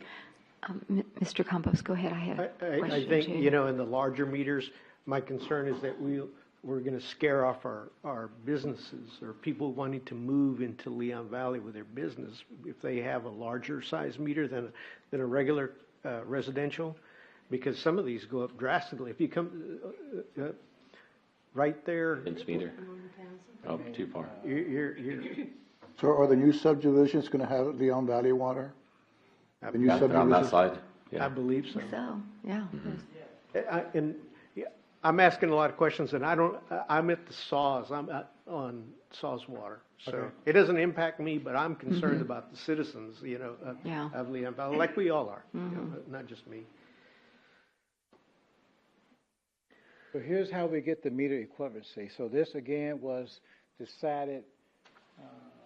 There was a lawsuit by Blockbuster Video years ago, and in essence, they sued a city because they were paying twice as much for a minimum bill and using half the water of a 5/8 3/4 inch because they only had a bathroom. So it went to court, and then the industry shifted from determining rates based on land use, residential, commercial, industrial, and shifted to determining rates based on water usage, which is the meter size. So the 5/8 3/4 inch meter is the base meter. For a 1 inch meter, it uses 2.5 times the flow or has the capacity. And so same thing with a 2 inch meter is 8 times. So if we calculate that the base rate for a 5/8 3/4 inch meter is $10, for example, we would take 10 for a 2-inch meter times 8, their minimum bill would be $80. And so this equivalency factor has been adopted by every public utility regulatory commission in the United States, including the Texas Public Utility Commission, the Texas Commission on Environmental Quality. And when I told you about those fairness issues, this speaks to the fairness issue. And so if I go out to do a study on behalf of PUC, this is the first thing I look at. And that would go back to fairness, because if I'm reserving 10 times the water, then my base rate, my availability fee should be 10 times higher than a 5/8 3/4-inch meter. That's the concept. So that we do that all the way down. Well, once we calculate what your base rate is for the 5/8 3/4, what I call the availability fee, then we multiply it times that factor in red to determine what the rate should be for that meter size. Yes, it's a shock. Now, I've heard the comment before numerous times that it's going to affect businesses moving into the, I haven't seen that played out, because this is actually more common than what you think. Any of your large cities and most cities and water districts use this type of factor. It's been gradually, it's not a mandatory thing, though. It's something you have to decide if you want Does to do. SAWS use this same plan? I'm not sure what SAWS is used. I mean, I'm just curious if that's So a I work for standard. SAWS, Yeah. but I'm not in the rates department, Yeah. and I see a lot of presentations. Nothing that I've ever seen sticks out like this. I've just not seen it at SAWS. I'm not saying it doesn't exist, but This actually comes from, you can look it up on the TCEQ publication RG080 is where it's published at. You can also find it published under the Public Utility Commission. And most of your audit probably has that same thing in it. But, Mayor, you and Yes. I are both on SAWS. We're on SAWS. Who And else so is on I don't SAWS? recall. Are you on having- SAWS? No, I'm on Leon Valley Water. You're on Leon Valley, I yeah. don't recall having 134 base availability on my bill. No. Because my total bill may be $80 to $90 on a 1-inch meter that I have, okay? And I don't irrigate. And so you go by my, I have about a $40 bill every month. That's it. And what size meter? Like whatever the standard That's is. 5/8 or 5/8 5/8, 3/4, yeah. right. Yeah. But I don't water either. I mean, we don't water. Right. I have a zero escape yard, but I So don't if know. you had a 1-inch meter, then what we recommend, you would take that $40 times 2.5, if that's the base rate. But again, this is not a requirement that you have, there's no law that says you have to do it. It's a best management But practice. you do this because you're trying to cover the depreciation cost. The fixed cost, Yeah, not fixed the cost. depreciation is not included. The fixed cost. Just the fixed cost. Yeah, the sewer and replacing all of that, yeah. Right, and you do the equivalency factor so that you can fairly distribute the fixed costs to all users based on meter size. Okay, based on meter size. So just so I'm reading this correctly, the percentage is the number of customers. The green is the total number of customers. So we have one customer that has an 8-inch meter, right? And one that has a 4. That's right. And then, the factor is the red, 25 times the regular rate for the 4-inch customer and 80 times the regular rate for the 8-inch. Correct. Why is that? That's the factor thing. That's what I'm saying. Like, so whoever that customer is that has the 8-inch valve, the meter, It's normally schools or some big industrial company, something like that. These factors were determined, they weren't pulled out of a hat, they were calculated by the water engineers and the meter manufacturers simply by measuring the amount of water. They took the 5/8 3/4-inch pipe, all we're talking about is a pipe size, really. How much water can go through that if you max it, and then how much water will flow through a 2-inch. Those factors is the difference in the amount of water that flows through it. That's how they came about them. Okay. Who those customers are, but yeah, the green is your physical meter count. in the, Mr. Campos, go ahead. in that example of that 8-inch, so I'm on page 7 of 31, and that monthly charge would be $10,139.95 for just 1,000 gallons for that month. Oh, $10,139.95, yeah.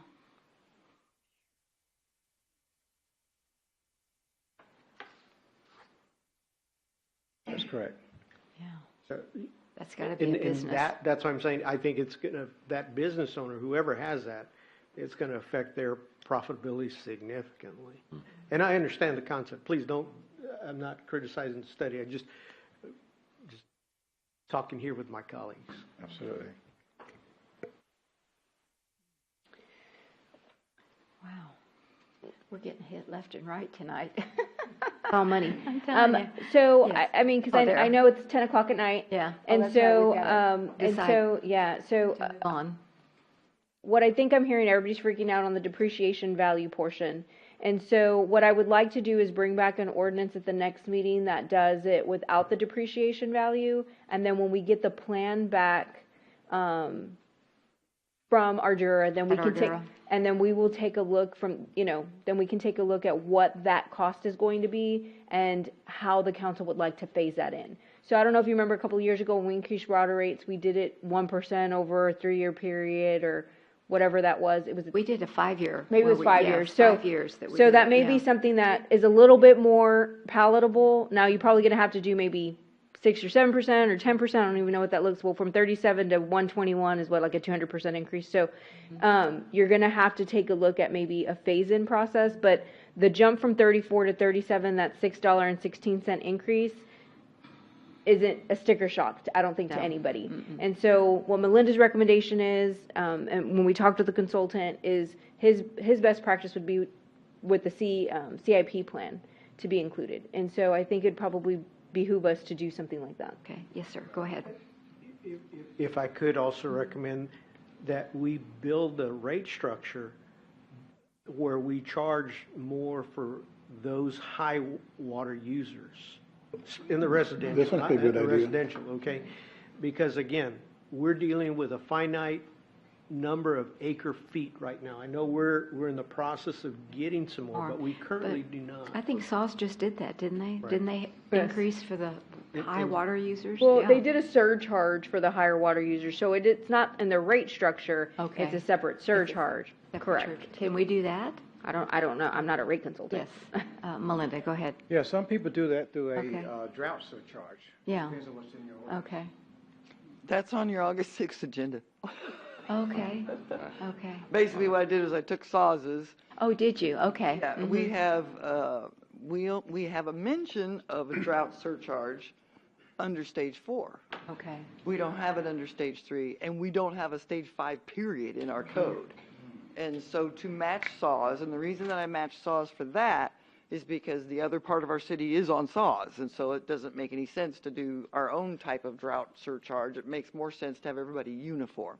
So that'll be on your August 6th meeting. Okay. And it would be adding the drought surcharge and the non-compliance charge to stage 3, stage 4, and then add a stage 5 as well, and put that charge on stage 5 as well. But that's already on your August 6th council meeting. All right. Um, Okay. Melinda, what Yes, would? Mr. Roscoe, go ahead. I'm okay with the $6 raise for right now, and I like the Mayor Pro Tem's idea as well. But since we're on this subject, do we still have that garden by the ballparks? And who pays for that water? Oh, yeah, we do. I've got a plot. So we city still got pays for gardens, and who pays for that water? Recycled water. It's recycled water. Wow, Yeah. that's good. And Sure, your I'll get plants recycled. still grow. Okay. All right. But that's SAWS recycled, right? SAWS recycled water, you bet. So It's pumped in. does SAWS bill the city for that? I don't know. Melinda, does SAWS bill us for the recycled water at the park? Yes, we have 10 acre feet of recycled water, and we get billed for it every month. So we are paying for it then. Yes, sir. But it waters the fields and the trees and And the everything in community the and park. conference center grounds as Yeah. well. Mhm. This slide shows where you could implement the increase in block rates. So right here, where I have 50 cents, $75. And the reason, again, why I decreased it, because you didn't need it to meet revenue requirement. So if you keep the same, the $37 base rate, any additional that you increase from your increasing block rates, it's just going to generate more revenue over and above what you need for revenue requirement, which would be good because you got the CIP study coming. I only use depreciation. Your actual replacement cost is going to be higher than the depreciation.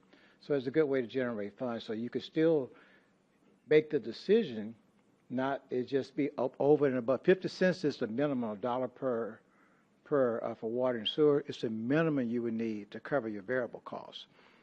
So if you wanted to increase that to $2, $3, whatever you felt would be comfortable with, it'd be a judgment call, not an analytical call. To promote water conservation, then you could do that in that section. Okay. So you're recommending to put it on the next agenda for the $6. $6. And then we'll also do the surcharge. The surcharge and Yeah, everything. that's already on there. And then when we get the plan from Ardura, then we'll look at that and we'll incorporate these figures into So that. what we'll do is we'll send him our CIP plan. Okay. He can include those numbers into this study. And then since I'm hearing, I don't see anybody disagreeing with Mr. Campos. I disagree. Okay. And let me tell you Yes, right go now. ahead. You're You've got- talking about what SAWS did is penalizing high users, right? It's a usage-based system, and I agree with that. I agree we need to look at usage and Yeah. charge more. This shows if you use more, you get charged less. Well, that was Philip's comment. No, I agree. So, and so I'm against this plan right that- now. That's what I'm saying is that I heard what he said, and so then what we'll do is we'll go back, give him our CIP plan, and change the policy decision and move it over to water conservation versus what he's currently presenting. Okay, And so so then we'll present a those new, rates on August 6th. We still no, need no, to- no. So August 6th is just your surcharge and the $37, the $6.16 increase. So the Okay, first, so that's why I'm saying the $6.16 increase. Let me stop you. You said we can't compare, but I'm comparing. SAWS is already way cheaper than Leon Valley, way cheaper. And now we're adding a surcharge, or the $6.16, and a surcharge for usage. drought, yeah. So we're going to jack the rates up way higher than y'all are paying on Yeah, I SAWS. And I won't vote for it. Well, because SAWS has got more water. than I we know, do. I know. And they got more, That yeah, right? more customers. And more right? customers, So too. I get it, but it's Spread- just, spread which, the- this gentleman started with equity, right? His whole That's thing right. about equity and what's fair. This is not fair to half of our citizens, or 67%. two-thirds of our citizens. Right. Yes, Ms. When we're Marks. talking about fair and equitable, we're talking about the needs of Leon Valley and spreading that fair and equity over our customers. We're not talking about being fair and equitable to another water system. Well, SAWS has so- different requirements for repair. If we go by what you're wanting to do, which is just tiny little increments, we are never going to fix our system. They got to figure out a different way. That's my point. We got to figure out a different way, and I disagree. The fair and equitable to our water system should not be considered. It should be fair and equitable to our citizens that we represent. That's my take. Mayor, how many gallons do you typically use per month for that $40? Less than $3,000, 3,000 gallons. You're Yeah, but there's just $3,000 two less of than the us, you average know. user. I'm sorry? You're $3,000 less.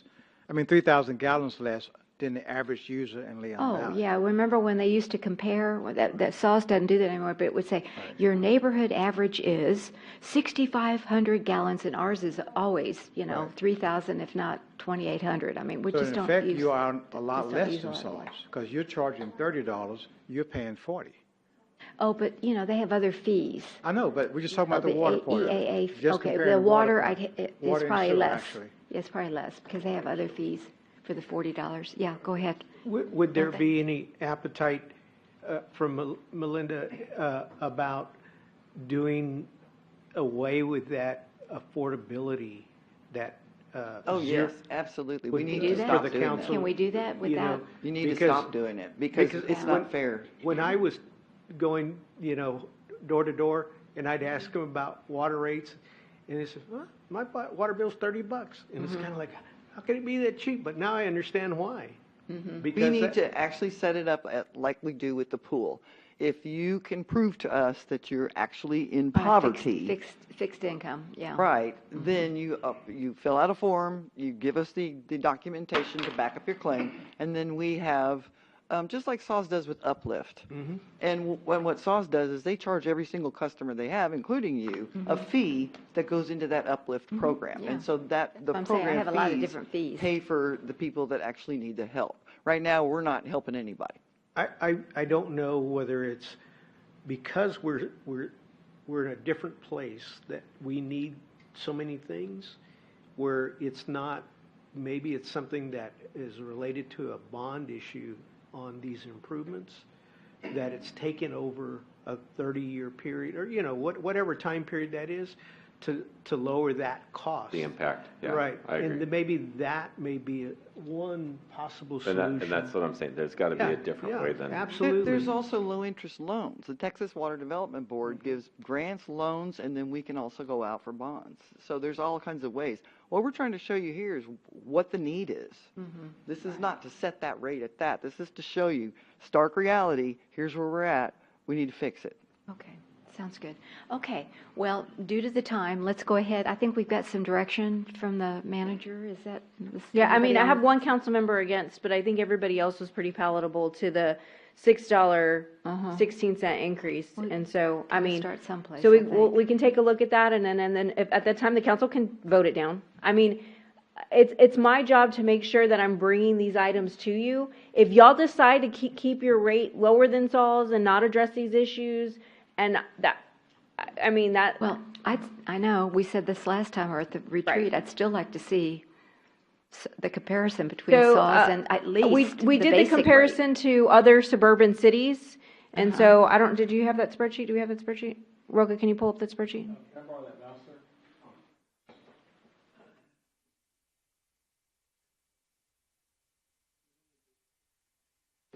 Let me just comment on the Okay, spreadsheet. you bet. These are just me going to the website, pulling off their rates, Okay. and putting them in a spreadsheet. Okay. This is not me going, well, why is that rate like that? Do they have 2 wells, 4 wells? What do they have? I did Okay. not analyze anything. This is just flat out their rates.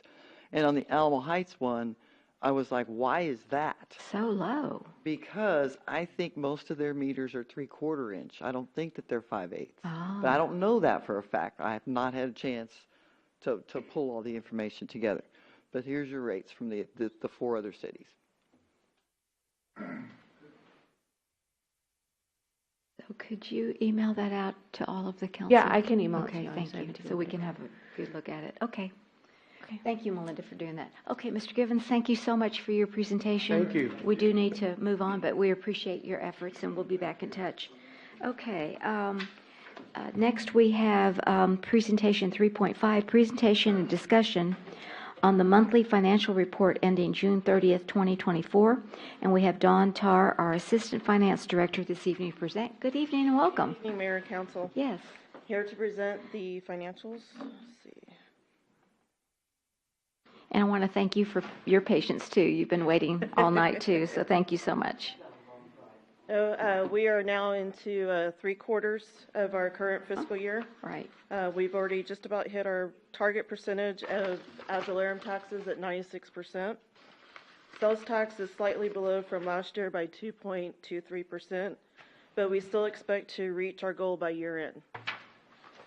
In franchise fees, we've only collected 2/4 of our fees, but also anticipate collecting those by year end.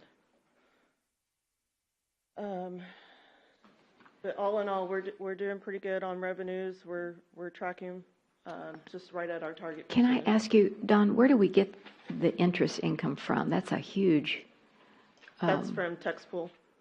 no, but I mean, just from those investments. Okay, gosh, that's a lot. Oh, that's right, the interest rates are higher, blah, blah, blah. Okay. And then I do want to Gotcha. note that your revenue, you collected 74%, but your expenditures are sitting at about 53%. So we try to make sure we're spending in coordinates with your revenues coming in. So we're trying to make sure that we don't.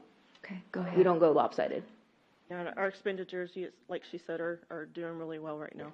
Also, just in my opinion, it's that our ad valorem tax are front-loaded, and that's why we've Okay. collected all that. And tax then up front. just another question. At the end of the fiscal year, September 30th, say we've brought in 100% of the revenue, but we haven't spent 100% of the expenses, so then that will roll over Correct. to the But general fund, yes, right? but I mean, I don't want to give false expectation.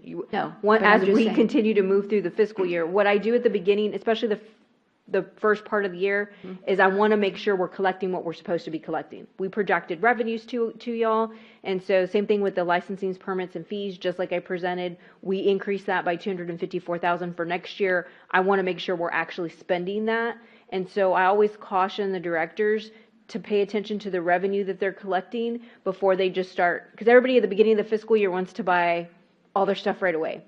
And so we upfront pay our contracts right away that we need for the remainder of the fiscal year, but the operating office supplies, I try to make sure that we are conscientious of how we're spending those funds. So if something goes sideways, if a business decided to shut down, or like last year Whataburger needed to shut down, they didn't give us a heads up that they were going to have to do that.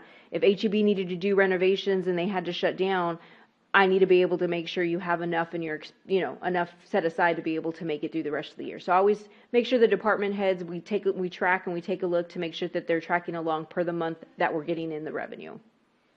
Okay, yes, sir. So I was asking you this a while ago. So let's say this was the end of the year and we had a surplus of $2.1 million, okay? Just from what's on the screen here. Sure. So that surplus goes into our capital reserve? Well, it goes into our general fund reserve, Okay. And so then that's, which is so it's your general fund reserve, which is the same because you take your capital out of your fund reserve, your general fund reserve. So all your capital items are never purchased with your current revenue structure. All of your large capital items are purchased out of your fund balance. And so any surplus goes into your fund balance, where in essence, that's where you purchase all your capital items. Thank you. You will. Right. Any other questions on general fund? If you'll proceed, thank you. We've got the sewer next. Okay. Yeah. So over to the water sewer fund, we're right on target with our revenues and expenditures, and they're tracking close to last fiscal year. But remember that our summer months are the busiest, so we anticipate meeting our budget goals in this fund. Let's see, moving on to the community center fund. Hotel and motel is collected quarterly, so next quarter due is July 20th. So right now we only have 2 quarters in there. A council member asked about short-term rentals. That makes up about 5,000 of the total taxes collected. So you're putting that in the hotel motel tax at 5,000? Okay. And I mean, I'm looking at the conference center rentals from. Yes, that's really. Community center rentals are down, but the conference center is up, so that's good. Kind of balances out. We're tracking in the same as last year, anticipate meeting our budget goals. On the expenditure side, supplies are up, but below budget, and capital outlay is due to the kitchen improvements. Yes, sir. Mr. Martinez, thank you. In the future, could, on revenue, can you break down the short-term rental, have another line item just for that? I'm not sure if we could do that. We can do a side note. I can do a footnote for you. Okay. Yeah, because I'd like to know which is the hotel and motel tax and which is the short-term rental income. Right now, Plus it's a 5,000. plus we can see it if it's increasing and okay. Right now it was roughly about 5,000, but I could do a footnote for you. Okay, thank you. Moving on to the economic community development. We are below our target, but comparable to last fiscal year. Expenditures are high from last fiscal year, but below our target rate. Supplies are up compared to last fiscal year, but are still below budget. Contractual is the ED project funding program. On that. I don't know if we're going to spend that budgeted amount before the end of the fiscal year. It's a lot of money left over, but anyway, go ahead. Okay. Just a comment. Okay. And then on to the impound lot. We have exceeded our auction budget, and we might see one more auction before the fiscal year end. Our personnel costs are slightly higher than last fiscal year, but just below our target rate. Contractual is higher due to online auction services, and our capital cost is due to the new impound lot that is being. Okay, but the difference between the revenue and the expenditure, whatever's left over, my understanding, it goes into the general fund, not the police department, correct? Correct, it's general So, fund. okay, that'll go into the general fund reserve, which is 30-something thousand. Okay, thank you. And then lastly, we have our red light camera fund. We are close to reaching our target percentage in June, so I expect to see us reach our budget by fiscal year end with no issues. Tier 1 expenditures, we are tracking pretty close to last fiscal year. In Tier 2 expenditures, the contractual costs are due to reallocating fuel costs to traffic safety, and the capital outlay costs are for 3 patrol vehicles and the Huebner School Zone improvements. Okay, any questions on that? Okay, Okay, thank you. thank you. Thank you, Dawn. Do appreciate it. Thank Really you. appreciate it. Appreciate Thank you. Have a good evening. All right. Moving on to announcements. I had some announcements, but due to the lateness of the hour, I'm going to skip them. It's not that, I'm going to thank a lot of people for the 4th of July and everything else. But anyway, any other council members have an announcement? But I'll forego it. Mr. Bradshaw, what do you have? It's not. Uh-oh, he's got notes. Yeah, I have some notes. Mayor. Uh-oh.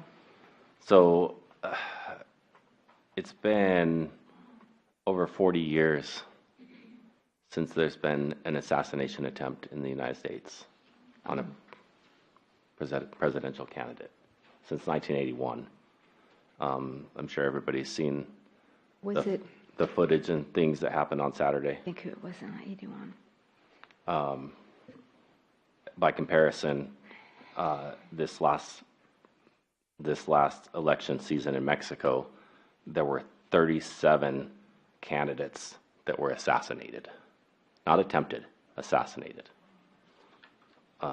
Which is very sad, obviously. So I just, have been paying attention. Obviously, we're in election year, a lot of rhetoric and talk going on. And it's sad. I don't know how to say it, but the things that are happening. There was somebody shot today at the RNC with knives. Another person showed up with a mask and a gun and was arrested. So there's a lot of stuff happening in our country, and I just see it continuing to ratchet up until November. And it's not helping when our current president is saying things like Donald Trump is a threat to the very soul of this country. He's the greatest threat to our democracy. He's a genuine threat to this nation. He's a threat to our freedom. He's a threat to our democracy. He's literally a threat to everything America stands for. I just think it's really ridiculous that those are the type of things that are coming out of the mouth of our president. And I wanted to send my condolences to Corey Compantore and his family. He was the one who was killed in the crossfire or by the shooter. David Dutch and James Copenhaver are recovering or in the hospital in critical condition. And then just, what was said afterwards by former President Trump, he put out a statement and said, "It was God alone who prevented the unthinkable from happening. We will fear not, but instead remain resilient in our faith and defiant in the face of wickedness. Our love goes out to the other victims and their families. We pray for the recovery of those who were wounded and hold in our hearts the memory of the citizens who was horribly killed. In this moment, it is more important than ever we stand united and show our true character as Americans. Remain strong and determined. We will not allow evil to win." And so I just, it's a historic time in our country, I think, with the things that are happening, and I just want people to be aware. Okay, thank you. Anyone else? All right. Dr. Caldera. I just wanted to correct something I said earlier. Mr. Blackmore asked what they need for an initiative, and I said 500, and so it's 300 signatures of registered voters. That was the amendment that we made the last time with the charter amendment, so I just wanted to make that clear. National Night Out, the email has been set up. It's LV@nightout. LV at, what was it? Now I'm going to mess it up, Chief. LV Night Out at leonvalleytexas.gov. If you want to At register, we're gonna, Leon Valley, Texas, all written out? yes, Leon Valley Okay. Texas Tech, and we're going to get the form put on the website by the end of the week, and so you'll be able to sign up with the form. But if you want to email somebody, you can email that email address, and it'll go to one of the officers. And then again, just big thank you to the staff and everybody else that participated in the 4th of July. Mhm. And then my city manager's report is online and outside. Okay, thank you. All right, we have the consent agenda items 6.1 through 6.8. Is there anyone on the council that would like to remove any item for discussion? Yes, sir. I'd like to make a motion that we accept it as presented. All right. And do we have I'll a second? second it. All right. We have a motion by Councilor Martinez and a second by Councilor Bradshaw to approve consent agenda items 6.1 through 6.8. All those in favor say aye. Aye. Any opposed? The motion does carry. Okay, thank you. Moving on to, okay, we finished. Oh, okay, here's the one. We're going to go back then to 7.4. And let me read that for you. Presentation, discussion, and possible action to approve a resolution authorizing a TxDOT advance funding agreement and authorizing the city manager to execute the agreement for funding of the Hebner Creek Greenway Hike and Bike Segment 2. And we have Melinda Mortz this evening here to present. Thank you, Melinda, for being here. Thank you, Mayor and Yes. Council. So as you know, segment 1, the trail goes from Shadow Mist to just before the Bandera Road Bridge. It's already constructed, but it dead ends at the bridge. It goes nowhere. Segment 2 is proposed from under the Bandera Road Bridge through the Natural Area Park and through Raymond Rimkus Park to Evers Road. We received the award notification in August of 2021, and this project was funded in TxDOT's 2024-25 fiscal year. In order to continue with the process, we must sign the advanced funding agreement to start getting our plans reviewed. Segment 2, like I said, will continue from Bandera Road to Evers Road through the Hebner Indian Natural Fire Break and Raymond Rimkus Park. The City of San Antonio has asked that we consider continuing the trail up Hebner Creek from Evers Road to meet their planned trail just above Balky. Their plans are currently in review by TxDOT as well. The plan is to have one continuous trail from the San Antonio trail system all the way through Leon Valley to the medical center. And this shows you the trail segment. This is where we stop right now. And so the trail would continue, it would go up through the CPS easement, through the fire break and back, and then on the existing trails in Raymond Rimkus Park to Evers Road. Reimbursement program is 80-20 with matching construction funds. TxDOT would be paying 80%, city would be paying 20%. The estimate of probable cost is 1.599. We won't know exactly until we get the bids advertised and returned. The city is responsible for all costs for engineering, plus contingency or any cost overruns. Oops.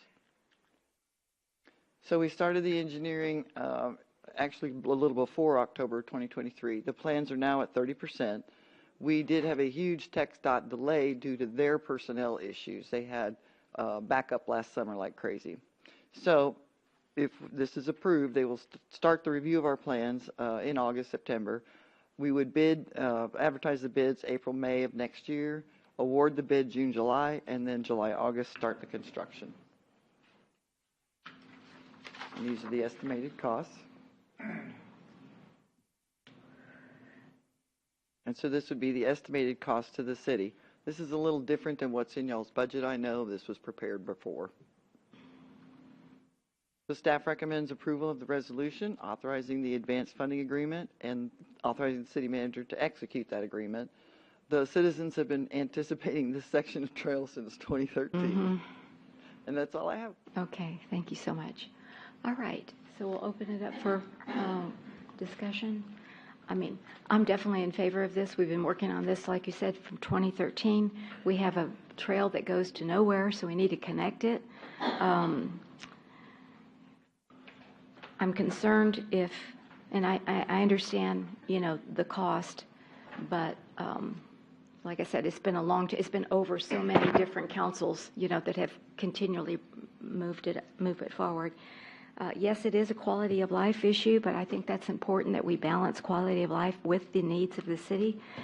People need to get outdoors. The kids need to get outdoors. We need to reduce air pollution, increase our health benefits.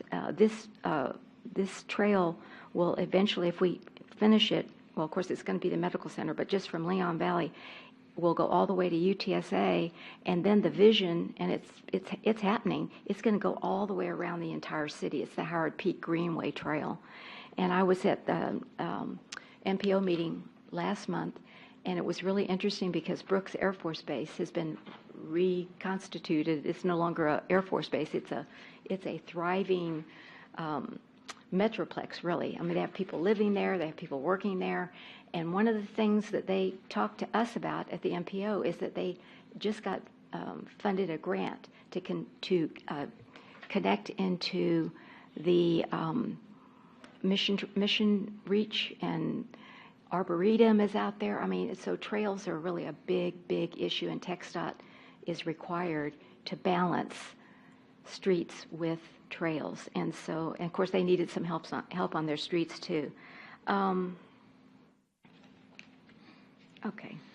Anyway, there's a lot that I know of, and capital is paid by the fund balance. And as I said earlier, we've maintained a healthy fund balance for the last 10 years. Look in your audit book. So I think we'll be okay if we continue with this project. So I support it. I'm not sure about. I know Philip's got a different idea. Go ahead.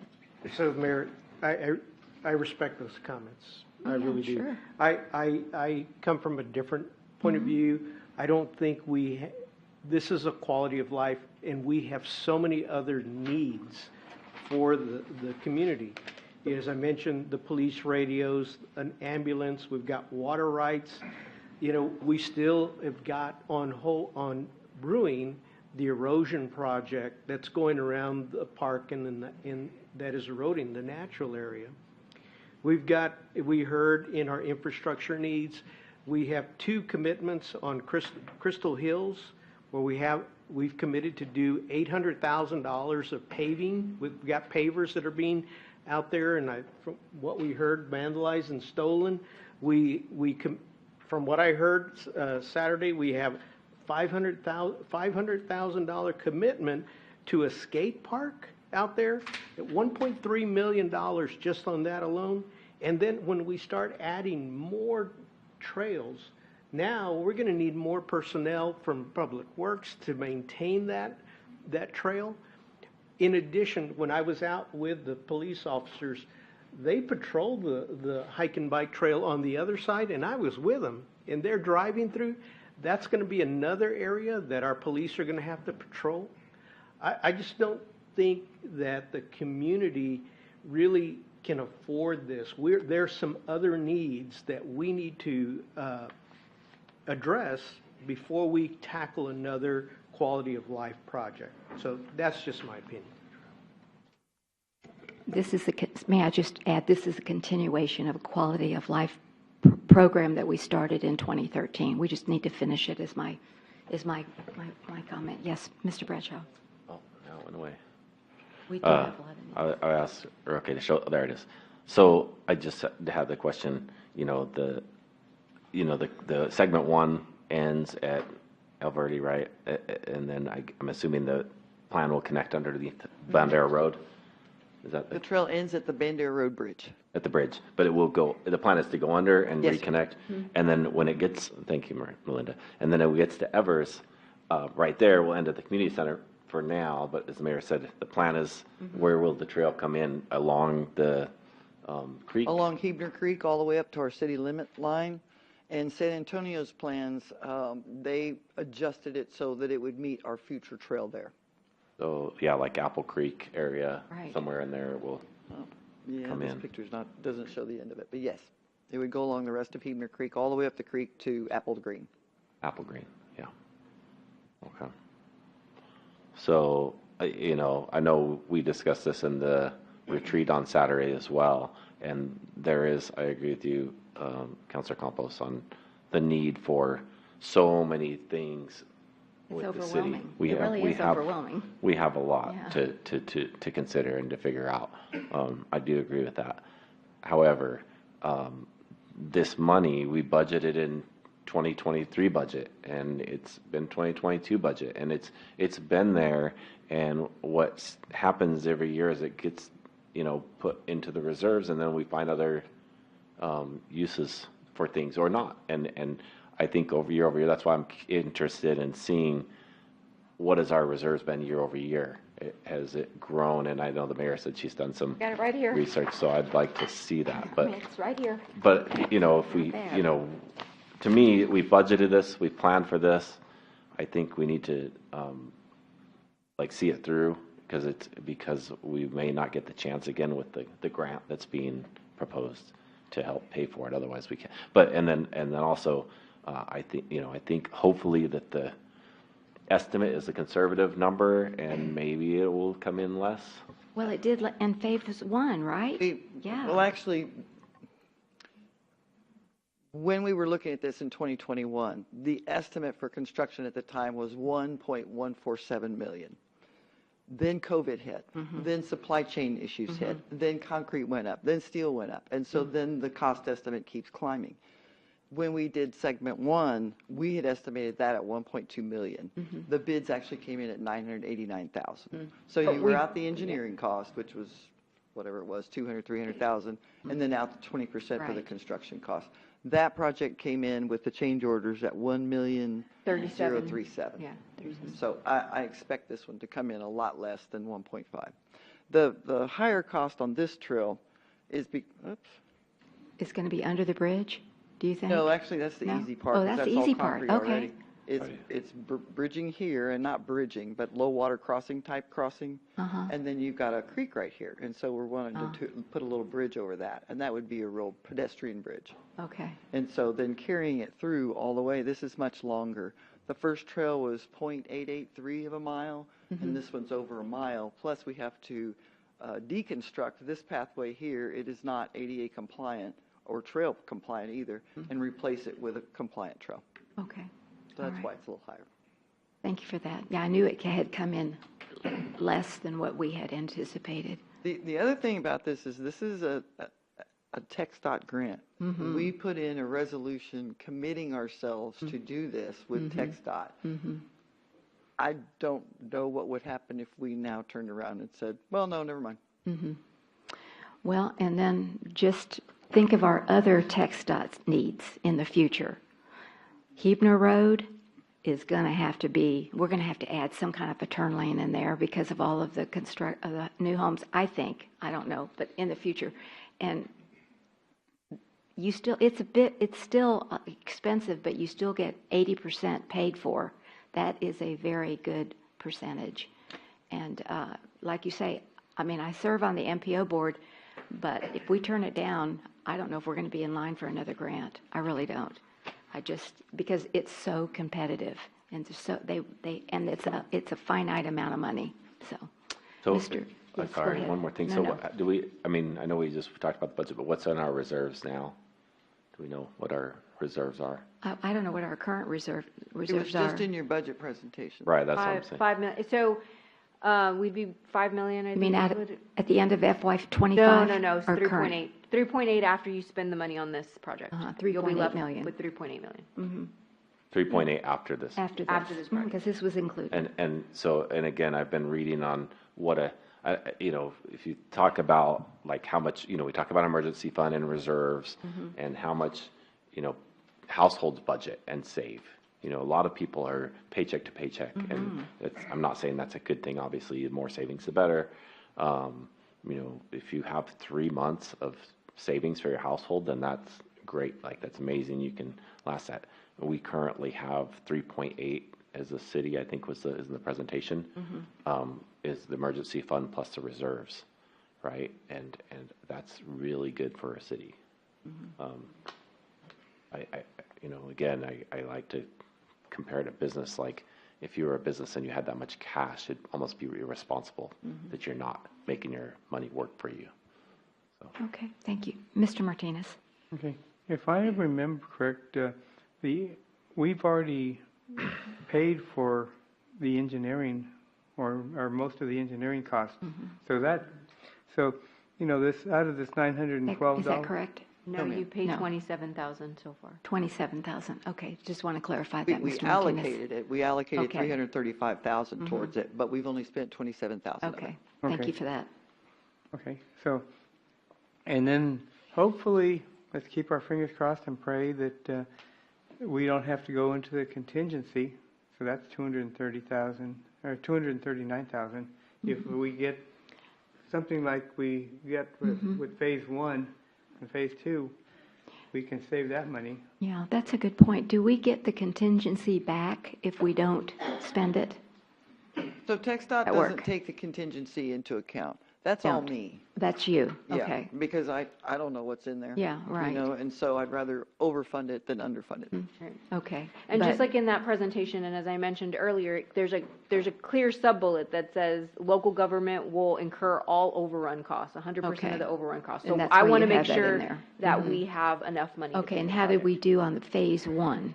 We went a little bit over? Good, we went Yeah. a little bit over, but, you know, Yeah. we had to put a head wall in Yeah. closer to the But- Bandera but Road we Bridge. had, we had contingency money left over? I always have contingency money Oh, left you over. always do, because you're good. Okay, great. Thank you. That- I'm sorry. okay, I'm that's sorry, all I Benny. need to I know, say. I got to shush. That's all I need to say. Okay, is that all you need to say? Okay, all right. Anybody else? Yes, Mr. Campos, go ahead. So I just wanted to make sure what I heard. So for me, you know, I do procurement every day, construction procurement, and things are coming up higher than estimates, and it's happening all the time, okay? TxDOT, people gouge them, and whether you're going to manage the contract, I don't know. But we're responsible for the overage, okay? That's a risk for the city. Also, if I heard through the conversation here, we're going to take another trail, we're committing to another trail to go to our city limits? No, sir, you have not committed to that yet. That Oh, is but- the but wish of it's the city coming. of San Antonio. Right, but it's coming, right? That's the wish of the city of San Antonio. Okay.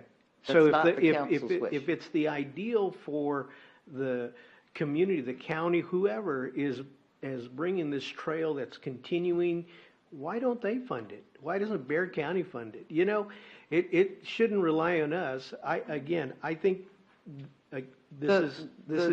This segment was designed prior to us having any knowledge of the city of San Antonio bringing correct. their trail to Balky. Correct. This was just supposed to end at Raymond Rimkus Park, right at that bus stop on Evers Road, because it provides connectivity to all the schools, to the library, to the parks. That was our end game, was at Evers Road. It's this past year that the city of San Antonio has contacted me saying, hey, do you guys have plans to bring it from Evers up to Balky? Because we sure wish you would. This is what we're going to do. So the plan all along was to stop at Evers Road. So it sounds like there is going to be another project to get it to Balky. That's up to because the city council. The whole community is going to want it. You know, that's not Leon Valley residents. And I think Leon Valley residents would rather fulfill the necessities than have another park, another greenway. Again, we're going to have to maintain it with our police and our public works. And we've been getting these parks and inundating our public works staff. So thank I you. won't say any more. Anyone else? Mr. Roscoe, Ms. Heil? All right, then we'll go ahead and vote if we have a motion. Both of them have very valid points. I mean, great discussion. I think that our subdivisions are going to sell really quick, and money's going to come out. But I can't help but leaning towards Campos's remarks as far as monies that are going to be needed in the future. My main thorn on my side is erosion. That's what I'm really, really worried about. And we're going to need some monies for that. With that being said, like I said, both of you had great side on this. I just have to be a little bit more conservative this time. Okay, yes, Mr. Bradshaw. So, and I understand that. Like I said, I know there's a lot of things that are concerning, but my real heartache with it is that we've already funded it. We funded it last year. We funded it the year before. No, And this- you funded it last year. The year before, you funded segment 1. Yeah. but Okay. it's I all- just it's I all want to one- make it, I just want to make sure we're clear. So last year was not funded, but the year last, before. last year was funded. then- And then now you're funding it this year. The year before was segment one. Okay. But we funded segment one. May I add one thing to that? Yes. We actually funded this in 2013. But then it got killed But- because it ended up paying. But it got killed, but what happened to the money? Went back into the general Went back fund into the reserve. reserve. Your fund, but then you did And we this portion. spent other things. Right. And then- So that's my point is it got voted, it got approved, we had the money, we spent it on segment one, whatever. Yeah. Now we voted on it last year, it got approved, it got funded, and the money's there. We've got 1.8 million in our reserve. No, we got more than that. You're going to end up with 3.8 million left 3.8 over million after this after this, in right? our reserves. And Well- you know, there's government agencies that say like 2 months of reserves is healthy for a city. And So we've your got auditor was 3.8. here. She recommended 6 months when she was here. So But again, what auditor? your auditor, your municipal auditor, when she was here, That's- she recommended close to 6 Do months. any But be- cities have 6 months of reserves? No, GFOA recommend, so everybody has different. GFOA recommends 2 months. Yes. And so, again, I'm just telling you what the auditor said, is that she recommended that we have about 6 months in our reserve. And the reason for that is because we, at the time when we were having this conversation, y'all want to go out for a bond, whether it's for your water, whether it's for the other infrastructure needs that you have, and you are not going to be able to go out for $32 million. You can't go into debt for $32 million. The most you'll be able to go into debt the last time we had the bond conversation was up to 10 million. So that isn't even going to chip away at a quarter of your infrastructure needs. And so, again, I'm not telling you not to fund the hike and bike or, to fund this over that. I just want to make sure when y'all are making these informed decisions that you have all of the information in front of you. Believe me, staff's been working on this since 2013. We've spent a lot of staff time, energy, and so there's a piece of us, like from a personal bias, that we want to see this completed. But when I present you all of the needs and y'all don't want to increase water rates and you don't want to increase the tax rate and I can't print money. So we need to make sure that whatever decisions that y'all are making, And that I they're agree. informed decisions. Our needs are, it's huge. We got a taste So of you it at the continue to retreat. ignore it's, them. and this So little we're 3.8 not- million isn't going to We're not solve. ignoring them, but to No, me, there's but we just have to new tackle it communities coming one- in to Leon one Valley, little bit right? at a We have time. multiple developments in progress, and it's going to be over the next 3 to 5 years as they're built up. Mm-hmm. But those will increase our ad valorem taxes, and also those people that want to move here are going to want to have things to do and see, and they'll have trails that connect the This is going to neighborhoods and attract them to our city and buy those homes. Are you kidding me? That's just what they want. Go ahead. Melinda, go ahead. Leave the water revenue and the water Yeah. needs out of this. Yeah. This is all coming from the general fund. If we want to pass a bond or whatever we want to do for the water system, that's going to come out of the enterprise fund. You've got enough money to borrow money in that fund by itself. You don't have to worry about using the general fund for that. So just keep that straight. All your other needs are, are definitely Well, there. yeah, If you and- decide to do anything that's general fund related, but leave the water out of it. But your general fund's gonna have to continue to supplement. It's gonna have, you can't, yes, what Melinda's saying is correct, you can do it that way, but if you decide not to raise your water rates, the money's gotta come from somewhere. And so the discussion this evening was, hey, we wanna be the same as Saul's, we need to decrease the water rates, and so you can't have it both ways. No, I just wanted to know what the ratio was between us and SAWS. Yeah, that's right. Mr. Martinez. We can continue discussing this and going back and forth forever. It's almost 11 o'clock, so I'd like to make a motion that we approve this and authorize the city manager to sign the agreement for the hike and bike trail. Okay. I'll second it. All right, we have a motion by Mr. Martinez and a second by Mr. Bradshaw to approve the resolution authorizing TxDOT's advance funding agreement and authorizing the city manager to execute the agreement for funding of the Heber Creek Greenway hike and bike trail. I think we better take a roll call vote because I'm not really sure where everybody's coming from tonight. Go ahead.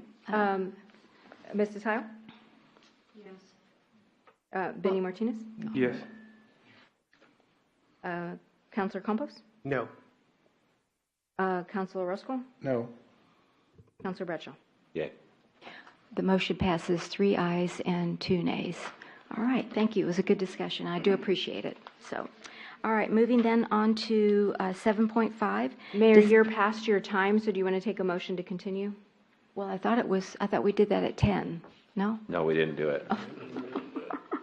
Okay. We have Well, three we've more. only got one more, and that's Appointments. appointments. So And that's hopefully we have them it. figured out. I'll make a motion that Oh, we continue. and we've got appointments to the I second garbage. it. That should. I'll make a motion we I continue. second. Okay, thank you. All those in favor say aye. Aye. Okay. The motion passes. Okay, thank you. All right, so this should be pretty easy. On number 5, it's the Police Advisory Committee. And I had an opening, and I was going to nominate, and she has put in her application, Phyllis Beal.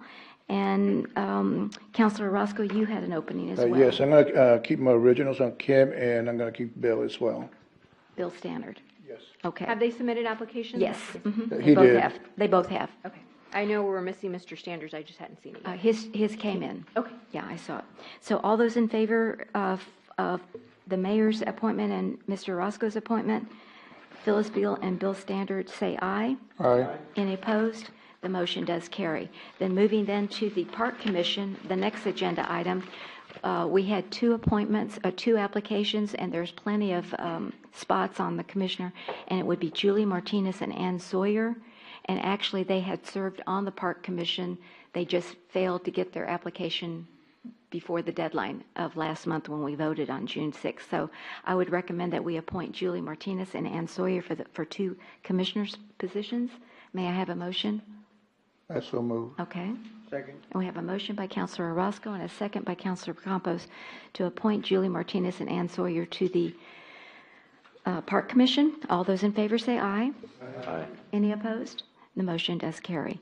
The last item is presentation, discussion, and possible action on a resolution creating and appointing a temporary solid waste services committee. Dr. Caldera? Sure. You're the last. Last one, Temporary Solid Waste Services Committee. And so we went out for RFPs for the Trash Committee. They close on July 18th. So depending on the number of bid proposals, we would like for y'all to appoint a committee member to the Trash Committee. The committee would be responsible for reviewing those proposals, ranking those proposals, and then submitting a recommendation to council by September the 1st. And so I basically stand in line for a motion and for y'all to give me your recommended appointment. I just had a clarification on the timeline, just so we can tell our people. So if we appoint them tonight, they're going to serve for the month of August, and then with a recommendation in September. So we'd like for them to have a recommendation by September. If we got to push it a little bit, Okay, we can. I just I want to put tell it- them. I wanted to add a date to sunset the committee, and Sure. we just don't carry on forever. Yeah. And so They need more time. correct, then- but they okay. need a little bit more time. I'm Good. flexible. I would think so. But I was trying to give a deadline of September. Okay, thank you for that. You're So we'll go around, and if everyone will name their appointees, is that what? All right, so Mr. Martinez, everybody had 1 and I had 2. So Mr. Martinez, who is your appointment? Tina Chatham. Okay, and Ms. Heil? Dodge Stevens. Okay, Mr. Campos? Anna Campos. Okay. Mr. Orozco? Drew Powers. Oh, Drew, he's coming back. Good. And Mr. John Sines. John Sines. Okay, and then I had 2 appointments, Rita Burnside and Abraham Diaz. So all those in favor of, do I need to vote on that? Yes. Somebody needs to make a motion. It's To a approve. resolution to approve the. I did it Approve by the resolution resolution. instead Yeah. of ordinance, Mhm. and so you could That's approve right. it I'd like to tonight. make a motion that we accept the recommendations as given out. I'll second it. All right, we have a motion by Councilor Orozco and a second by Councilor Bradshaw to approve the resolution appointing the members so stated by each council member and the mayor to the Garbage Committee. All those in favor say aye. Aye. Any opposed? The motion does carry. I just want to let everybody know, I don't know if anybody, but I got a text message. This is the next one. Do we have any future agenda items? I did want to get a feel, so it is a kind of a future Okay. agenda item, so Uh-huh. Attorney can stop me. Okay. So we do have all of these infrastructure needs, and what I would like is for y'all to prioritize them so I can start looking at like alternatives. So whether it's bond option or not a bond option, and so I want to see if that's something y'all would be interested in. on a future agenda item, or if you want to wait for that for like the town hall meeting, or what y'all would like to do. I just feel like we're moving forward. Yes, we're talking to look at water rates, but there had been some discussion on the bond. We killed that because the rates went through the roof. I don't think the rates are going to drastically come down anytime soon. And so I just want to know if that's something y'all want to discuss. Well, could you give us, I mean, I know you've given us list after list. Should we just use the list you gave us on Saturday? Well, I can give another presentation What and do y'all go wanna over, do? like, try to combine everything. You know, Mhm. I am an advocate that the water should stay separate from the water, but if you're not going to increase the water rates, then, I mean, we've got to have a Well, discussion. and on we what that also looks like. have $500,000 for the streets in Seneca that we have to come up with. So that's another big ticket item. So, yeah, we have to add that. We have to add that to the list. I'm just telling you. I mean, I'm trying to help y'all to I know. make just an informed decision, and I don't want to leave here with y'all saying, nobody ever told us we had all of these needs. So all I want to do is give them to y'all, then we can prioritize them, then I can go to our financial advisor and see if she can come and give you a presentation on what a bond looks like, and so you can have an idea of how much you can go out for a bond, and we can split it. We can take a look at the water, and we could take a look at general fund. I just want to make sure y'all are left with something, because in then the next budget cycle, the conversation's going to happen of whether or not to increase the tax rate, whether or not to. And so instead of increasing the tax rate, you could increase it by going out for a bond, and then your M&O and your INS will go up. And so, but if you don't have a palette for that, I don't want to waste mine or the staff's time to be able to do that. I'd like to move forward with it. Okay. Do I have a second Okay. on that? Yeah, I'll second it. Okay. And maybe after the budget presentation, get through the budget first? Yeah, let's do that. And I just wanted to say, I just got a text message from our former city council member on the comparison of saws versus, I'll forward that to you if you'd like to.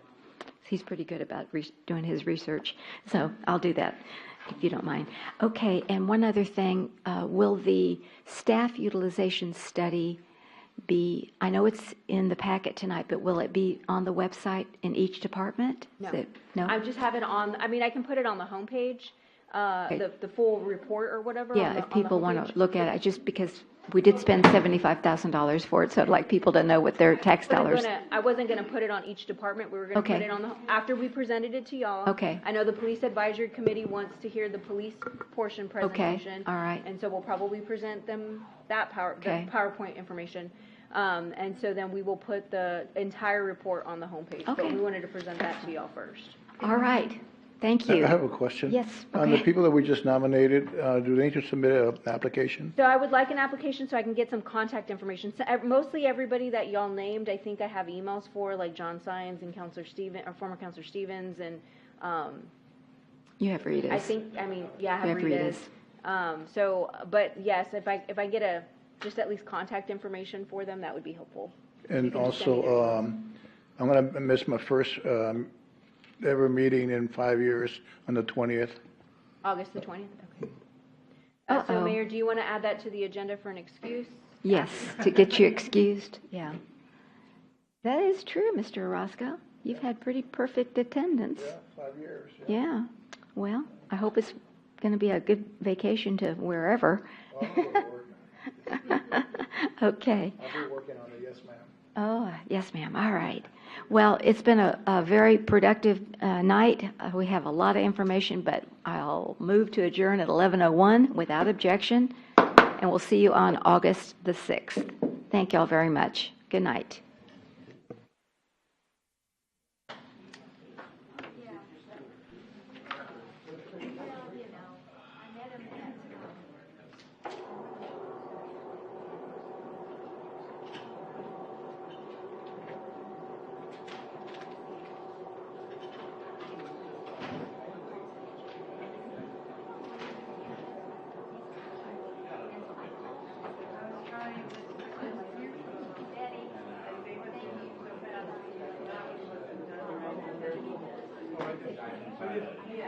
Josh sent me the water